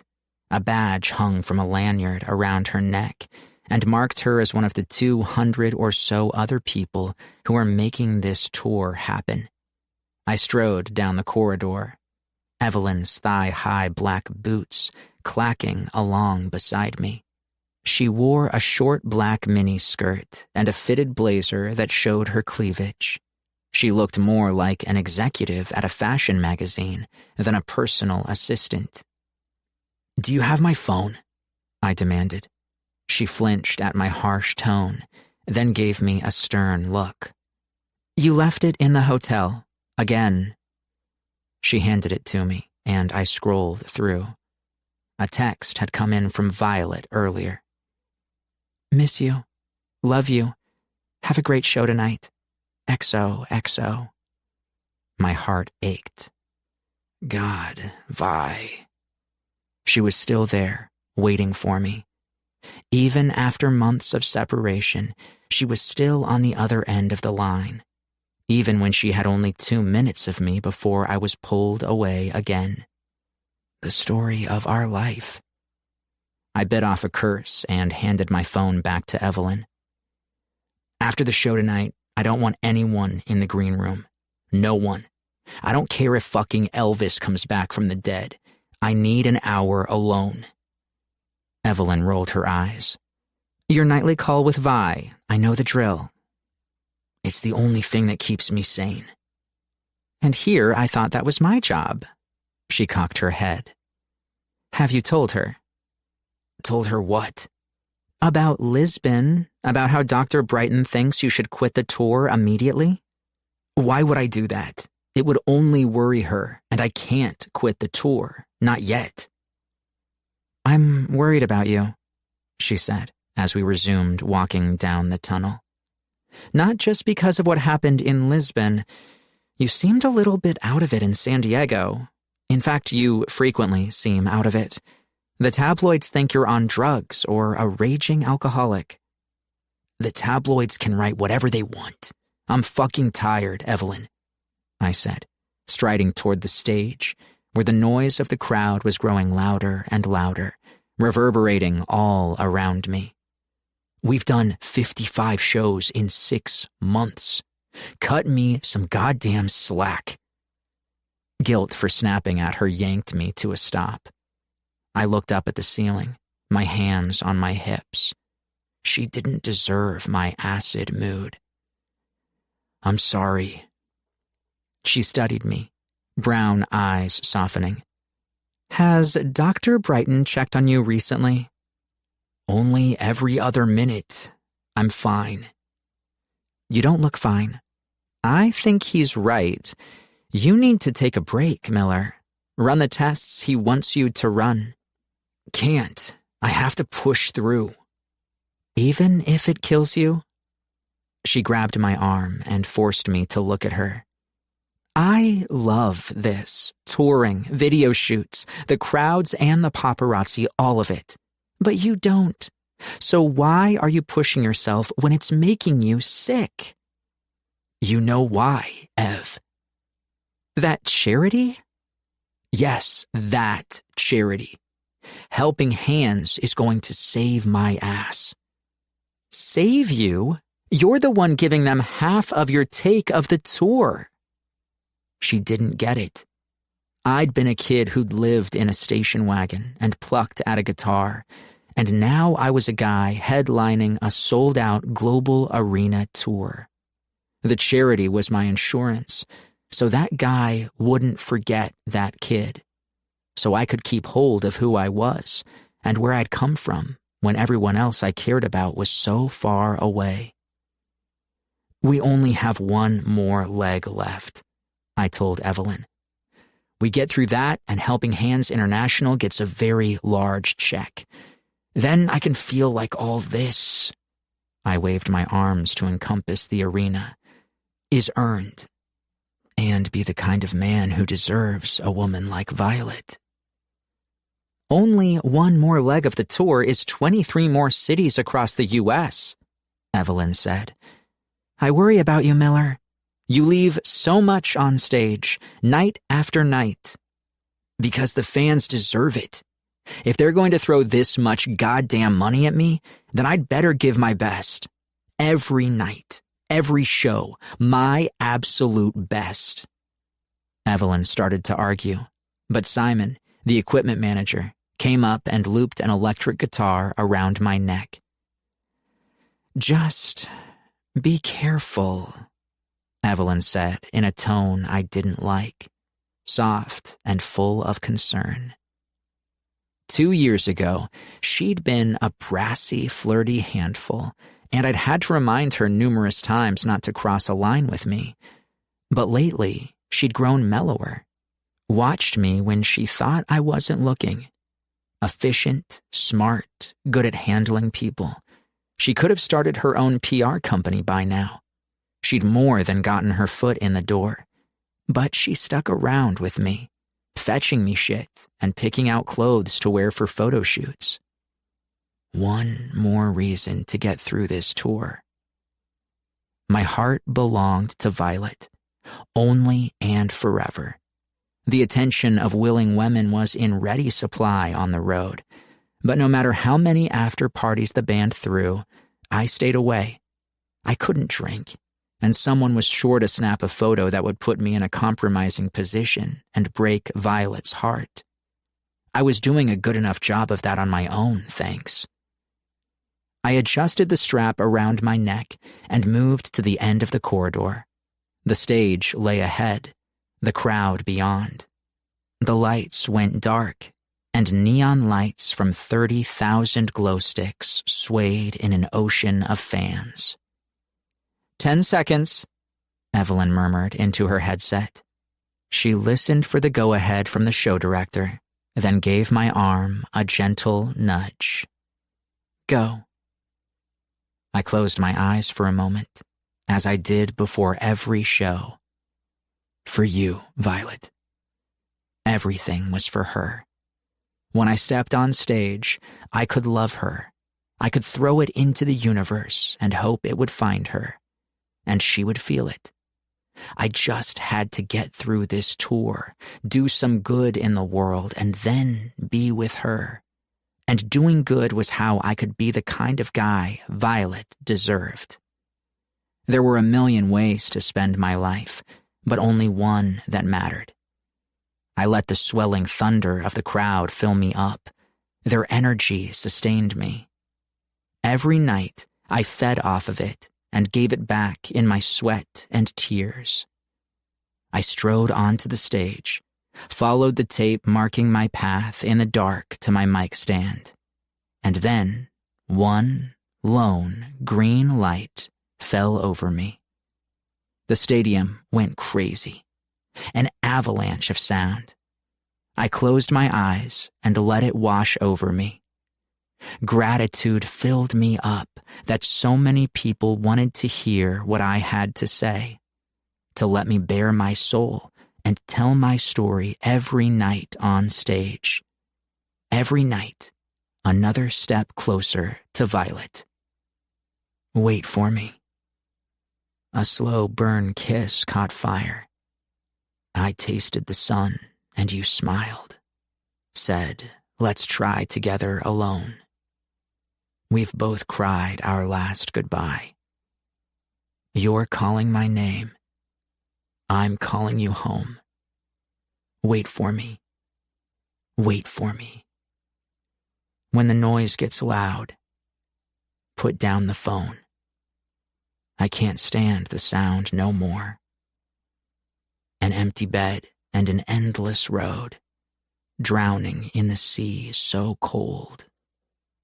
Please wait for me. Wait for me. People talk to me, but I fade. They all look the same, looking for you in somebody's face. Hard to love and hard to chase. I felt so high, I crashed to earth. Please wait for me while I search. When the noise gets loud, put down the phone. I can't stand the sound no more. An empty bed and an endless road, drowning in the sea so cold. Please wait for me. Wait for me. Every night it's the same old thing. You're my best friend in my dreams. I go to sleep and I think of you. When I wake up, it can't be true. Wait for me. Wait for me. I know that this can't be pretend. I'm here waiting till the end. One day I know it won't be hard. One day I know we'll feel so free. Baby, please, I'm asking you to wait for me. Wait for me.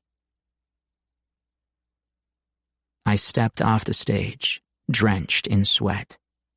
The other guys were high-fiving and congratulating each other. Dan, the bassist, fell in step beside me in the corridor, the echoes of music and 20,000 screaming fans still reverberating in my ears. "Hey man, great show," he said. "Thanks, you too," my stock answer. "Where did that last one come from?" Antonio, the keyboardist, asked. "Wait for me, wasn't exactly on the set list." "Yeah, sorry," I said. "It was something I wrote on the fly. Needed to get it out there." "Beautiful shit, man." "Thanks." His brows furrowed as he looked me up and down. "You okay? You look a little white." "I'm fine," I said, even as my watch started warning me that my numbers were dropping. Fuck, too high before the show, too low after. "Hey, Miller, I gotta handle this." I forced my legs to move faster to my private dressing room. Evelyn was there with another assistant, Tina Edgerton, who was busy finishing setting up my post-show food and drinks. Evelyn's eyes widened when she looked up from her phone. "Jesus, Miller, I'm calling Dr. Brighton." "No," I said, slumping into a chair. My shirt was drenched in a cold sweat. "Just give me my med bag." Evelyn hurried to do as I asked. I crammed a handful of glucose gummies in my mouth, while Tina poured me a glass of orange juice. They both knew the drill. "Thanks. You both can go. Can I have my phone, Ev?" Evelyn slowly handed me my phone. "Are you sure? You still don't look—" "I'm fine, please. God, I was so tired. I need to talk to her. I need her. I need Violet. I can't do this anymore." "Okay," Evelyn said reluctantly. "But I'll be right outside this door."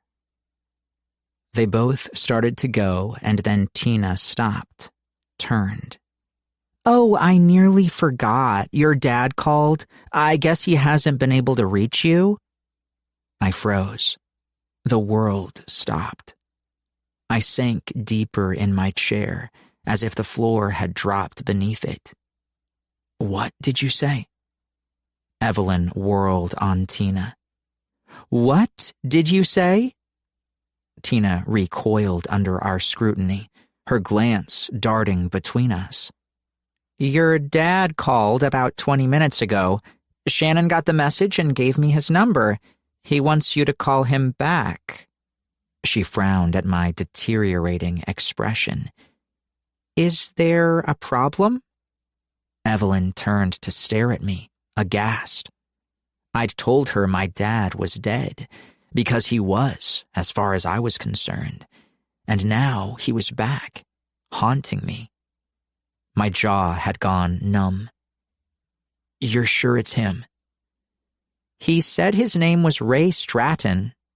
Tina bit her lip. "I'm sorry, are you not close?" "No," I said. "No, we're not close. Because he's dead. Dead to me." "Do you want his number?" I was aware I was breathing hard, my hands clutching the armrests of the chair. Emotions rampaged through my skull like an avalanche. "No, I do not want his number. He's only calling because he wants something. He saw the Rolling Stone article maybe. He's seen my success, and now he wants a piece of it." Evelyn recovered her poise and hustled Tina to the door. "Give me the number. I'll handle this." The numbness was spreading, hollowing me out, making me tremble. My vision danced with black spots. Ray Stratton. The name like a baseball bat to my heart. "Miller." Evelyn rushed toward me.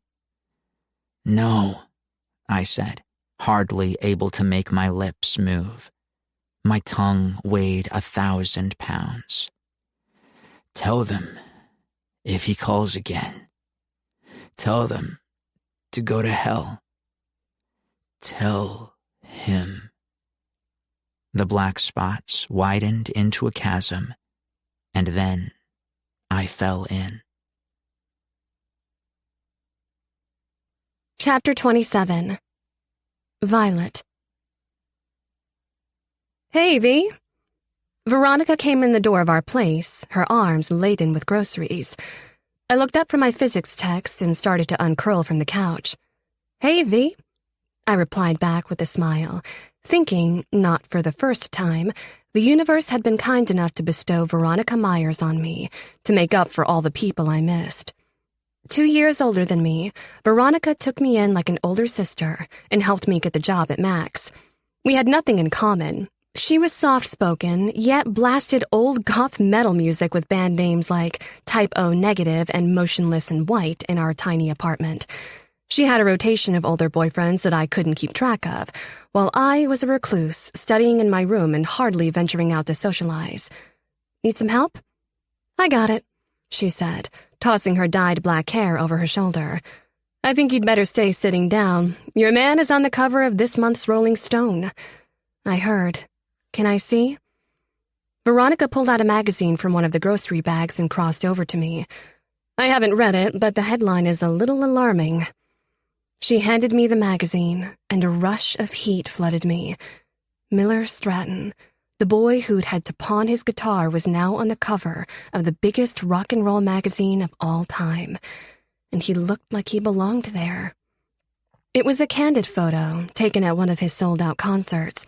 He stood at the edge of the stage where a sea of adoring fans screamed for him, reaching arms clamored for him. An electric guitar hung off his slender frame that had filled out and grown more masculine and defined in the last 2 years. He wore torn jeans, boots, and a tight t-shirt that clung to his sweat-soaked body, revealing every line of his abs and the broad planes of his chest. His eyes shut, mouth open as he belted into a mic. Leather bands on his wrist highlighted the definition of his forearms, his longish hair falling in his eyes, the perfect image of a rock star. For a few beautiful, shining moments, he'd been all mine. Now he belonged to the world. Tears blurred my vision as I traced my finger along his jaw. "Hi, love." "I'm sorry, hon." Veronica gave my hand a squeeze. "Should I not have bought it?" "No, I'm glad you did. He looks sexy as hell, doesn't he?" "No argument from me there. I'm going to put away the groceries. I'll be 2 steps away if you need me." I nodded absently and scanned the cover again. Miller looked on the verge of falling into the crowd, and the headline reflected it. "On the Edge, the meteoric rise and fall of Miller Stratton, the new demigod of alt-pop/rock." "He's falling?" I murmured. A journalist had followed Miller on the European leg of his world tour. The first part of the article was beautiful, detailing how Miller visited shelters in each city, despite his tight schedule, how he gave away hundreds of tickets to his shows to underprivileged fans, donated money to fund diabetes research, and how he had pledged half of his tour earnings to a charity for homeless youth. My eyes filled with tears at a photo of Miller sitting beside a homeless person in Dublin, Ireland. Miller's long legs were drawn up, hands tucked in the pocket of his jacket. The man wore a scraggly beard, and his face was streaked with grime.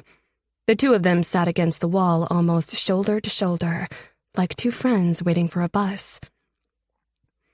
Like how Miller and I had sat against the wall of my house that first night we met. I read the text of the article, grabbing onto every word like a starving woman and savoring it. They talked for more than 20 minutes. Stratton gave the man some money from his own pocket and then directed his team to get him somewhere safe for the night, a hot meal and a shower. That incident solidified him in the eyes of fans, especially women, as proof he was worthy of the rabid attention that followed him all over the globe. Others criticized it as a publicity stunt. To that, Stratton's eyes roll. "It was a thing that happened. The fact that the press was tailing me made it a stunt, which is bullshit. No one plans to be homeless. No one thinks they'll end up on the street. But I've been there, and so I sat with the guy and was there again. He helped me much more than I helped him." When asked how, Stratton paused for a long moment. "Because most days I feel like an imposter, borrowing someone else's life. You can't go back to where you came from, but you can forget. Sitting with that man, he helped me remember who I am."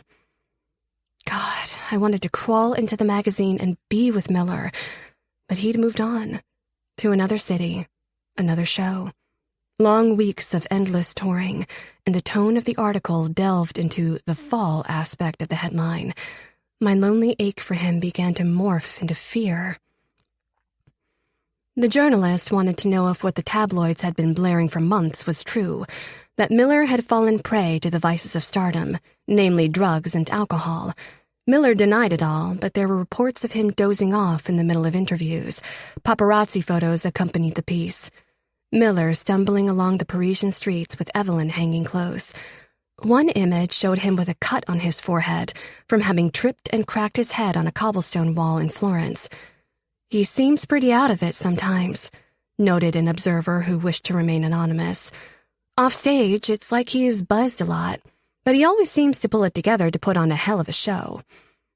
Except that Miller didn't drink. He couldn't. Adding booze would only wreak havoc with his blood sugars.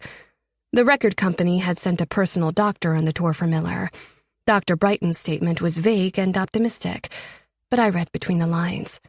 He was warning Miller and Goldline Records that it would be in Miller's best interest to quit or postpone the tour and take some time off. because he's sick.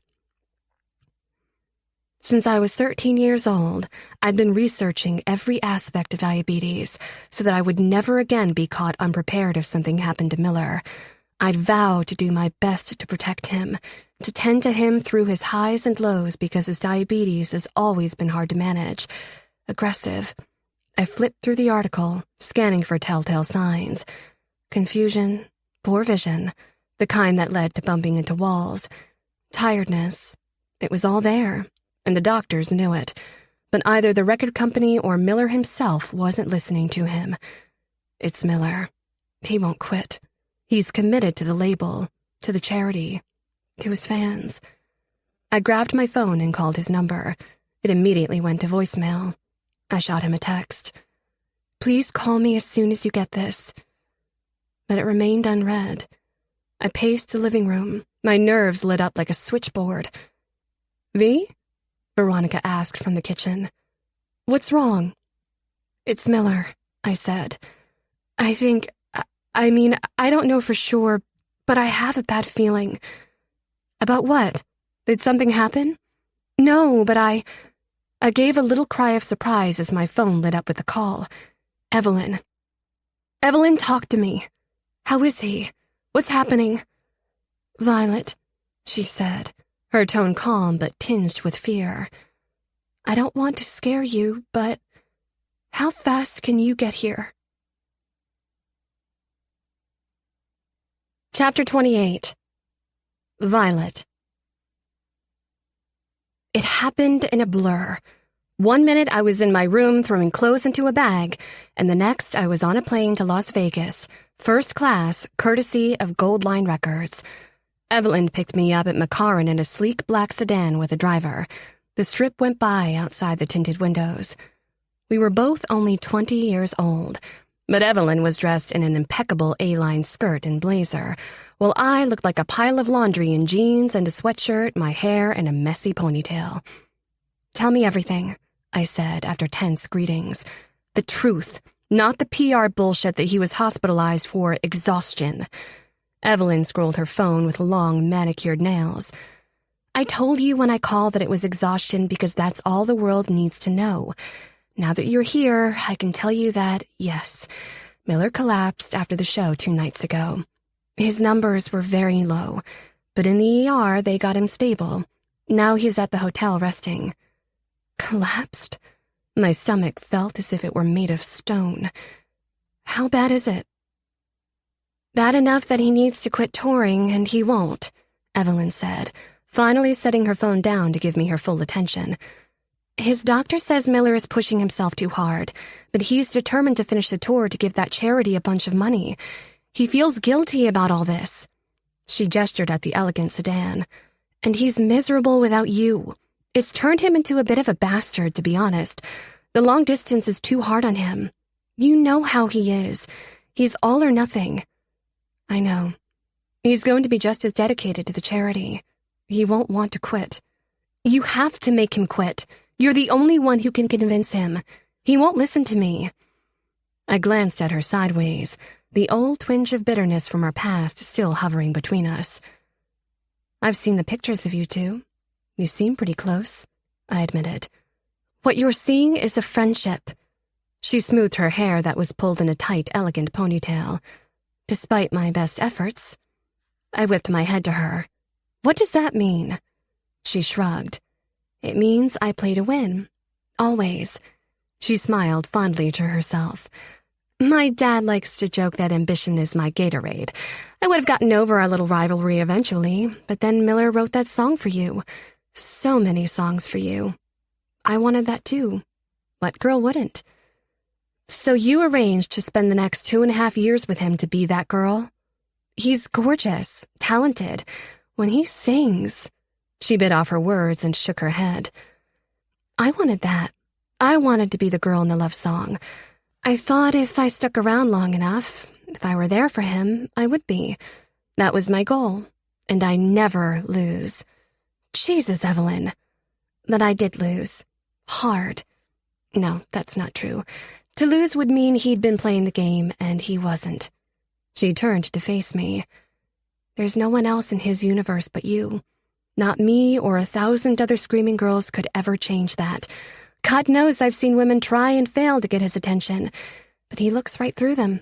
He wouldn't even entertain the possibility of sleeping with someone else, which also contributed to him being an asshole, I'm sure. I know, it's been hard for me too. We promised to try to talk every night, but he is talking to you. Every night. She scrolled her phone and then held the screen to me. This was 2 nights ago, right before he collapsed. A video played, taken from someone just off stage. Miller sat on a stool, alone in the center of the stage, a single light bathing him. He played his acoustic guitar solo and sang a song I'd never heard before. Wait for Me. A thrumming song of desperation, his rich voice calling out into the dark void of the crowd over and over again. He was saturated with emotion and longing in a way that only came out in his music. Every word sank into my heart. "That's for you," Evelyn said quietly. "There is no one else." The video ended, and she wordlessly handed me a tissue. I dabbed my eyes. "Thank you for that." "You shouldn't thank me," she said. "But you don't have to worry about me anymore either. I'm going to offer him my resignation." "What? Why? In the middle of his tour?" "I have my reasons." She turned to me. "But he's got to stop working himself to the bone. He needs you to convince him of that, especially now. His dad's been calling." I stared, my eyes wide. "Holy shit," I breathed. "Really? Are you sure it's him?" She nodded. "Since the Rolling Stone article came out, Ray Stratton calls almost every day. Miller won't talk to him, won't even hear of it." Oh my God. I felt pushed back in the seat, my heart aching for Miller, for how confused he must be, or how much pain he must feel. Old wounds torn open when they'd never fully healed in the first place. He never told me. "Because he doesn't want to worry you about any of it. But I'm worried, Vi, and so is Dr. Brighton." The sedan turned into the Bellagio Hotel and Casino and rolled into the circular drive. "He leaves for Seattle tomorrow," Evelyn said. "The show's a big one. The executives from the Helping Hands charity will be there, and they're bringing a bunch of kids backstage, Miller's invitation. I'll be gone by the end of the week." She gathered her bag and phone and tossed on a pair of Gucci sunglasses to hide the tears in her eyes. "Make sure it's his last show." Evelyn led me into the Bellagio Casino, past the lobby where 1,000 glass flowers covered the ceiling in a riot of color. Their beauty, the turbulent emotions coursing through me. I stared up as long as I could while Evelyn strode briskly, unimpressed. She looked like she belonged in the elegance of the hotel, while I felt unwashed and grubby. "She's with me," she told the guard at a private elevator who led us on. The car went up and opened on a broad, quiet hallway. "I feel like the paparazzi is going to jump out at any second," I said as we walked past door after door. "We have the entire floor." Evelyn stopped at a suite where a big guy with a badge hanging from his beefy neck was standing. "Hey, Sam." "What's up, G?" He gave me a nod as he opened the door for us. I nodded back, amazed at how much the label had built around Miller. Private elevators and security and entire floors of swanky hotels. Pride swelled in my chest, even as I felt more out of place and unsure that he'd want me here. The suite Evelyn led me through was huge, twice as big as mine and Veronica's apartment, with elegant furniture, like a royal sitting room in Italy. A tall man in a suit, a stethoscope looped around his neck, stood at the bay window. Miller sat on the ledge. There he is. I stopped in the middle of the room, watching him, drinking him in. He looked tired, a little thinner than he did on the Rolling Stone cover. The doctor had a blood pressure cuff around Miller's upper arm, taking a reading. Miller saw me, and his expression froze. He stood up as if he were pulled by strings and stepped toward me, yanked the pump from the doctor's hand. "Vi, what are you doing here?" His gruff voice went straight to my heart. It had been months since I'd heard him say my name in person. "Evelyn called me," I said, tears filling my eyes. "It's so good to see you." God, baby. He started toward me, then stopped, also realizing we had an audience. He tore the blood pressure cuff off his arm and handed it to the doctor. Can you guys give us a minute? I'll be back in 1 hour to finish the checkup, the doctor said sternly. "I have an urgent matter to discuss with you two," Evelyn said, giving me a parting glance, asking me to let her tell him the truth. When they'd gone, Miller took me in his arms, and I collapsed into them, my eyes falling shut with relief to feel the solidity of him and hear his heart beating against my cheek. Vi, you have midterms. Why did you leave Baylor? You think I wouldn't? I love you, Miller. And you collapsed after the show. Evelyn says you need to quit the tour. He stiffened and gently released me. I see. She called you and got you all scared, so you dropped everything to be here. She shouldn't have done that. Your health is more important than my school or your concert. My health isn't going to change, Vi. It's always been this hard, and it's going to stay that way. Quitting the tour won't change that, but it will disappoint a shit ton of people who have paid to hear me. The people who put me up in fancy hotels like this and let me take care of my mom. And you. You need to slow down, love, before something happens. I can't, he said, dropping his head so that we were forehead to forehead. There's too much at stake. Too much pressure on you, I corrected. I cupped his cheek, feeling the stubble under my hand, my eyes searching his. Do you still think you haven't earned this? You read that magazine article. I knew I said too much. It scared me, Miller. All that talk about confusion and falling asleep in interviews. My hand on his face moved up to touch a scar on his brow that wasn't there before. You never told me. I didn't want to scare you, Vi.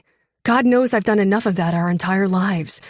I figure if I can push through and finish this tour, then it'd be over. I'll have made enough money to take care of you. I could pay for your tuition anywhere you wanted. In Santa Cruz. I figured when it was done, we could go home. Home, I murmured, and then his arms tightening around me, holding me together when I felt I'd been falling apart. I love you, Violet. I'm so completely in love with you that being away from you is making me fucking crazy. Tears blurred my vision as my heart pulled toward him, the magnetic polarity of us realigning. I know. I hate it too. Every day is impossible, but I'm here now. No more goodbyes. His eyes searched mine, hope and relief shining in them. Then his expression hardened, and this time with a desire that burned bright right through me, a possessive heat that flooded his eyes. He stood up, towered over me. I felt the air between us tighten, pulling. His hands took my face, his thumb brushing my lower lip. My pulse was a drum in my chest, counting the seconds until he was mine again. But he took his time, soaking me in, savoring this moment when I only wanted him. We'd been apart long enough. Miller. And then his mouth descended, capturing mine in a heated, delving kiss. My eyes fell shut as I became saturated with everything that was him. The scent of expensive clothes and cologne suffused me, but beneath it, he was still there. His skin, the taste of him, so familiar and safe, like coming home. His kisses erased the distance between us, his nipping teeth, his stubble grazing my chin, his tongue sliding and tangling with mine. A reacquaintance, a reunion of bodies and souls, hands pulling at clothes in an exchange of gasping breaths and moans. We kissed until we knew each other again, settled into each other's spaces after the long absence. We kissed until we fell back into place, where we belonged. He lifted me and carried me to the bedroom, the window shades drawn. I need a shower, I whispered against his lips. I needed more time to reacclimate us, to be with him with nothing left between us, naked together under a bright light, the distance between us washing away. He nodded in understanding and pulled me to my feet. We kissed as our clothes came off, pieces at a time. In the cavernous bathroom, he turned on the shower and drew me under rainfall. I watched the water bead over his skin and slide in rivulets over the cut lines of his body. My eyes drank him in, while my hands glided up and down the smooth, muscled perfection of his back. "So beautiful," I murmured. "Magnificent." "God, Vi, never again. And not letting you go ever again." He wrapped his arms around me, pulling me into him. I planted open-mouthed kisses on his chest, over his heart, tasting the water and the salt of his skin. My exploring lips found one of his small nipples, and I sucked it between my teeth. Miller hissed a breath, and his hands that had been tentative and soft on me now roamed and grabbed, taking their fill. He reacquainted himself with my breasts, the curve of my hip, my stomach. Everywhere he touched left licks of fire, while his hardness sought entry into the soft, wet heat of me. "Vi," he gritted out. "Not yet." I kissed him long and slow, and then turned him around to take in the beauty of his back, the lines of his neck, the muscles moving under his smooth skin, tapering to his waist. I kissed him between his shoulder blades, tasted him with my tongue, then reached for the soap. I lathered the broad planes of his back, then moved around to his abdomen, skirting an insulin pump that had replaced his CGM implant, another change in his life I hadn't been aware of. My exploration of his body grew more purposeful. I never wanted to not know him. I slipped my hand down to his rock-hard erection, gripping its girth and stroking him. Anticipation lit my nerve endings on fire, relearning what he liked, how to touch him in order to draw that sexy, masculine growl out of his chest. He had only been mine a handful of times, and now I was taking him back inch by inch. Miller gripped my waist that held him and looked at me over his shoulder. "I'm going to come if you keep doing that." I let him go, and he turned to face me, his hair falling over his eyes that were blue, dark, and hooded. My limbs weakened at the pure want I saw there, but I turned my back before I surrendered to him completely. I wanted his hands on me, washing away the grit of time and distance, easing our separation with every touch. I lifted the long, wet mass of my hair off my neck and held it up, offering him my naked back and my breasts exposed and defenseless in front. Miller's hands found them first, kneading them, making them slippery with soap, as his mouth clamped down on the slope of my neck. I gasped, arching into his touch while pressing my backside against his erection. His hands skimmed down the curve of my spine, down to the rounded flesh of my ass, then back up my back. I felt the restraint in his every movement until his patience ran out, and my need had consumed me to the point of delirium. Quickly, we washed the soap away, and then Miller lifted me again and carried me to the bed. My skin shivered in the cool air, but his body blanketed me with its perfect heaviness and heat. He kissed me until we were both breathless, then lay his forehead to mine. "I can't stop looking at you," he breathed. "Neither can I." "Tell me there's been no one else."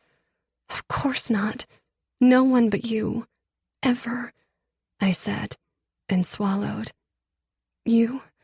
"No one," he replied, his voice gruff, but his eyes soft and warm. "You are my first and my last." His words and the intensity behind his eyes broke me open, erasing any lingering hesitation or doubt. Cold air swooped in as he withdrew to put on a condom from his wallet. Then he was back, beads of shower water pebbling his shoulders. He propped himself in his forearms, settling fully against me, his hands in my hair. Our eyes met in the dimness of the room's shaded windows, unblinking. I guided him to my entrance and slid his tip over my wet heat. His body coiled and tensed, using everything he had to hold back as he kissed me, softly, and then slid deep inside me with one smooth motion. Every part of me tensed at the sudden heavy fullness, then relaxed immediately under him, letting him in completely, as deep as he could get. He sank into me and held still a moment, head bowed. Jesus, Vi. So good. You feel so good.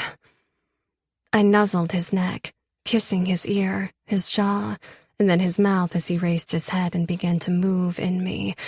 A few slow, deep, penetrating thrusts soon gave way to a hard, fast rhythm, because it had been too long. Our bodies had been deprived, and now we sought to make up for it. His touch in the shower had already primed me. Our separation had my every nerve ending clamoring for this moment. The perfect, heavy pressure of him hit that spot inside me again and again, driving me quickly into the edge. Miller. Come, Vi, he said, his neck corded with tension, his body gloriously masculine and hard over my swaying breasts as he drove into me. He reached back and lifted one of my legs over the crook of his elbow, spreading me wider. I gasped at the subtle change in angle that sent me over. I grabbed at Miller's shoulders, my nails scratching to hold on, as his body pistoned into me, pushing the orgasm higher and higher until a final cry tore out of me, and I fell back, as if falling from a great height, incoherent in the pleasure that rolled through me in waves. I let my legs fall open, reached my arms for the headboard, and let him have me. Miller rose up to prop himself in his hands and thrust with abandon, driving into me again and again, until at last his orgasm gripped him, tensing in his body and then releasing into mine. He shuddered and a grunt escaped his locked teeth, a sound so purely masculine it made me want him all over again. But we had time. Now, at last, we had time. No furtive weekends, no stolen hours. Miller collapsed on top of me, wrapped himself around me, and we lay tangled that way, sweat-soaked and satiated, our hearts slowing their thundering beats together, until finally we slept. Chapter 29. Miller. That night was mine and hers. I told my team to leave us alone, and I ordered room service. I took my meds, we ate and laughed and talked, and I kept Violet in my bed all night. Naked and perfect, her black hair splayed out on the white pillow, her body smooth and pale in the glittering light of the strip outside the window. My hands skimmed over her curves, molding her, creating her under me, after months of having only a fantasy. Erasing lonely nights spent with my hand wrapped around my cock, dragging myself towards something like relief.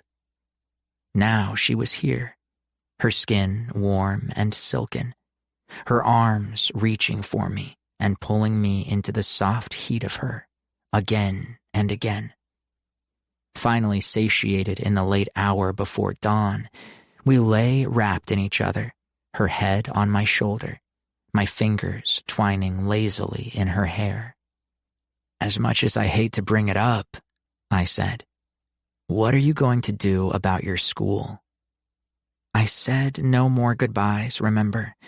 If I bail on my midterms, my tuition will be in jeopardy, but I'll pay your tuition.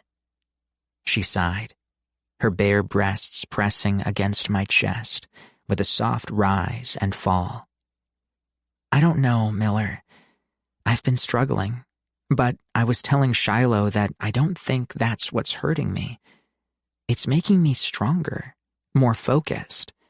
I can handle hard work, but I wasn't prepared how hard it is being apart from you. Neither was I. Is it asking too much for you to come with me on the tour? Yes, she said firmly. Because there shouldn't be any more tour, right? What does Dr. Brighton say? That I need to rest more. Maybe he's right. I don't want to drag you around the country, Violet, and I don't want to give you up again. But the Helping Hands executive will be at the concert in Seattle tomorrow, and she's bringing a bunch of kids. I can't let them down. Hell, I'm already letting them down. If I cancel tour dates, that's less revenue for them and for the label. There will be other tours, Miller. No one will begrudge you if you need to take care of yourself. I'm going to do this show for them. One show, and then we can plan our next step. Violet was quiet for a moment. Then she tilted her chin up to look at me. Do you enjoy any of this? Rolling Stone made it sound like you didn't. I love being on stage, being with the fans, but the rest of it is surreal. How?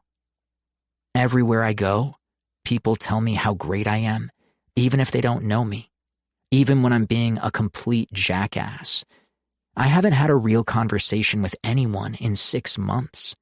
I only have to say, I'm thirsty, to send 10 different people scrambling to bring me a drink.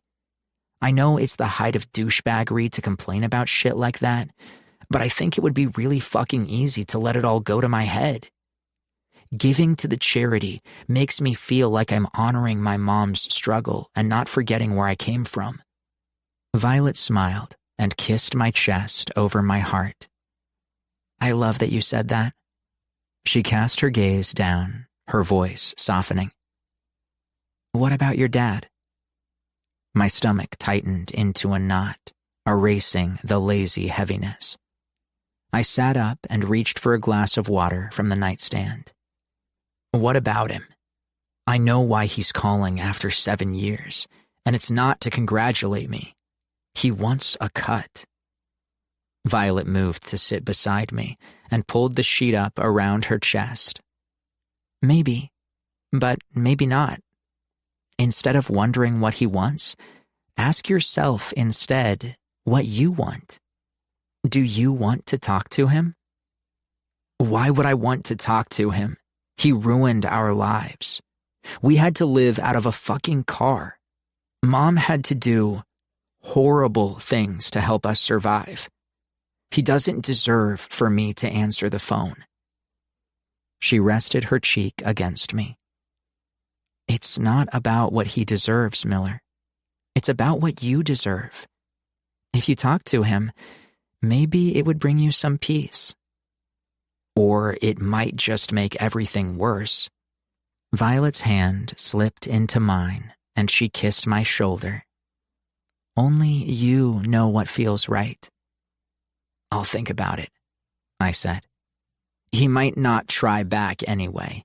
I told the entire team I wasn't taking his calls. Maybe I missed my chance. I gritted my teeth against the ache in my heart at that thought. I think everything happens for a reason, but we can't always see it at the time. I gave her a look. Even us. It's taken us years to get here, except now I'm not letting you go. I'm not going anywhere. She snuggled into me. If you thought I was a nag about your numbers before, I laughed and kissed the top of her head. I miss your nagging. The doctor irritates the hell out of me, but it always made me feel good that you were taking care of me. Maybe that was meant to be too, she said. I've been thinking more and more about my path as a doctor. Being a surgeon was an idea that I got stuck on, like having a crush on River Whitmore. It was just always there, but I never examined it. But now I have been, and I don't think that being a surgeon is right for me. That's been your dream since before I met you. She took my hand, traced the lines on my palm with her finger. It may sound weird, but I've been feeling more and more that the key to knowing what is right is to get out of my own way. That's how it was with you. I had to stop calling what I felt for you anything other than what it was. Real, inevitable. Maybe it's the same with my career. She looked up at me, her smile brilliant in the soft light. Maybe it was right in front of me, staring me in the face all along. My eyes widened. What are you saying? I don't want to sound too weird or crazy, but maybe being an endocrinologist is part of how we just fit. I frowned.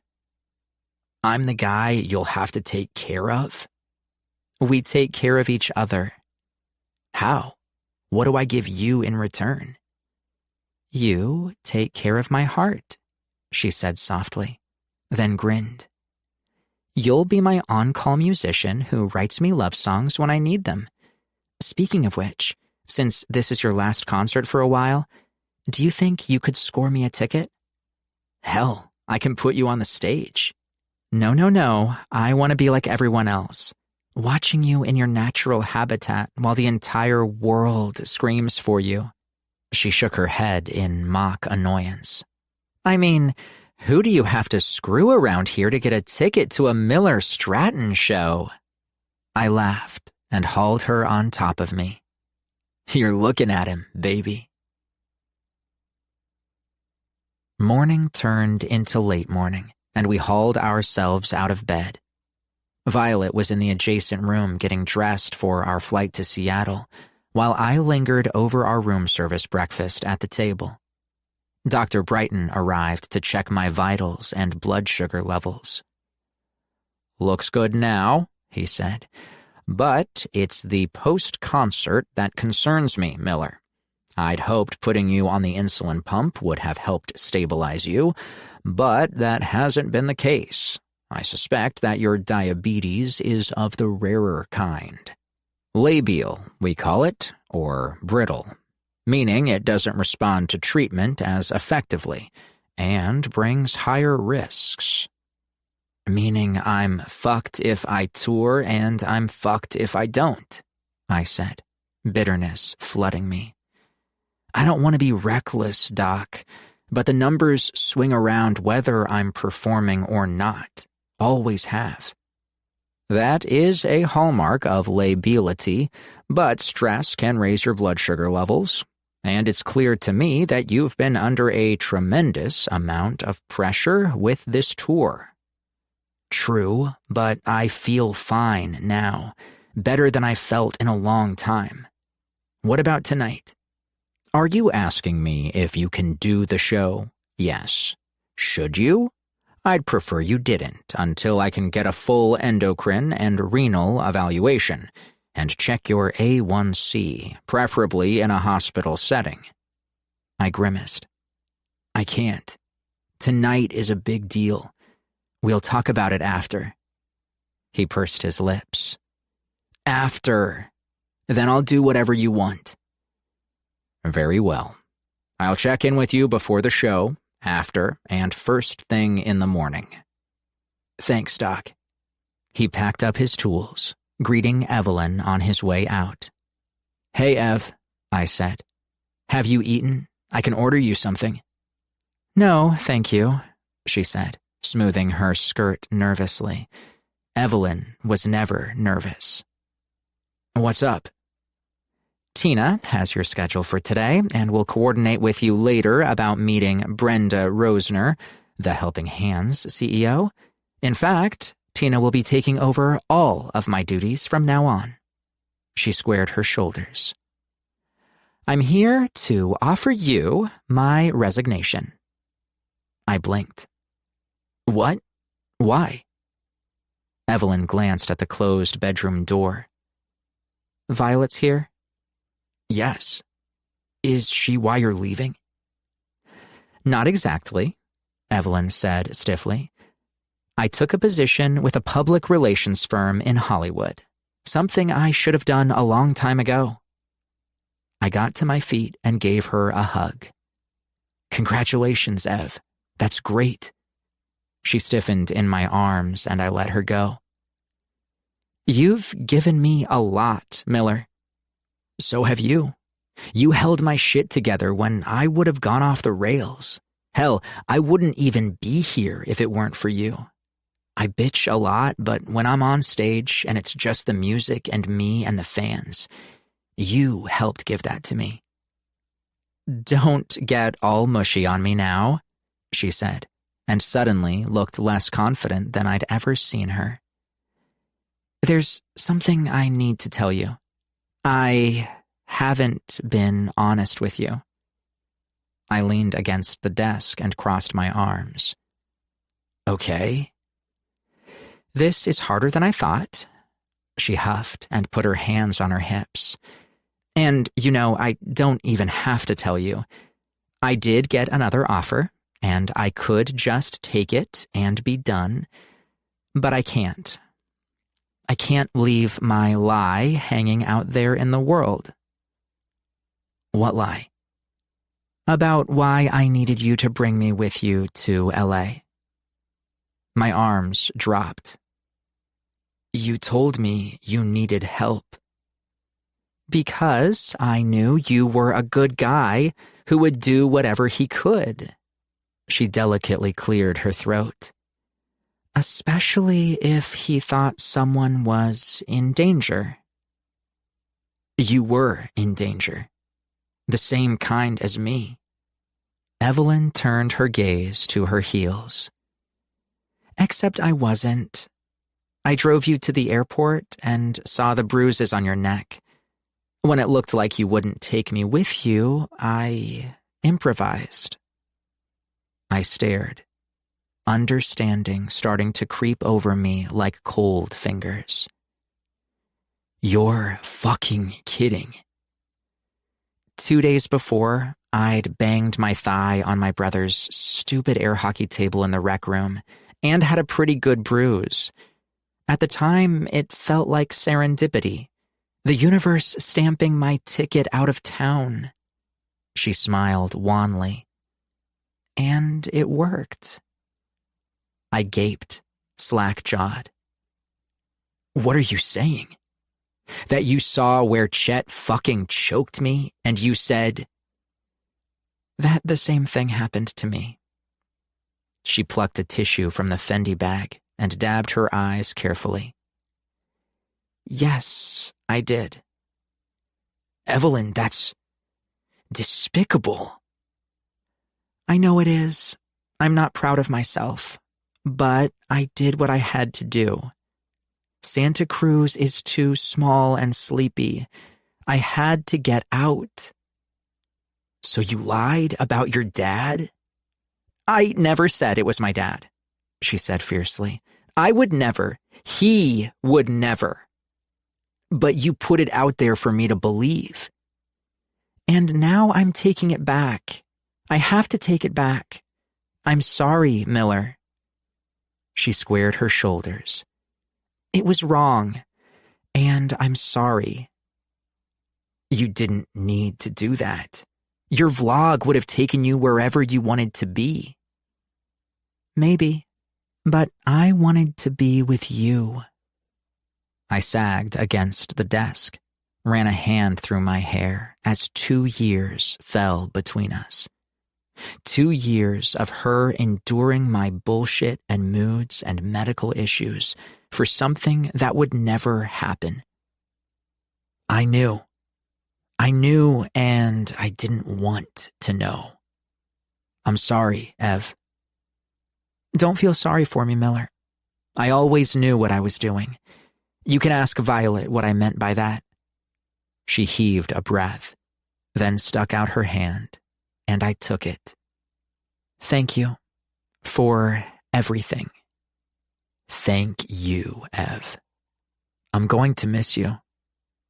Surprise danced over her expression, and then she regained her composure. "Of course you will. Most days, Tina can barely remember her own name." She pulled away quickly and went to the door. She opened it, turned, her expression unguarded and soft. "Tell Violet, the best woman won." Then she left. Our plane touched down in Seattle late that afternoon. I introduced Violet to the guys in the band. She was an instant icebreaker, warming over the cold front I'd presented to them for so long. By the end of sound check, we felt more cohesive as a band than we had the entire tour, and I cursed myself for being such a dick, for holding myself back from giving a shit about anyone. Holding myself back, I realized, had caused more problems for me than it had ever solved. My dad floated in on the tail of that thought, but I batted him away. That's different. He wrecked us. He held himself back from us. Even so, I pulled my new assistant aside. Has my father called? Fear instantly washed over Tina's face. I thought you said to tell him you're never available.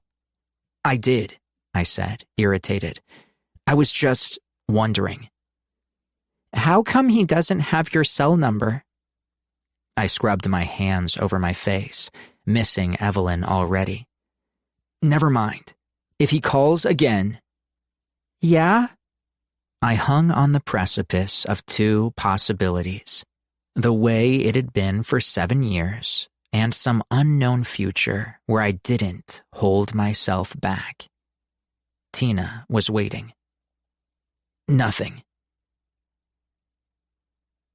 The executive from Helping Hands, Brenda Rosner, arrived pre-show with 6 young kids, most around 8 or 9 years old.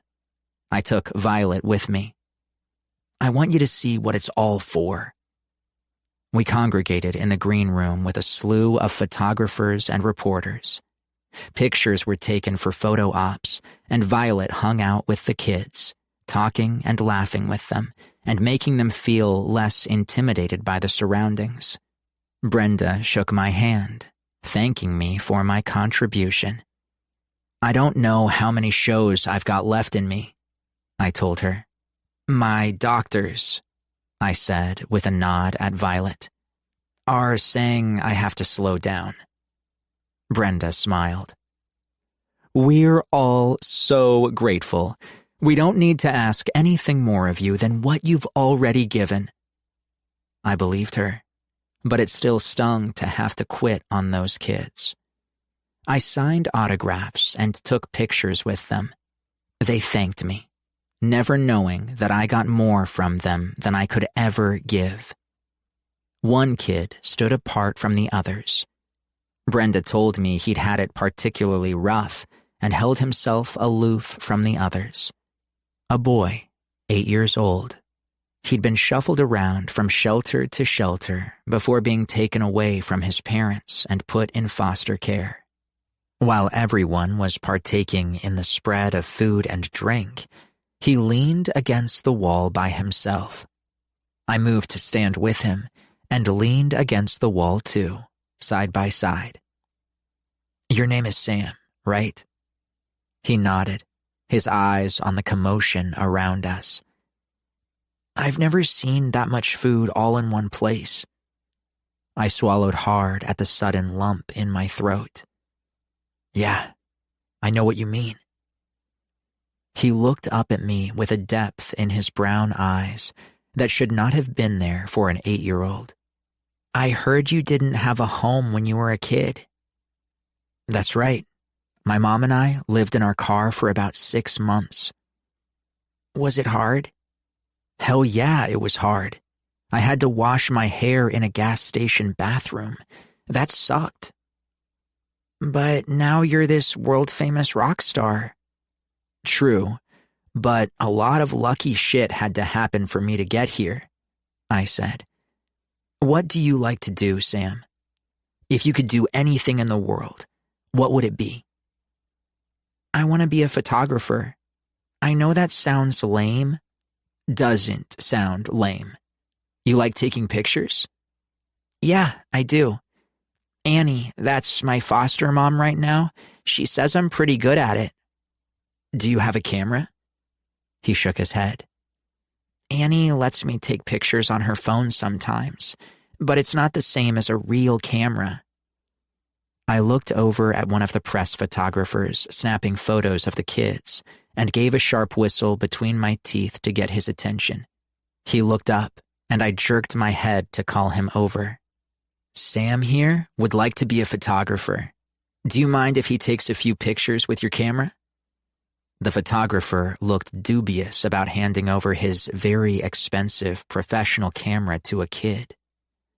I got it covered if anything happens, I said. I didn't often use my status, whatever the fuck that was, to get favors, but this kid was worth it. I gave the guy a, "Do you know who I am?" look that Violet would have rolled her eyes at had she seen it.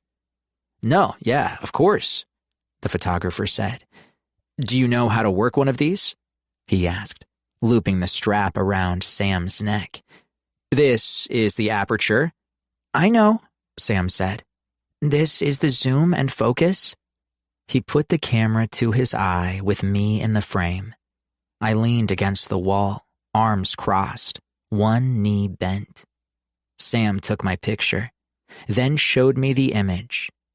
"I've had my photo taken thousands of times, Sam," I said. "Too many. But this one is my favorite." He beamed with pride, and my damn heart cracked. I jerked my chin. "Go. Take as many pictures as you want." I turned to the photographer, cranking up that "I'm famous" smile. "You don't mind, right?" No, not at all." "Thanks," Sam said, and wandered, photographing everything in the room, including close-ups of the food on that goddamn buffet table. The journalist trailed after him and his $1,000 camera. I called Brenda over. "Can you do me a favor? Let me know what these kids need. Anything they want. Just tell me." She smiled. "I will, thank you. Sam needs a camera. Send me the bill, okay?" Brenda looked about to gush more thanks, but she read my expression. "Very well, Mr. Stratton." "Everything okay?" Violet asked, joining me as I blinked hard, watching Sam take his pictures and smile and laugh like a little kid's supposed to. "Everything's perfect."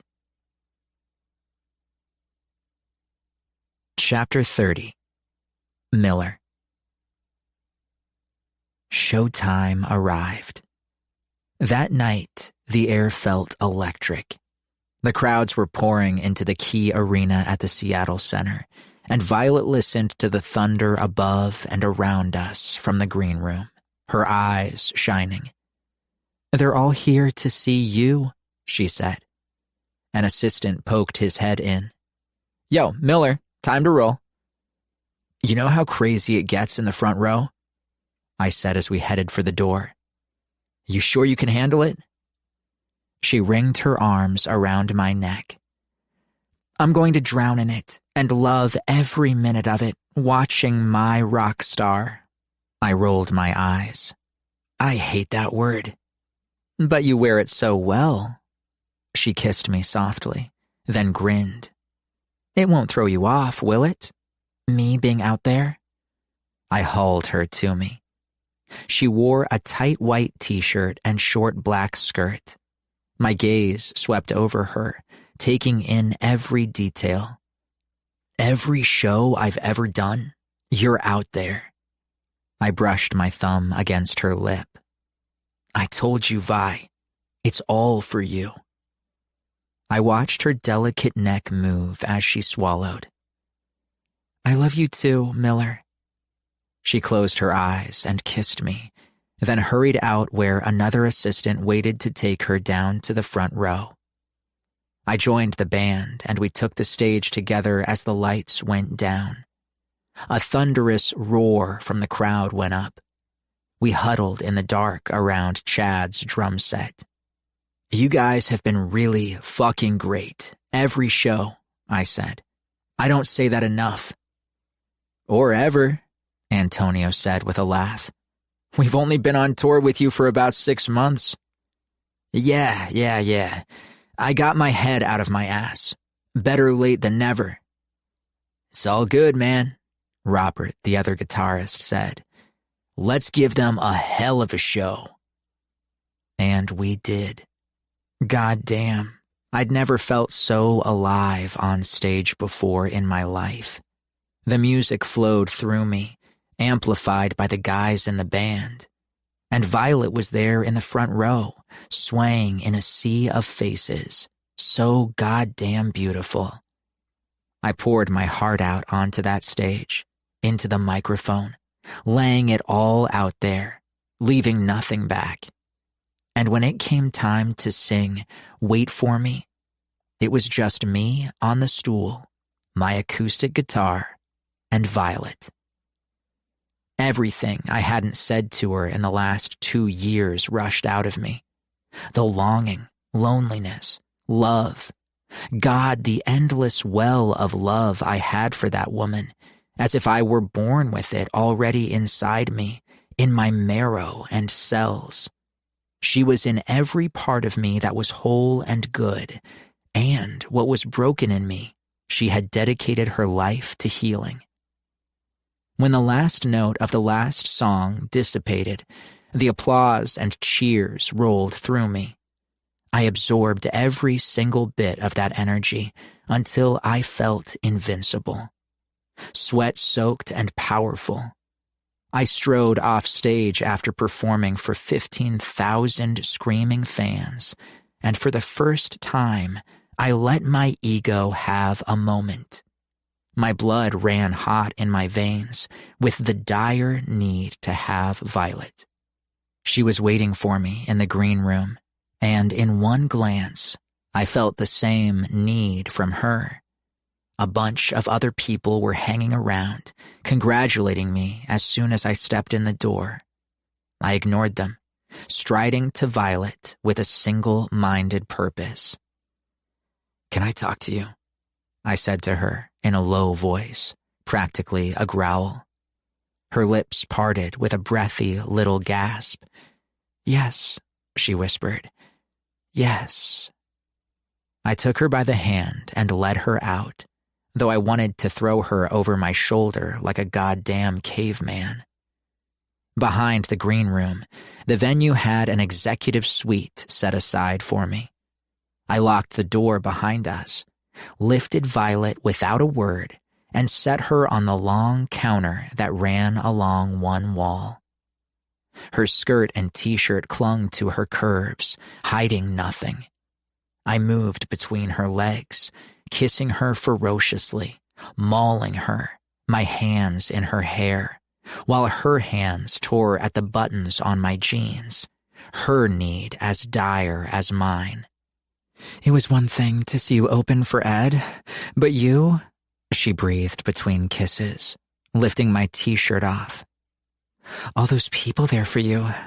Now I know why rock stars have as much sex as they want, why women throw their panties, flash their boobs. I get it now." Her hands were everywhere on my heated skin. "That was the sexiest thing I've ever seen in my life." I had no words but to kiss her hard, sucking at her luscious lips that were red and sweet. Something primal in me was coming awake. I needed to have her, to possess her. For years, I'd been singing to her since we were kids, cherishing her with every breath I took. When I finally had her, we'd been torn apart, leaving me wanting her from across so many miles and continents. My heart had pined and ached and loved, and now she was here for good, and my heart and soul could relax while my body took over. I wanted to fuck her hard and raw. No more poetry, no more music but for the banging of the furniture, her cries of pleasure singing out, the slapping of flesh on flesh, and my own feral grunts as I took her. My hands slid up her thighs and came back down with her silk panties already damp. I grabbed a condom from the pocket of my jeans before they could drop to my ankles, put there for this exact moment. I held her face in one hand, the other sliding under her ass, hauling her to the edge of the bar. She spread her legs wider to let me in, and cried out as I thrust hard. "Yes," she hissed, her hands dropping to my hips to pull me tight to her, deeper. I bent over her, holding her hip with one hand, the other planted on the cool marble. Vi's ecstatic cries rang out, adding to the delirium of this mindless, raw possession. "Miller, I'm—" Her entire body tensed against me, cutting off her words, her arms wrapping around me, her legs locked at the ankles, holding me tight to her. Her core clenched around me as her orgasm swelled. I felt it build in her, and I wanted that too. Greedy for all of her after having gone without, I slowed my thrusting hips, pulled nearly all the way out, and then pushed back in, coaxing and drawing her orgasm to a crest. She clung to me, arms, legs, and teeth that bit down on the slope of my neck, screaming her pleasure into my skin as the wave tossed her. My own release was crashing toward me. I gave into it, driving inside her with a last furious frenzy, until the knot of heat and electricity at the base of my spine exploded out and into her. I gritted my teeth, my fingers digging into her hips hard enough to leave bruises, but I didn't want to let go. She's here. She's mine. Yes, she breathed, her hands in my hair. Yes, come in me. My body obeyed. I came in a final shuddering thrust, emptying myself into her before sagging against her. For a few moments, the only sounds were the rasping of our breaths and the muffled sounds of the after-party in the green room. Slowly, Violet released me, arms and legs falling loose and heavy. "Jesus Christ, Miller," Violet said with a tired laugh, both of us bathed in sweat and breathing hard. "I just lived every woman in that arena's fantasy." Her voice softened. "Except I get to have all of you." I gave a tired laugh into the crook of her neck. "Even the possessive part that would make our caveman ancestors proud." "I like it," she said, pushing me back enough to kiss me and trail her finger along my jaw. "No, I love it. I love how you make love to me and how you fuck me and how I still feel safe with you no matter which. I feel how much you love me, even when you turn into a beast." Her fingers went to the small bruises forming on her thigh. "I never want to hurt you," I said, alarmed. "I want them. I want to feel marked by you, inside and out. Because there's no one else, Miller. There never was, and there never will be."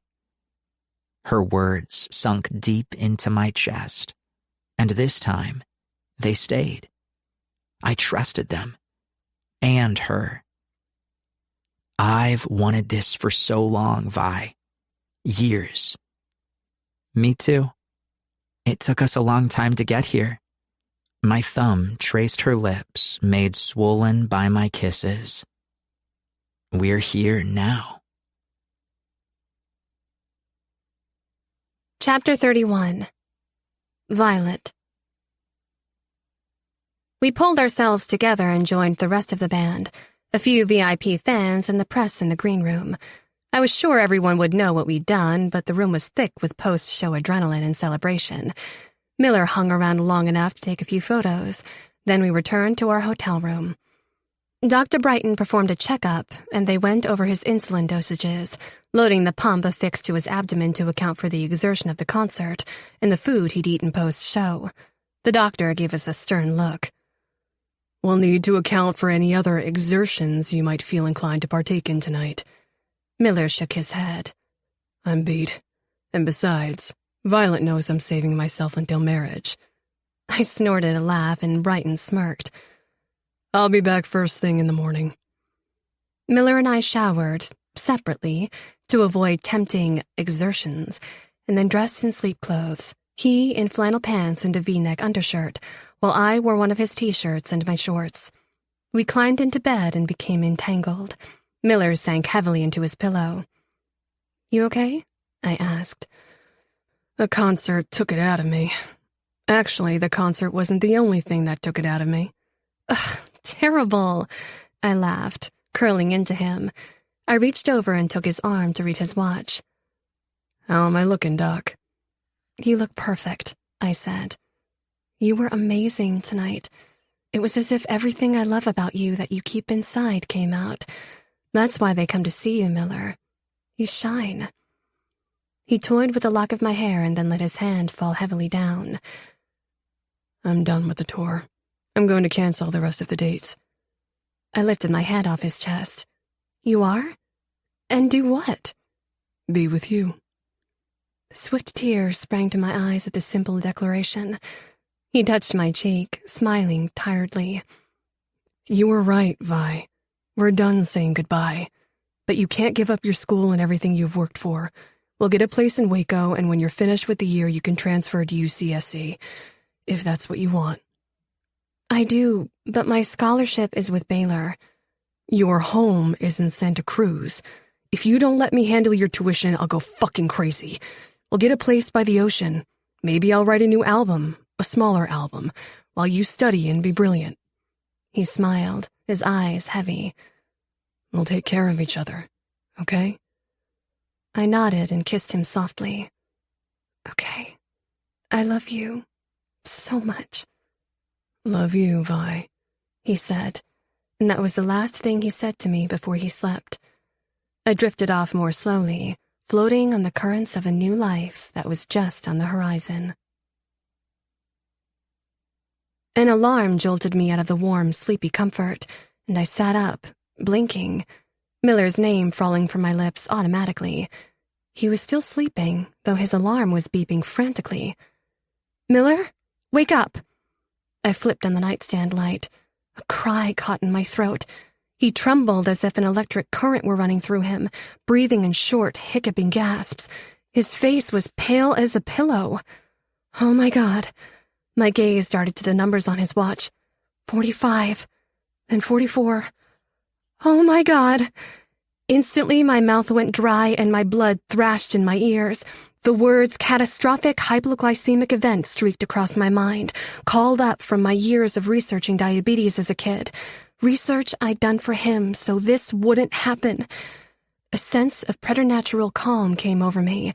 The terror balled itself into a stone, and I pushed it down deep where it sat in my stomach so I could do what I had to do. I threw off the covers, rushed for the mini-fridge where his medicine was stored, insulin to bring his blood sugar down if the numbers were high, and emergency syringes of glycogen if the numbers were low. Miller, I'm here, I said, my voice jagged with fear. I tore the plastic packaging off a glucogen injecting pen. Stay with me, Miller. Stay right here. I climbed back into the bed and pushed up the short sleeve of his undershirt. I pinched the skin with trembling fingers and injected the needle, depressing it until the vial was empty. Wake up, Miller. I tossed the syringe and reached for my phone on the nightstand. Come on, baby. Wake up. I dialed 911 and put my fingers to Miller's neck while I waited for an answer. His pulse thumped so fast I could hardly distinguish one beat from another. 911, what is your emergency? Calmly, but quickly, I explained the situation, watching Miller's numbers rise, but not fast enough. He won't wake up. Please hurry. He won't wake up. An eternity crammed itself into the next 15 minutes, the time it took for EMTs to bust in the door. I scrambled out of their way, the ball of terror in my stomach wanting to rise up into my throat. Chaos ensued as Miller's security team poured into the room with Brighton and a handful of assistants and tour managers. I threw on jeans, shoes, and a sweatshirt as the EMTs lifted Miller onto a gurney. Faces swam in front of me, but I pushed past them to stay with Miller. He still hadn't woken up. The EMTs asked questions about his medical history as Brighton and I hurried alongside the gurney through the hotel. Guests were peeking out of doors, gawking at the commotion. I told the EMTs about his past, and Brighton explained his more current issues. Miller's numbers had always been hard to manage, but my heart cracked to hear how he'd been struggling recently. I demanded to ride with him to the hospital, afraid to let him out of my sight even for a moment, afraid if I looked away he'd disappear. In the chaos of the jouncing ambulance, with EMTs talking over the beeping of machines, I sat beside Miller, held his limp hand in mine, and leaned over close. My face was on fire, still too panicked for tears. There wasn't a drop of water in my body. "Stay with me. I mean it. Stay right here," I told him over the thrashing of blood in my ears. "Stay with me, baby. Please." Under an oxygen mask, Miller remained pale, eyes closed, mouth half open and slack. At the hospital, they whisked him away, out of my sight into the ICU. Someone led me to the waiting room just outside the swinging doors. Someone else gave me a glass of water. Dr. Brighton arrived. He touched my shoulder in a fatherly gesture. "You did good," he said, then pushed through the ICU doors, because he was a doctor, and I wasn't. Assistants and managers arrived to crowd the room. I recognized one young woman, Tina, as his new assistant, a phone pressed to her ear. "His mom," I said in a hollow voice. "Someone call his mom." Helplessness pressed down on me now that Miller's care was taken out of my hands. I had nothing to do but wait. The terror had gripped my heart in an icy fist and wouldn't let go. Finally, a young doctor with a bald head but a full dark beard came out looking for Miller's family.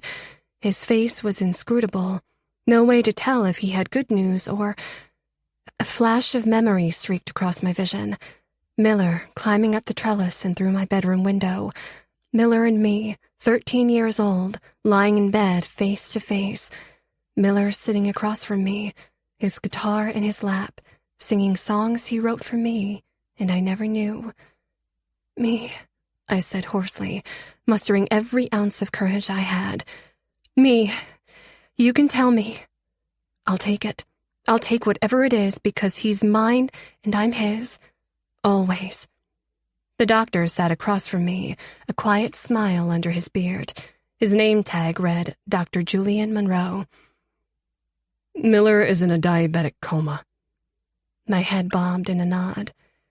"Yes, okay." "We've given him fluids and glucose, and he's now flitting in and out of consciousness. A very good sign." My eyes fell shut as relief washed over me. "He's awake?" "Not yet, but he's trying. Were you the one who administered the glucogen?" I nodded. "He had no symptoms," I said in a small voice. "The night before, he had no symptoms. He was fine. He was perfect. I missed something. I should have known." Dr. Monroe cut me off. "You could not have known. Miller's insulin pump malfunctioned and administered far more than he required. I also understand from Dr. Brighton that Miller had struggled to control his diabetes throughout his life.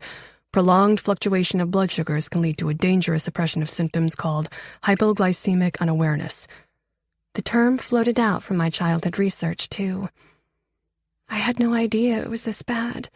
I should have done something, done more. "There's nothing you could have done but what you did. We have him stabilized and we're running more tests. Brittle diabetes is not typical. It's unpredictable and baffles even the best kind of care, which he was under with Dr. Brighton. To be honest, the real concern right now are his kidneys. Miller managed his diabetes on his own for quite a while, but I suspect that his unstable levels over the years have taken their toll." "In what way?" I asked, though I already knew. "The nephrologist will confirm, but it's likely he's developed chronic kidney disease." I fought the urge to bury my head in my hands, but the doctor read my face. "The early stages of chronic kidney disease show few signs or symptoms. It's often not apparent until kidney function is significantly impaired." The words battered me, but Miller needed me to keep it together, to stay clear-headed and take care of him like a doctor would. What happens next? The first step is to get him to regain consciousness. The tests will determine what his exact kidney impairment is, and then we go from there. He smiled kindly. One of the nurses will tell you when you can see him. He left, and Tina bent into my line of vision. Miller's mom is on the way. Great, thank you, I said, trying not to sound as helpless as I felt. After another agonizing stretch of time, they let me into the ICU room. Inside, Miller was hooked up to a dozen different machines. IVs trailed lines into his arms, and a bedside glucose monitoring system showed his levels.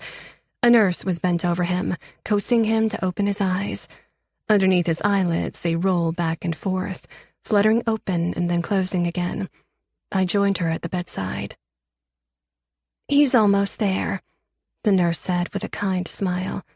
Are you the girlfriend? Yes. Talk to him, honey. He'll listen to you better than me. Miller, I said softly. Miller, wake up. Wake up and look at me. Please. His eyes opened, closed, and then opened again, glazed and unfocused. Then they met mine. Relief so profound it nearly took my legs out from under me, swept through me. I took his hand. Hi, baby. His face was still so pale beneath the scruff of his beard. Bye, he croaked. There he is, the nurse said. Welcome back, honey. Let me take a look at you. She worked her way around the room, making checks and taking readings, while I dragged a chair next to the bed and sank down into it, feeling a sense of déjà vu. Another hospital, 7 years ago. What happened? He asked, turning his head slightly on the pillow. The pump malfunctioned and dumped too much insulin into your system, I said. Your numbers dropped. That's the long answer. The nurse came around to check his IV lines. Short answer, she saved your life, is what happened. Miller's lips pulled back as he tried for a smile. She did. A long time ago. His eyes fell shut, and I looked at the nurse fearfully. He's just resting, sweetheart. You look like you could use some sleep, too. I'm fine. I wasn't about to leave that chair for anything. My hand welded to his. Hours passed, and Miller came awake for a few minutes at a time, then slipped back into sleep. They ran more tests, and I watched Dr. Monroe huddle at the door with a nephrologist, both of them looking grim. Miller's mother arrived close to 9 p.m. I'd only seen Lois Stratton a handful of times when I was in high school. She'd always looked tired and gray before her time. Miller had moved her to a bright apartment in Los Angeles, and now she seemed healthier and vibrant, though her face was pained with worry. She rushed to Miller's side, her gaze inspecting him frantically. I thought he'd woken up. They told me it was a coma, but that he woke up. He did, I said. He's sleeping now. She sagged into a chair. My sweet boy, she said, then looked at me tearfully. Oh, Violet, thank you, sweetheart. I'm so grateful you were there when he needed you most. Both times. The night in your backyard and now. The highest high and the lowest low. I should have been with him everywhere in between. The entire time. I could have taken care of him. That was my job first, she sniffed and wiped her eyes. I left him too, in a way. I left him to take care of himself. I brought bad things into his life because I was so tired. I needed help and didn't have any. You did the best you could, I said. And so did you.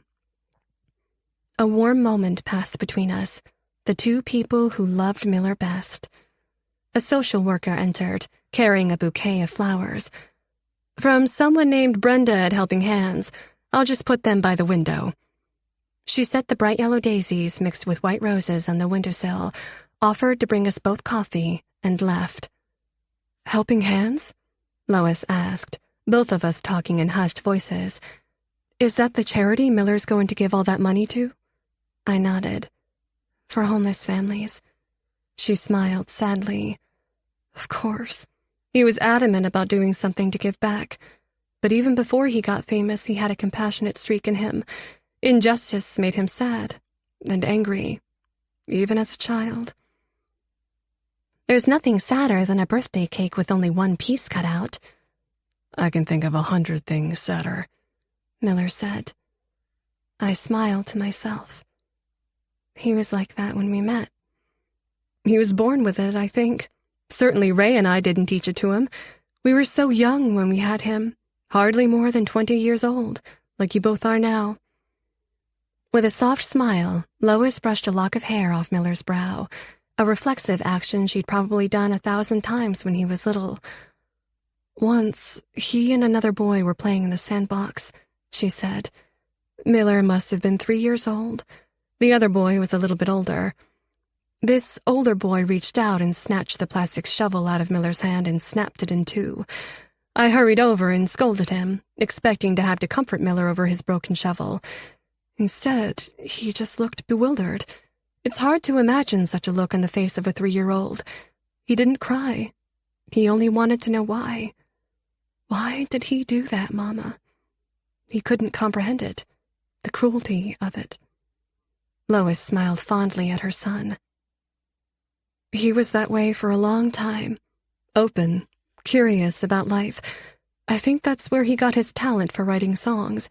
He had observations about life, and he wrote them down with music from that guitar Ray gave him, his most prized possession. She sighed heavily. But everything changed when Ray left. Miller shut down, turned guarded. He didn't want to love anything anymore. If he played music, I never heard it. That broke my heart. Lois looked up at me over Miller's sleeping form. And then you came along. You opened his heart, Violet. I know that Evelyn woman gets a lot of credit for discovering Miller, but he sang for you first. You are the reason he has the career that he has, because he loves you so much he couldn't contain it. Even when he pushed you away, I knew. I always knew you were his girl. His girl. I've always been his girl. I think I did too, I said, smiling through tears, even when I didn't. Chapter 32. Miller. I opened my eyes to see sunlight streaming in from the window at the end of the small room. My body felt welded to the bed, heavy and weak. Violet was there, her head pillowed on my mattress, her hand clasped in mine. She hadn't left my side in the 2 days since I'd been moved out of the ICU. 2 days in which Dr. Monroe and his team performed every test under the sun and gave me the solemn news that my kidneys, like my pancreas, had quit on me.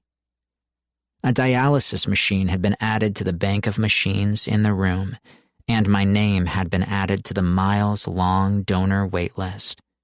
And because my diabetes would only destroy whatever kidneys might become available, I could only be approved for a simultaneous pancreas-kidney transplantation.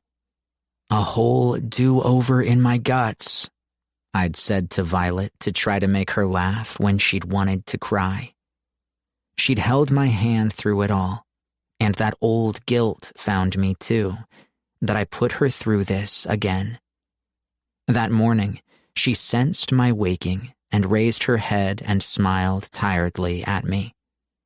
"Hey, you. Where's Mom?" "She went down to the cafeteria to grab a coffee. How are you feeling?" "Ready to get out of here?" "They said it could be soon. Tomorrow, maybe." "Because there's no donor match." She smiled wanly and wouldn't meet my eyes. "Vi, what's wrong? Aside from..." I waved my hand. "All of this." "Nothing. Just tired." "You forget I have your every expression memorized. Something's wrong, and it's not just my shitty kidneys." Violet pretended to think. "That's a punk band, isn't it? The Shitty Kidneys? I think they headlined Burning Man." "Tell me." She plucked a thread on the sheet. I had myself tested to see if I could be a donor for you. Your mom did too, but we're not compatible. I pulled her to me. I disagree. I think we're really fucking compatible. Violet sniffed a laugh and climbed on the bed, burrowing into me. She rested her head against my chest, and we lay in the relative quiet of beeping machines, me stroking her hair that was black against the white of my shirt. You're going to be okay, Miller, she said. I'll make sure of it. Are you really going to give up being a surgeon? I'm not giving it up. I'm moving it out of my way. I was meant to take care of you, and I will. There's hemodialysis that you can do at home. I'm going to learn everything I can about it while we wait for a donor. I pressed my lips into her hair, kissing her and holding her tight to me. She was making it sound easier than it would be. There was a shortage of organ donors. I could be waiting for years, and we both knew it. The next day, I was packing my shit to leave while Violet wrangled all the balloons, bouquets, and stacks of get-well cards from fans that covered every available surface of the window ledge. It looks like someone emptied the goddamn gift shop in here, I muttered. Your fans love you. Violet flipped around a card to show me the front. A photo of me in the green room at the Key Arena. From Sam. Don't read what he wrote inside unless you're ready to cry for 3 days straight. What's this about crying? Dr. Monroe entered the room, a tight, strange smile on his face. No crying when I have good news. A match has been found. The card fell out of Violet's hand. I dropped the shirt I'd been putting in a small travel bag. What? Already? We need to run a few more tests, but I feel confident we can schedule surgery for the day after tomorrow. That's amazing, Violet said, reluctant hope wanting to bloom over her features. Oh my God. But the donor network said the wait time could be years, I said. They found a match already? For 1 kidney and partial pancreas, yes. Violet and I exchanged glances. So it's from a living donor, I said. Pancreases, it turned out, like livers and lungs, could be portioned out to give the recipient part of the organ without harm to the donor. Dr. Monroe rocked on his heels. This will change your life, Miller. No more insulin shots, no more highs and lows. Who? I asked, going cold all over. Who's the donor? Dr. Monroe shifted. I'm afraid I can't speak any more to that. Confidentiality is of utmost importance in situations like this. Tell me. Miller, It's my dad.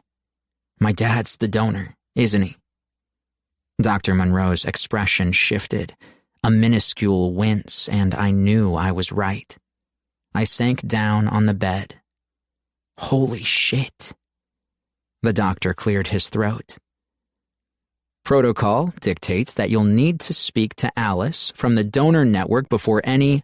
No, I said, getting back to my feet. Tell Alice, tell Ray, that I don't want his fucking donation. Wait, you said we could do the surgery in 2 days? My blood ran hot in my veins. He's here, isn't he? Violet moved to put a soothing hand on my arm. Miller, let's stay calm. Dr. Monroe wore a sympathetic expression. I understand. It's a complicated situation. It's not fucking complicated, I snapped. It's really damn easy. I don't want his help. Tell him to go back to wherever he's been for the past 7 years and stay there. You have the right to consent or not for this procedure.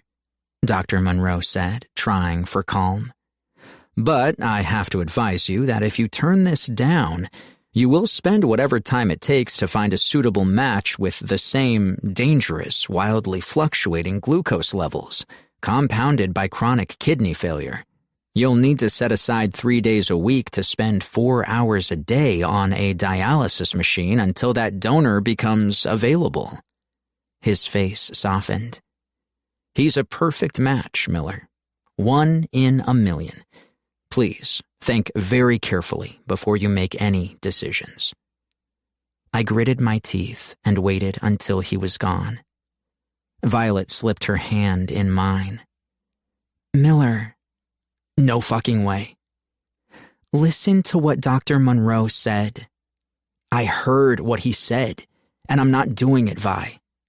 When Dad left, I vowed that no matter what happened, I would never need him again, ever. And I did it. I took care of Mom and... The emotions were rising in my throat, threatening to choke me, stinging my eyes. It's not right. It's not fucking right that he shows up after all this time. And when he does, it's for this? A fucking organ transplant that I'd be an idiot to refuse? I went past her to pace the small space in front of the window. A giant aluminum balloon with a yellow happy face drifted in front of me. I punched it out of my way. I know, Violet said gently. It's a lot. It's too much. I can't say no, right? I'm a fucking idiot if I say no. If I say yes, I betray every fucking thing I worked so hard for. She moved to stand beside me. It only feels that way because you haven't reconciled with him. Or tried. Talk to him, please. Talk to him first before you decide anything. I shook my head, wiping my eyes on the shoulder of my t-shirt. What the hell do I say to him, Vi? Everything, Miller, that you've ever wanted to say to him. That's too much. I shook my head. The armor I'd forged in the fire of abandonment reforming around me. No, forget it. He doesn't get to do this. This is not how it happens. Miller, she said, pleading. You need this. You need his help. Not like this. Miller. I'm checking the hell out of here. I'll get through this the same way I have for the last 7 years, without his fucking help. And I'm supposed to be okay with this? Violet said, her voice rising, tears standing out in her eyes. You're sick, Miller, and your dad is trying to do what parents are supposed to do. Make it better. I closed my eyes, willing her words not to seep in between the cracks in my wall.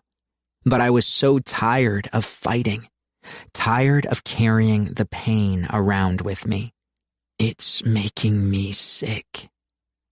Violet took my hand again, her voice softer, soothing, the voice she would use with her own patients a decade from now. You have the right to be angry and hurt, but it's eating you up inside. Stop holding yourself back from him. Holding back to keep from being hurt never did either of us any good. She held the back of my hand to her lips. Talk to him. Not for his sake, but for yours. Give yourself some peace. I stared at the ceiling, then at Violet's beautiful face, the anguish in her eyes, the same as it had been 7 years ago, the same as it had been every time I pushed her away and hated myself for it later. But God, how could I look my mom in the eye? I shook my head. I can't do it, even if I wanted to. I cleared my throat. I can't do that to my mom. It'd be a betrayal. I already know, Mom said, stepping into the room. About Ray, I'm sorry. I didn't mean to eavesdrop. He's been calling me too. She smiled kindly at Violet. Can you give us a minute, sweetheart? Of course.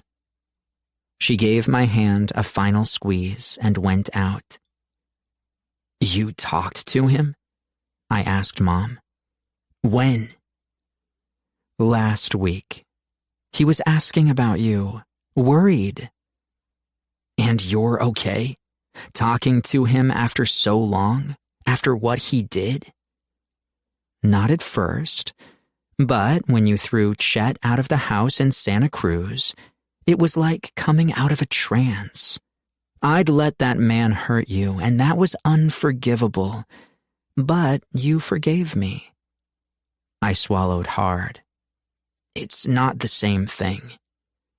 I wasn't there for you when I should have been, Mom said. Chet was gone, and it was a second chance. I vowed that I was done letting men dictate my life.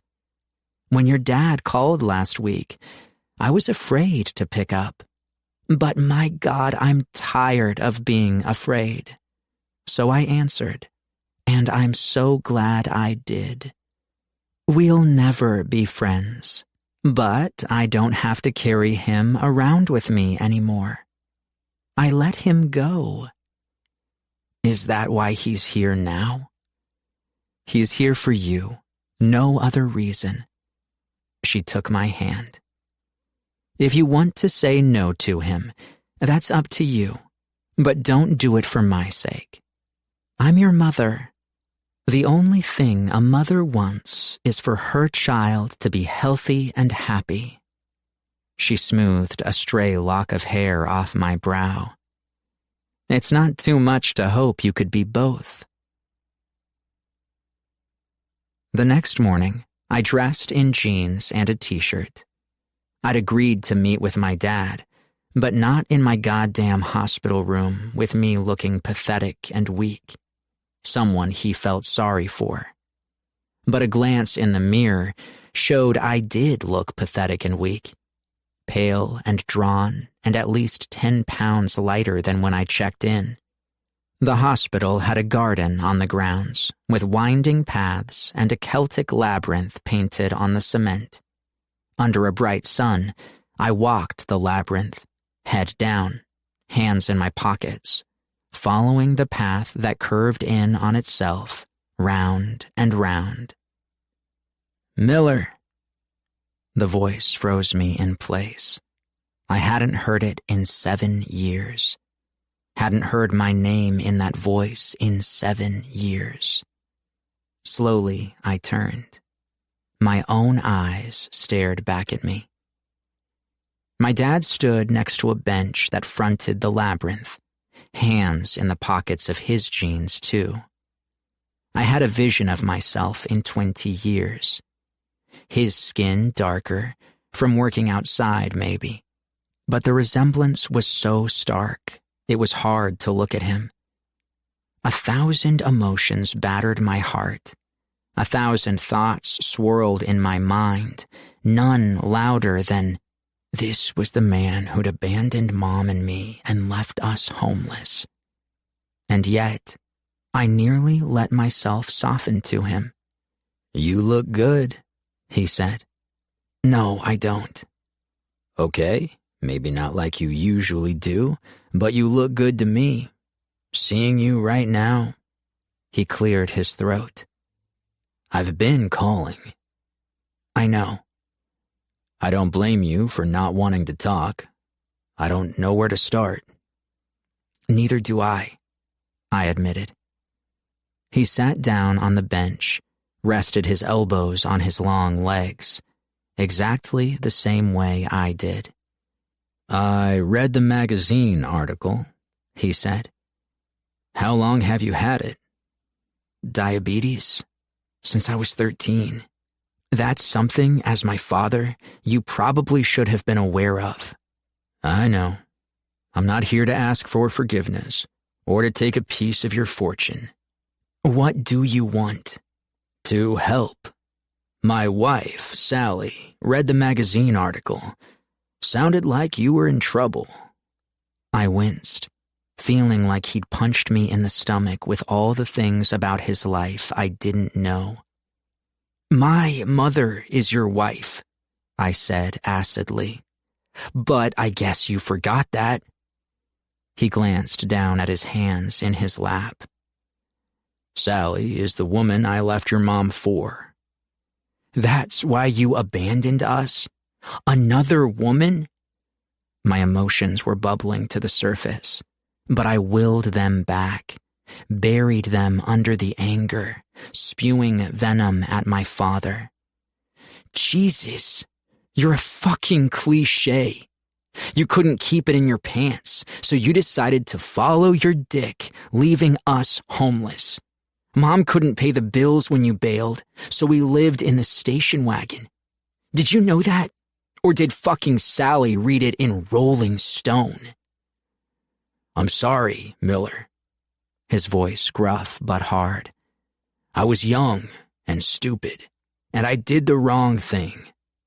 But I fell in love with her. You fell in love with her? I barked a harsh laugh. That's supposed to make it all better? Marriages fall to shit because people fall in love with other people, but they don't fall out of love with their kids. I never did, my dad said, his eyes shining. I promise you I didn't, and I expect nothing from you. Not one thing, not even your forgiveness. But I have nothing else to give you. You don't need my money anymore. You needed it a long time ago. I gave up my right to be your father a long time ago, too. But you're sick, and I can help you get better. I scrubbed my face with both hands. Jesus. Violet said the exact same thing. Your girlfriend. I nodded.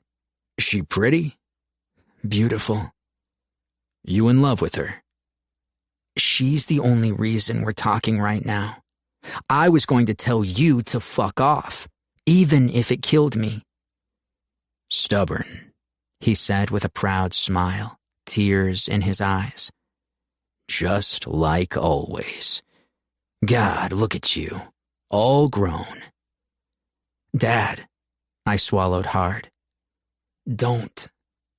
Let me do this for you, and then I'll go, he said hoarsely. You don't have to talk to me or see me. You don't have to invite me into your life. I just want to make sure you have one. To make yourself feel better? I asked, my voice cracking, tears threatening. I hated how his pain drew mine out, melting the hard armor of anger and leaving only the raw, naked wounds. Is that the only reason? He got to his feet. No, that's not why. Because it's a good one, Dad. Only a jackass would turn it down. Did you count on that? That I'd have no real choice? Well, I do. I felt cracked open, 7 years of pain pouring out of me. I can take your donation and still not forgive you. I won't forgive you. I won't. Wordlessly, he put his arms around me, and I was suddenly transported into 1,000 childhood memories of my dad's embrace. They overwhelmed me, and I clung to them. Clung to him. Real and solid. Flesh and blood. I'm sorry, he said, his rough hands in my hair, grasping my shirt. I'm so sorry. Over and over he said it, and each time the words sank deeper until I finally let them in. Chapter 33. Violet. I walked the overly bright corridors, lit up like midday, despite it being near midnight. Night and day held no distinction in hospitals, which was fitting, I thought. Nor did it hold a distinction to the people who had loved ones lying in beds here. Hours melted together, punctuated by news, good or bad, that altered the entire course of the next handful of hours, or a lifetime. "You going to play something for us, Violet?" One of the nurses asked as I passed, Miller's guitar case secure in my grip. "You deserve better than that, Eric," I teased. He laughed, and I continued down to the end of the hallway, to Miller's room. Marguerite, the duty nurse that night, greeted me with a warm smile. "It's late," she said. "Big day tomorrow." "I won't keep him up, but we have a guitar lesson scheduled. Can't miss it." "I'm sure. Have fun, but not too much fun." I smiled, though my chest tightened. No, not too much fun the night before major surgery. But Miller had asked me to come back after visiting hours, and I wasn't about to leave, so long as he wanted me there. He sat on the edge of the bed, on top of the covers. He hated the helpless feeling of lying down, and he absolutely hated the gown. Instead, he wore flannel pants and an undershirt, his eyes full of thoughts. "Hey," I said, sitting down beside him, his guitar case resting on my knees. I kissed his cheek, his lips, brushed his hair back from his eyes. "Thinking about tomorrow?" "Tomorrow and every day after," he said. "If I have them." "You will," I said fiercely, a shiver skimming over my skin. "I shouldn't talk like that to you, but—" "It's okay," I said. "I'm scared too, but they're going to take care of you, and when it's over, you'll have a new life. We'll have a new life." Miller unlatched the case and retrieved his guitar. "We've been here before. 7 years ago. That was the day you saved my life. Feels like a lifetime." "I think you saved mine that day too," I said. "That's when I knew I was in love with you. A pretty big revelation for a 13-year-old. I didn't know what to do with it at all." Miller turned to sit with his back against the mattress, raised all the way up. "Come here." He made room for me as I climbed onto the bed, my back to his chest. He set the guitar in my lap, his arms reaching around me. "I don't know what to do with it at all either, or mess it up with words. I want you to feel it, Vi." I leaned back against him to give him room, his cheek brushing mine. I could feel his heart thump against me, a steady beat that kept time. The first notes of our song reverberated through me, joined by Miller singing, low and rough as he strummed the guitar gently. You know I love you so." Miller's playing stopped abruptly and he pushed the guitar away. He wrapped me up in him and pressed his face to my neck. "I'm here." I held him, trying to be the anchor he'd so often been for me, when my world felt like it was coming apart. "Are you scared?" "Only of leaving you." I closed my eyes. "You won't. I won't let you." His chest rose and fell against my back in a heavy sigh. "I want to marry you, Vi. I want to grow old with you. I want to celebrate wedding anniversaries with you that make people stand up and applaud when they hear the number. I want to tell people that you're the love of my life, and that I knew that was true because I met you when I was 13 years old. And that was it. There was never going to be anyone else." I turned in the circle of his arms, a tremulous smile on my lips. "What are you asking?" He read my thoughts, as he so often did. "I don't know what's going to happen tomorrow, so I'm just putting it out there to who or whatever's listening that if I get the chance, I'm not going to screw it up again." "Neither will I," I said. "I'll just put that out there too, to who or whatever might be listening." Happiness shone behind Miller's eyes, elusive. He never trusted it to stay, and I vowed to do everything in my power to give it to him, every day. He kissed me, and despite the fear, a lightness swelled in my chest. Hope. I fed it instead of the fear and smiled into our kiss, a pact that sealed the proposals and vows permeating that hospital room, but waited for another day to be made real. I knew that day would come. Miller and I ebbed and flowed, but we always came back, inevitable as the tide, and beautiful in the end. Epilogue. Miller. 3 years later. I see her the minute I take the stage.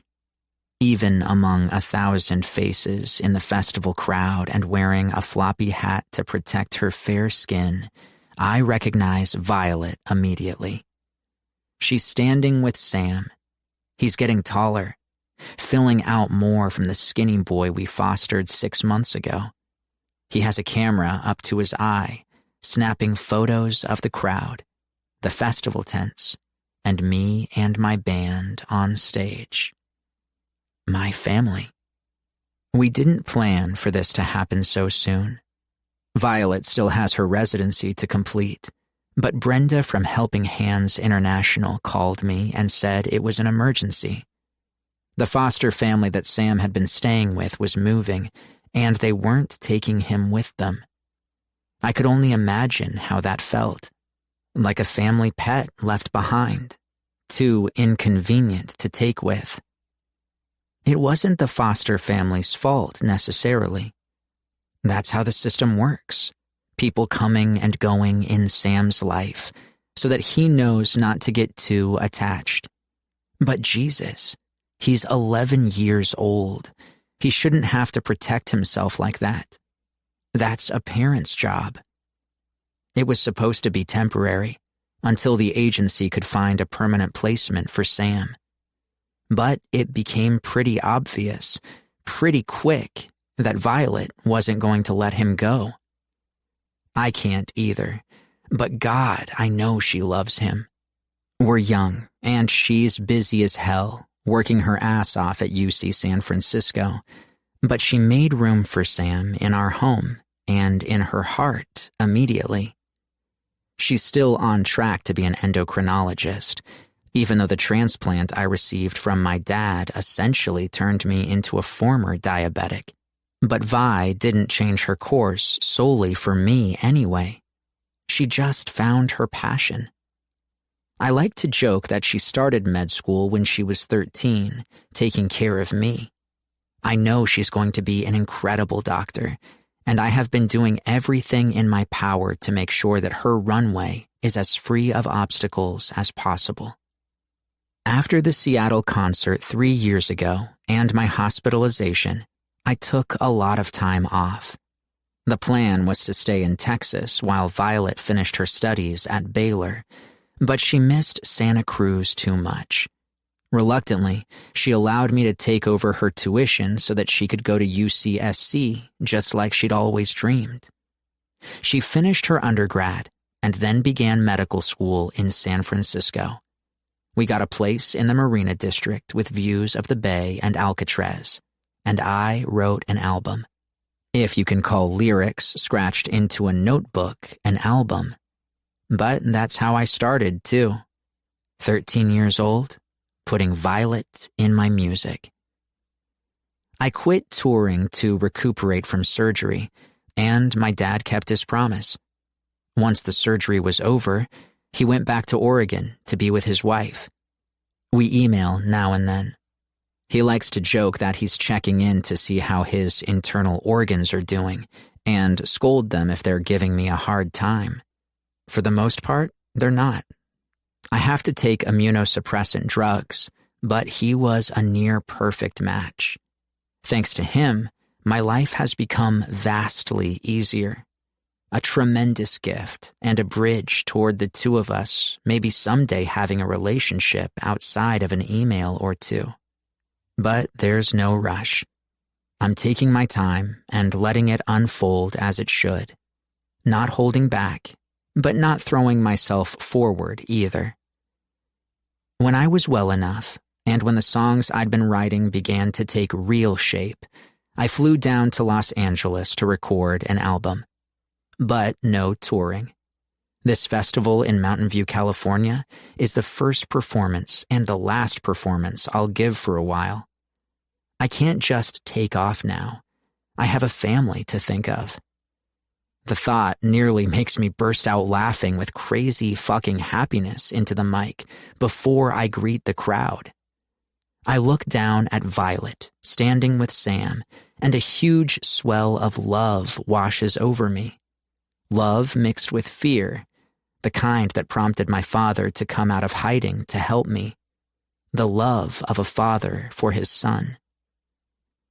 From under her big floppy hat, Violet gives me a knowing smile as her arm goes around Sam's shoulders. I wonder how I'm going to make it through the set. Me and the guys, my band that had toured with me 3 years ago, play a set of songs off the new album mixed with some old standbys. I don't sing Wait For Me much anymore. I don't need to. Our set ends, and it's clear 3 years of relative quiet didn't diminish the enthusiasm of my fans like I thought it would. They stuck with me through that quiet time of recovery, and I'm so grateful for that. I'm finally able to appreciate everything that comes with this crazy job.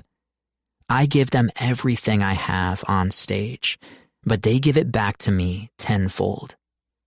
A bunch of the other guys are going to hang around and watch the other bands. "Do you want to come?" Antonio asks. "There are some killer acts here." "No doubt," I say, "but I have plans." A ball of tingling excitement expands in my chest, completely different than anything I've ever experienced before, and more powerful than what I feel when I take the stage in front of 20,000 fans. I slip out from behind the stage tent into a hot afternoon, and my security team and assistants hustle me into a waiting car to take me to the hotel.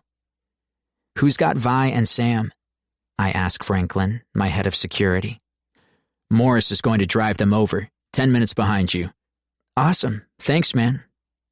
At the hotel, Tina meets me in the lobby, and she's already beaming.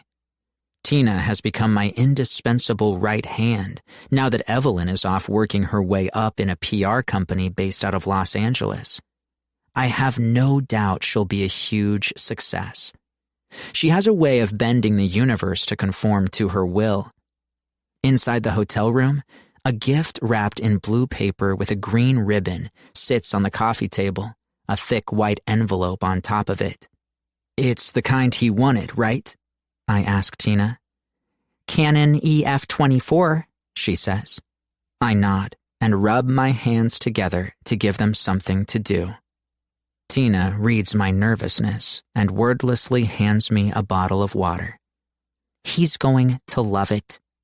"Thanks, Tina. I hope so," I say.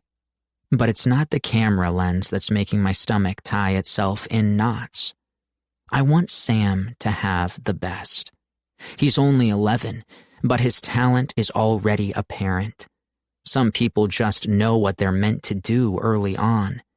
I did, and so did Violet. But so many others have to toil at jobs they hate to make ends meet, while their true passion stifles and withers for lack of use. So I started a foundation that helps fund arts programs for underprivileged kids. I would love to give the finger to the idea that one has to be lucky or rich or have the right set of circumstances align in order to make someone's passion their job. 20 minutes later, Violet and Sam arrive.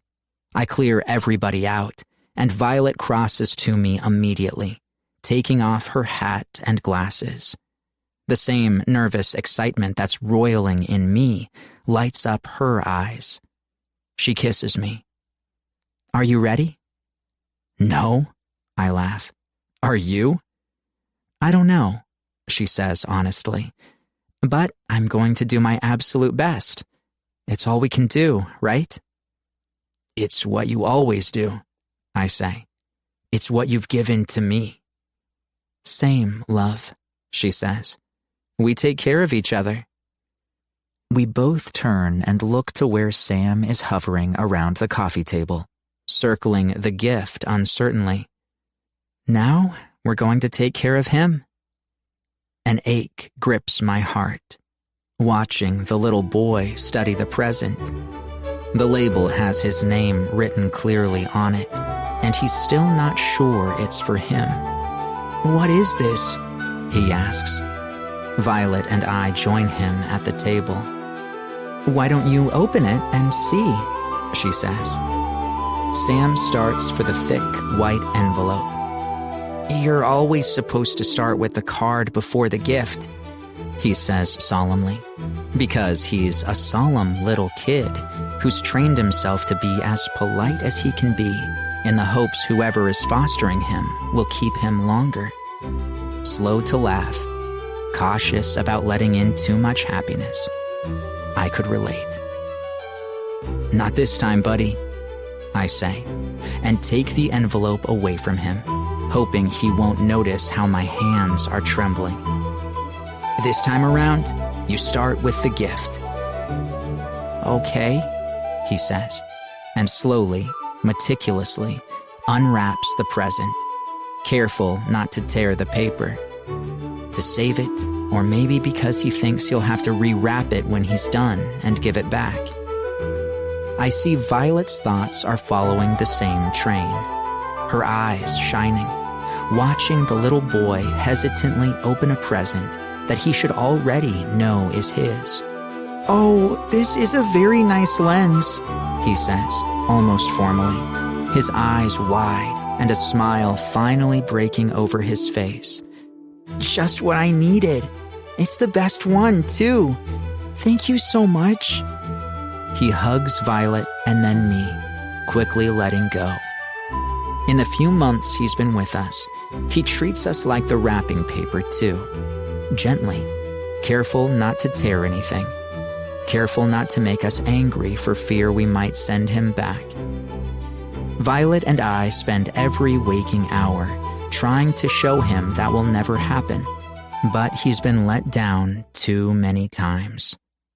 "Now can I open the card?" he asks. Violet and I sit down together on the couch, her hand clasped tightly in mine. "Yeah," I say roughly. "You can open it." "It's awfully thick for a card," Sam says. I nod, not trusting my voice. Violet already has a tissue pressed to her mouth. Sam opens the envelope and pulls out a sheaf of papers from the California Health and Human Services Department. "What is this?" he asks, and then reads the words at the top. The papers drop from his hands, and his chin drops to his chest. "What do you think, Sam?" I ask, my voice fraying at the edges. He manages to raise his chin, taking in both Violet and me. "Does this mean I get to stay?" "Yes, baby," Vi says, tears streaming down her cheeks. "Would you like that? Would you like to stay with us?" He doesn't answer. The disbelief is too strong. "You're adopting me?" Once the word leaves his mouth, his shoulders start to shake, and the tears fall. He covers his eyes with his hands. Violet and I both shoot off the couch to either side of him, hugging him between us. "We love you, buddy," I say. "We don't ever want you to go." He nods, unable to speak, and then he hugs Violet tight.